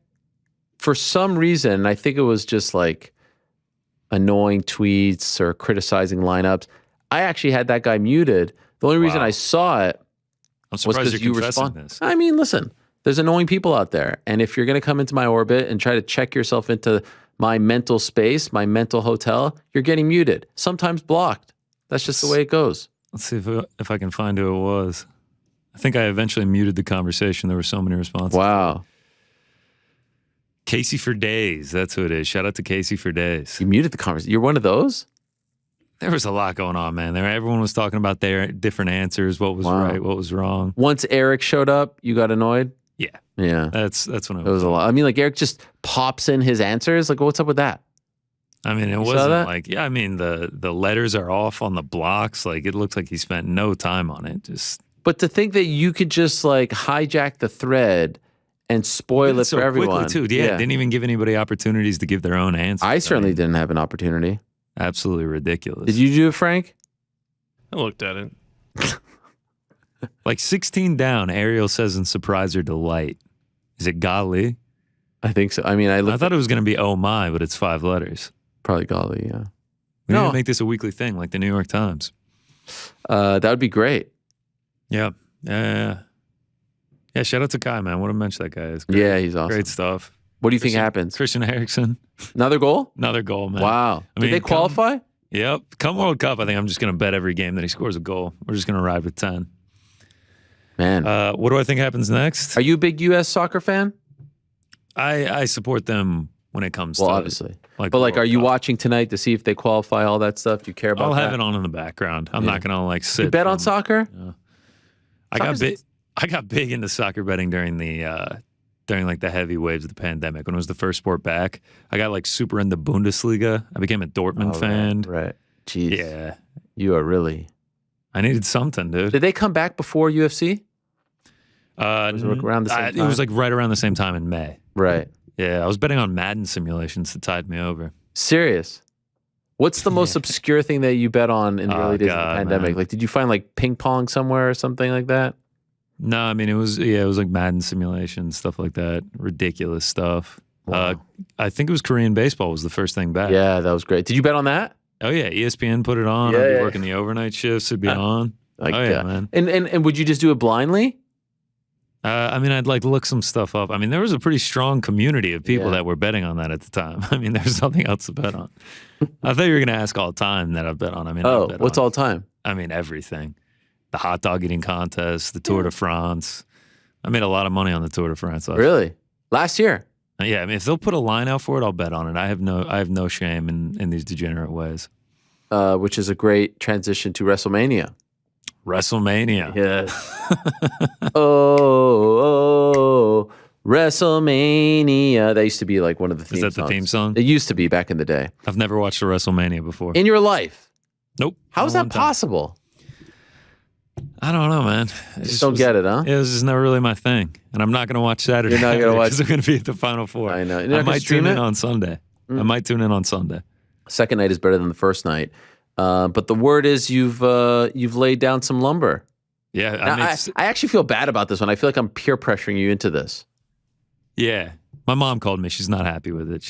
Really? No. Does your mom? Oh, okay. I was like, wow, geez. Now I really feel bad. No, I'm just kidding. Yeah. All right. Yeah. I got 6 picks. This is just going to kind of be check the account after the weekend, see how we did. We'll kick it off. Number 1. What do we got? The Usos. Usos. I'm gonna like really. Is that what they do? Yeah. Well, I want you to give me. You're like the local here. You're giving me all the flair. Yeah. First of all, Barry Horowitz number 2. I mean, look at this graphic. It's tremendous. We got the what is that? The Universal Champion belt and the heavyweight. They're unifying. Although this isn't. Yes, that's what they're unifying. This isn't at stake for this particular match, though. Oh, so what are they unifying? Did they get a new belt? Well, no, that's the main event, Brock Lesnar versus Roman Reigns. Oh, yeah, I know, but this is on every one of them. Gotcha. That's the overall theme. Right. Yeah, Heyman like to say it's the biggest match in WrestleMania history. That's what they're calling it. I say it's hogwash. Yeah. It's hogwash. Peacock. They're saying it's the biggest hogwash ever. Hogwash. We've seen it. Hogan versus Warrior was champion versus champion. I would argue that was bigger, but this is a big deal. They're selling a lot of tickets, so God bless. All right, so Usos. Big favorites, right? What is that? This is minus 200. I mean, come on. This props up the bloodline going into Reigns versus. Wow. Look at that. How about wow. You really did your research. There is no chance in hell that Jimmy and Jey Uso lose to Shinsuke Nakamura. That's what a lot of people are saying. I mean, there's like. That's what a lot of people are saying. This might be the biggest lock of them all. Yeah, Nakamura and Boogs, they backdoored their way into this. Yeah. I mean, we all know it. We all know it.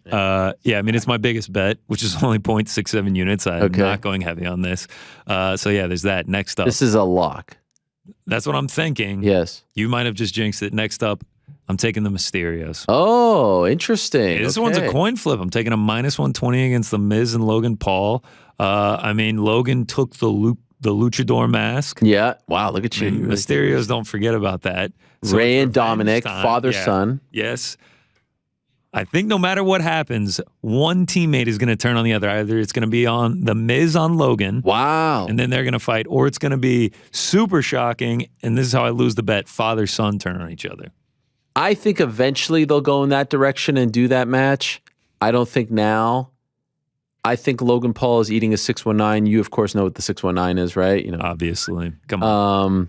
I think Logan has a good showing, but I like the pick as well. I think the fans go home happy. Everyone loves Ray and Dominic. Last year, I was at MSG, and I was sitting in the front with my kids, and they actually came up to me, and they were like, yo, Ariel, big fan. So like, the Mysterios did. Yeah. Nice. Dominic, too. I was like, whoa, Dominic, you too. He's like 18. The guy. Cool. Yeah. I was going to say, I feel like I remember Rey Mysterio, like from when legend. I used to watch it. Oh, yeah. Like 90s. in the game. I like this pick as well. I like this pick. I could see a Miz, but like I'm less confident as I am in the Usos pick, but I still like this pick. I'm emotionally prepared to lose every bet. No. So far, you're doing great. You're doing great. Next up, Pat McAfee. My old foe. Your old foe. I'm getting him at plus money. What is it? Plus 130. I'm not going to not bet on Pat McAfee. Like, I have a chance to put real money on Pat McAfee, so I'm going to do it. Any sort of yes. Yeah, Like, this it's is just a ridiculous funny thing. that I get to place a real wager on him. And here's my reasoning. Okay. He's, this is a dream of his. Like, he's said this. I think he's great for the company. In my opinion, he's one of their best assets. Vince does him this favor and, kind of keeps him forever. I think this is, him doing Pat a favor. He gets to get some shine. He gets to get the win here. By I like punt or it. Kick or something. I like that's a good call. I don't know if you saw, not this past summer, 2 summers ago. My timeline may be off. He's had a match. He's actually had 2. One where it was a singles match. The other where he was in a match with a bunch of guys. He was really freaking good, really good. Yeah. Very athletic, high flying stuff. Very entertaining, of course. This is actually one of my top 3 favorite matches and storylines going into this weekend. If I could nitpick, I think they kind of backdoored their way into the storyline because it was a perfect way of doing it. Pat McAfee is the voice of Friday Night SmackDown. Austin Theory, the guy he's going up against, is the teacher's pet and sort of the pet project of Vince. He's very annoying. He takes selfies of himself. Yeah, right. He's got a classic heel face and look. He's great. I would have had them jawing at each other, Theory picking on McAfee, this and that. Then Vince shows up on the show, the McAfee show, and then McAfee's like, yo, I want a piece of that guy. Vince is like, you're not a wrestler. He's really good. He's my guy. He's like, no, I want it.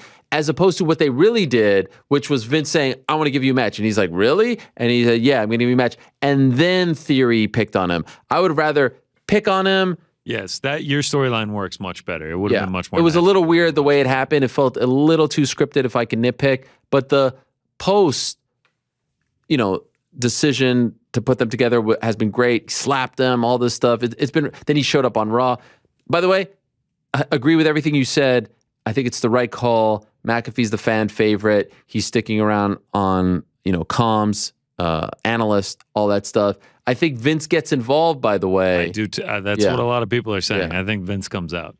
Vince comes out, but he defies the odds and wins. So, by the way, if I had to make picks, I agree with all 3 so far. All right, I think we're going to keep that rolling here with the next one. Your man, AJ Styles. Honestly, not my man. I mean, I Google AJ Styles. The first thing that comes up is I did an interview with Ariel Helwani. It's you two schmoozing it up. Yeah. No, but he's going up against my fellow Canadian Edge. All right. Edge. So, Edge brutally attacked AJ Styles at Raw. We all saw it. We all saw the footage. That doesn't sit well with old Styles. He stood over his body. People thought he was dead. Time to redeem himself. This is where he does it. And it doesn't end here. AJ Styles wins this, but it doesn't end here. Oh, what does that mean? I don't know. That's just what someone said on a YouTube Okay. All right. No, I like it. Disagree with this one. I think Edge wins. Even with what Edge did a few weeks ago. Yeah. Did you watch? I had to do tape study for this. I'm impressed. You never cease to amaze anytime. You could have half-assed this easily. You are not. And I'm actually surprised when you do the research that you don't get more invested in it. After doing the research, is there a part of you that's like, I want to see how this plays out? Oh, I definitely want to see how it plays out. Okay. But if I'm sitting in the Superdome on Saturday while this is going on and I can't get Wi-Fi, you're not streaming. I'm not going to watch it. Sunday, I'll tune in. Sunday, I'm going to tune in. It's an off day. I watched the entire Royal Rumble. So, we still got the certificate up. I predicted both winners, no big deal. So hopefully we continue the hot streak here. There's that. Next up, probably going to And by the way, I disagree. Let me just say, so now we're 3 in agreement, 1 disagreement. All right, so not your guy at all. No. Really don't like AJ Styles, and you're going. No, I'm not saying that. But all right, well, let's keep it rolling. You're probably going to disagree here. Street Profits, I'm taking them in the tag team. Triple threat. Yeah. I was going to say 3 teams.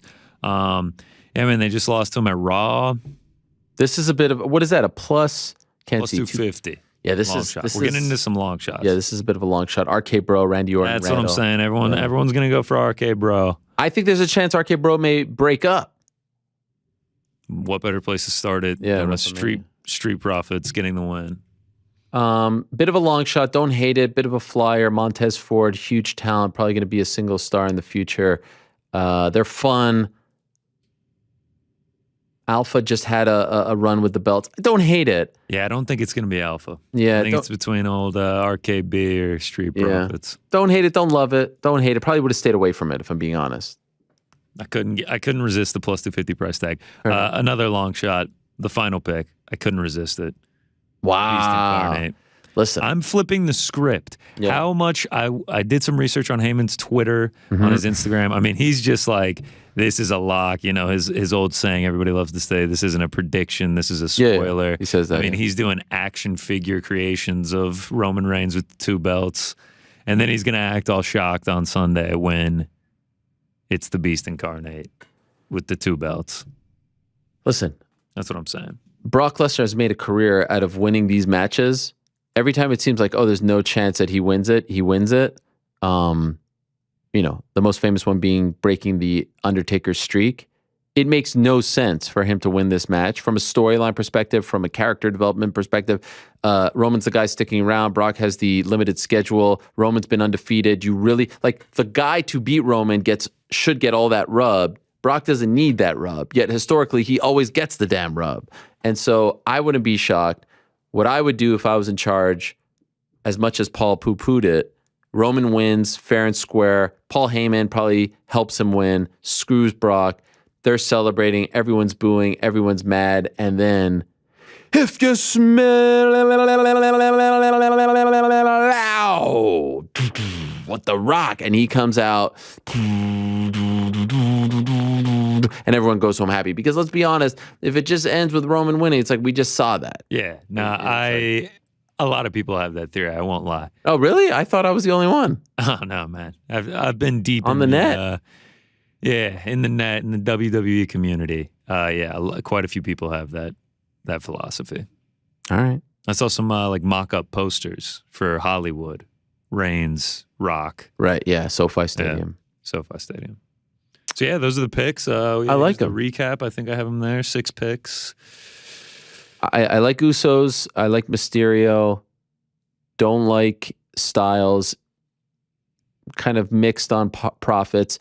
Like McAfee.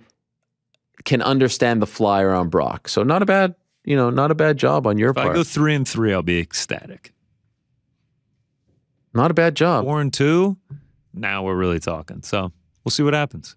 A lot to choose from. 14 matches total. Of course, there's the Stone Cold, return Kevin Owens KO show. Not an Stone official Cold's match. like minus 2,000. Is he? Yeah. I don't even know if it'll be an official match. Did they put anything on Cody Rhodes? Yeah, Cody Rhodes is like minus 600. Yeah, he's probably going to win. Yeah, Ronda's like minus 800. What about Becky and Bianca? I think Bianca wins. Bianca's like minus 700. Yeah. Some of these are like you can't parlay these because they're like viewed as entertainment. Got it. So what about Johnny Knoxville? Knoxville's a huge favorite. He's like minus 450. Yeah. I could see that too. Yeah. I was going to say I thought he was going to win. It's like kind of a difficult event to bet on. There's not like a ton of close lines. So like I kind of had to pick and choose. All right. And the reason why we're doing this is, because contractually we have to do it every week. But also, there's no MMA. There's no major MMA this weekend. Yes. There is PFL Challengers. Of course. Not a lot to dig from there. This is I'll a still little be fun. watching. Yeah, of course. I mean, you're their biggest fan. You have a subscription to Fubo TV, right? Only for the PFL Challenger Series, yep. But this was a fun thing, and you'll be joining us from New Orleans. From New Orleans on Monday. Yeah. Wow. Hoping to... Your national championship streak continues. Yep. Going and also cashing future tickets from before the season even started. Hopefully we can do that. Yeah.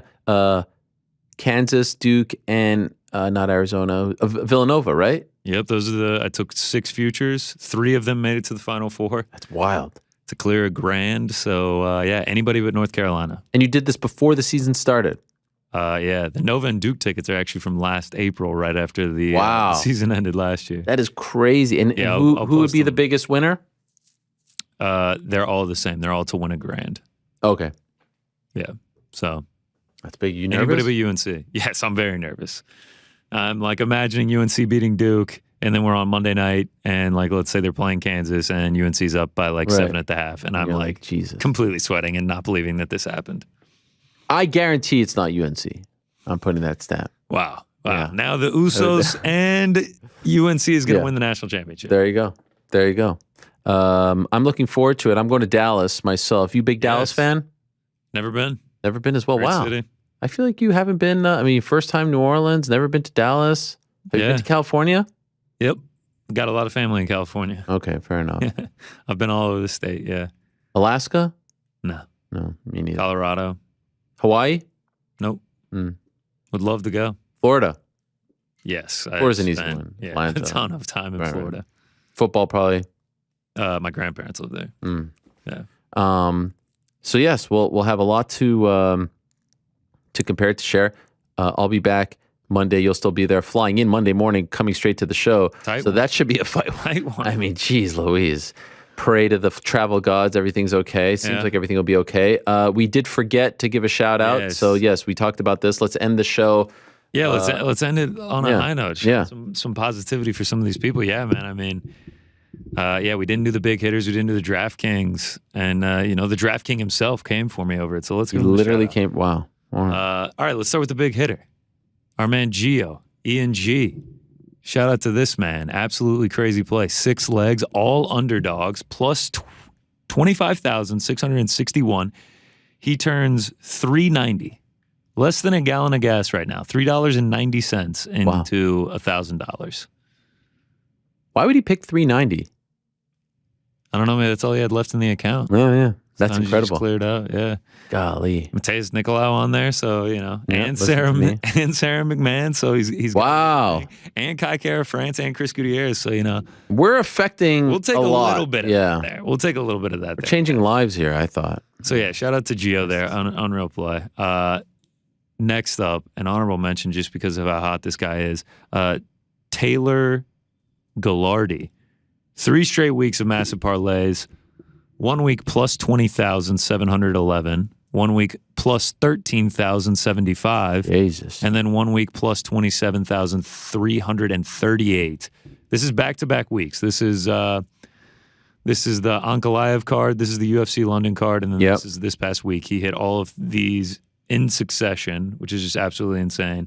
So he turned $26 worth of bets into over $4,500. Wow.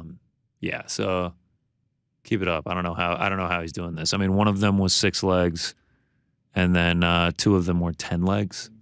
Like it's insanity. So and then last up, 3 quick honorable mentions here.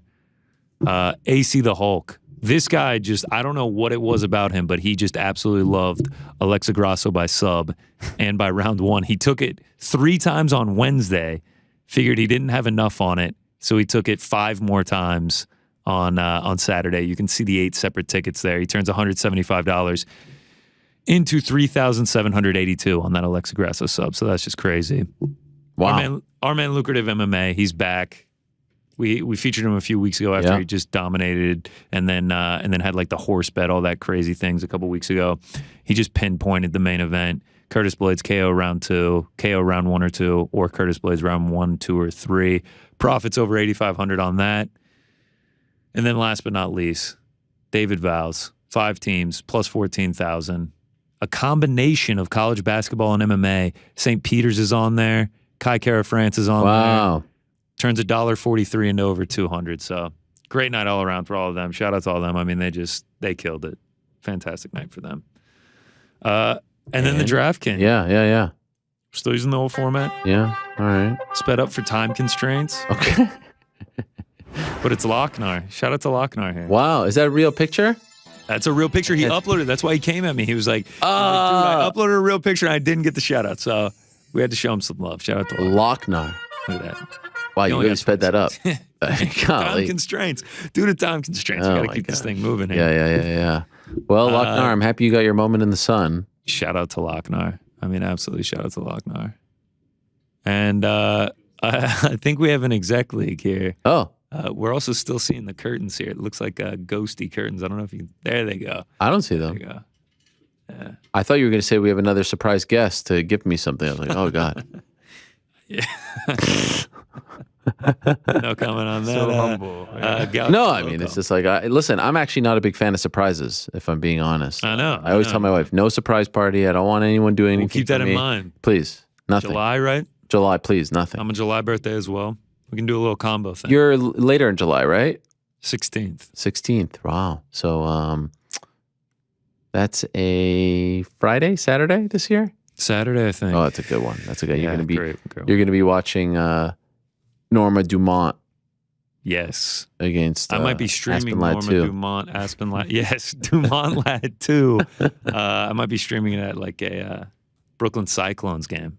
Oh, you going to that? You already have your plans for your birthday? No, I'm not saying that's locked in stone, but I'm just saying. Yeah, I'm going to make it down to Coney Island for a minor. Oh, yeah, it's great. It's fun. Just a few stops away. You've been. I've been once. Nice. Yeah. I might go to the hot dog eating contest too. Fun, bit of a scene, a lot of people. Yeah. Gets a little clogged up. Exec League. Yes. Last thing I got to shout out. Yeah. Gaucho Loco. Oh, yeah, I feel like we've heard of Gaucho Loco before, no?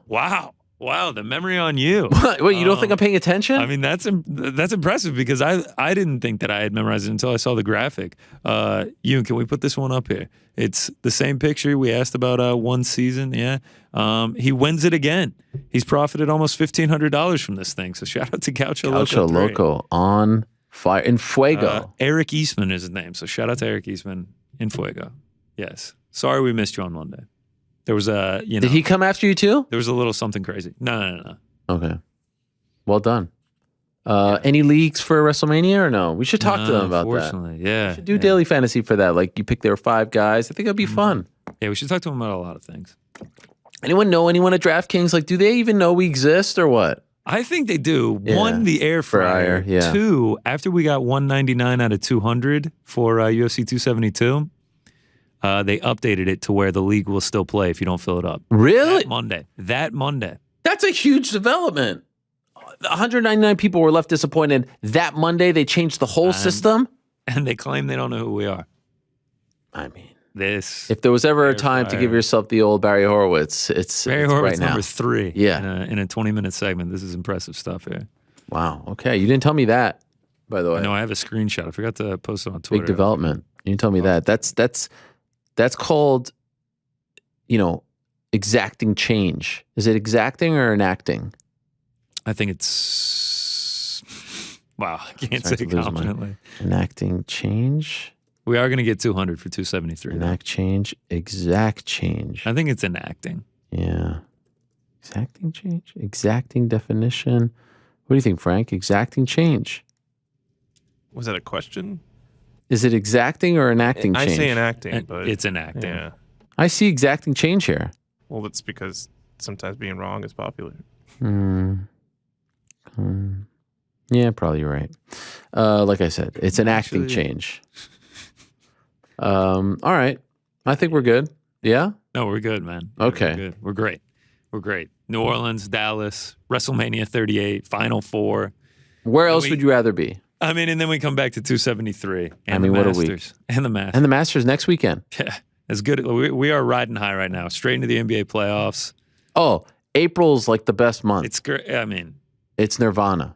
Baseball almost screwed it up for everyone. Yep. But they figured it out. Yeah, April's Kai the best. rocking the Mets hat. Come on, man. Kai's the man. No, April's always been great. WrestleMania, Final 4, Masters, baseball, NBA playoffs, NHL playoffs. Find me a better month. I mean, I dare you. In sports. Right into Kentucky Derby. I don't know about Champions League. Champions League fun.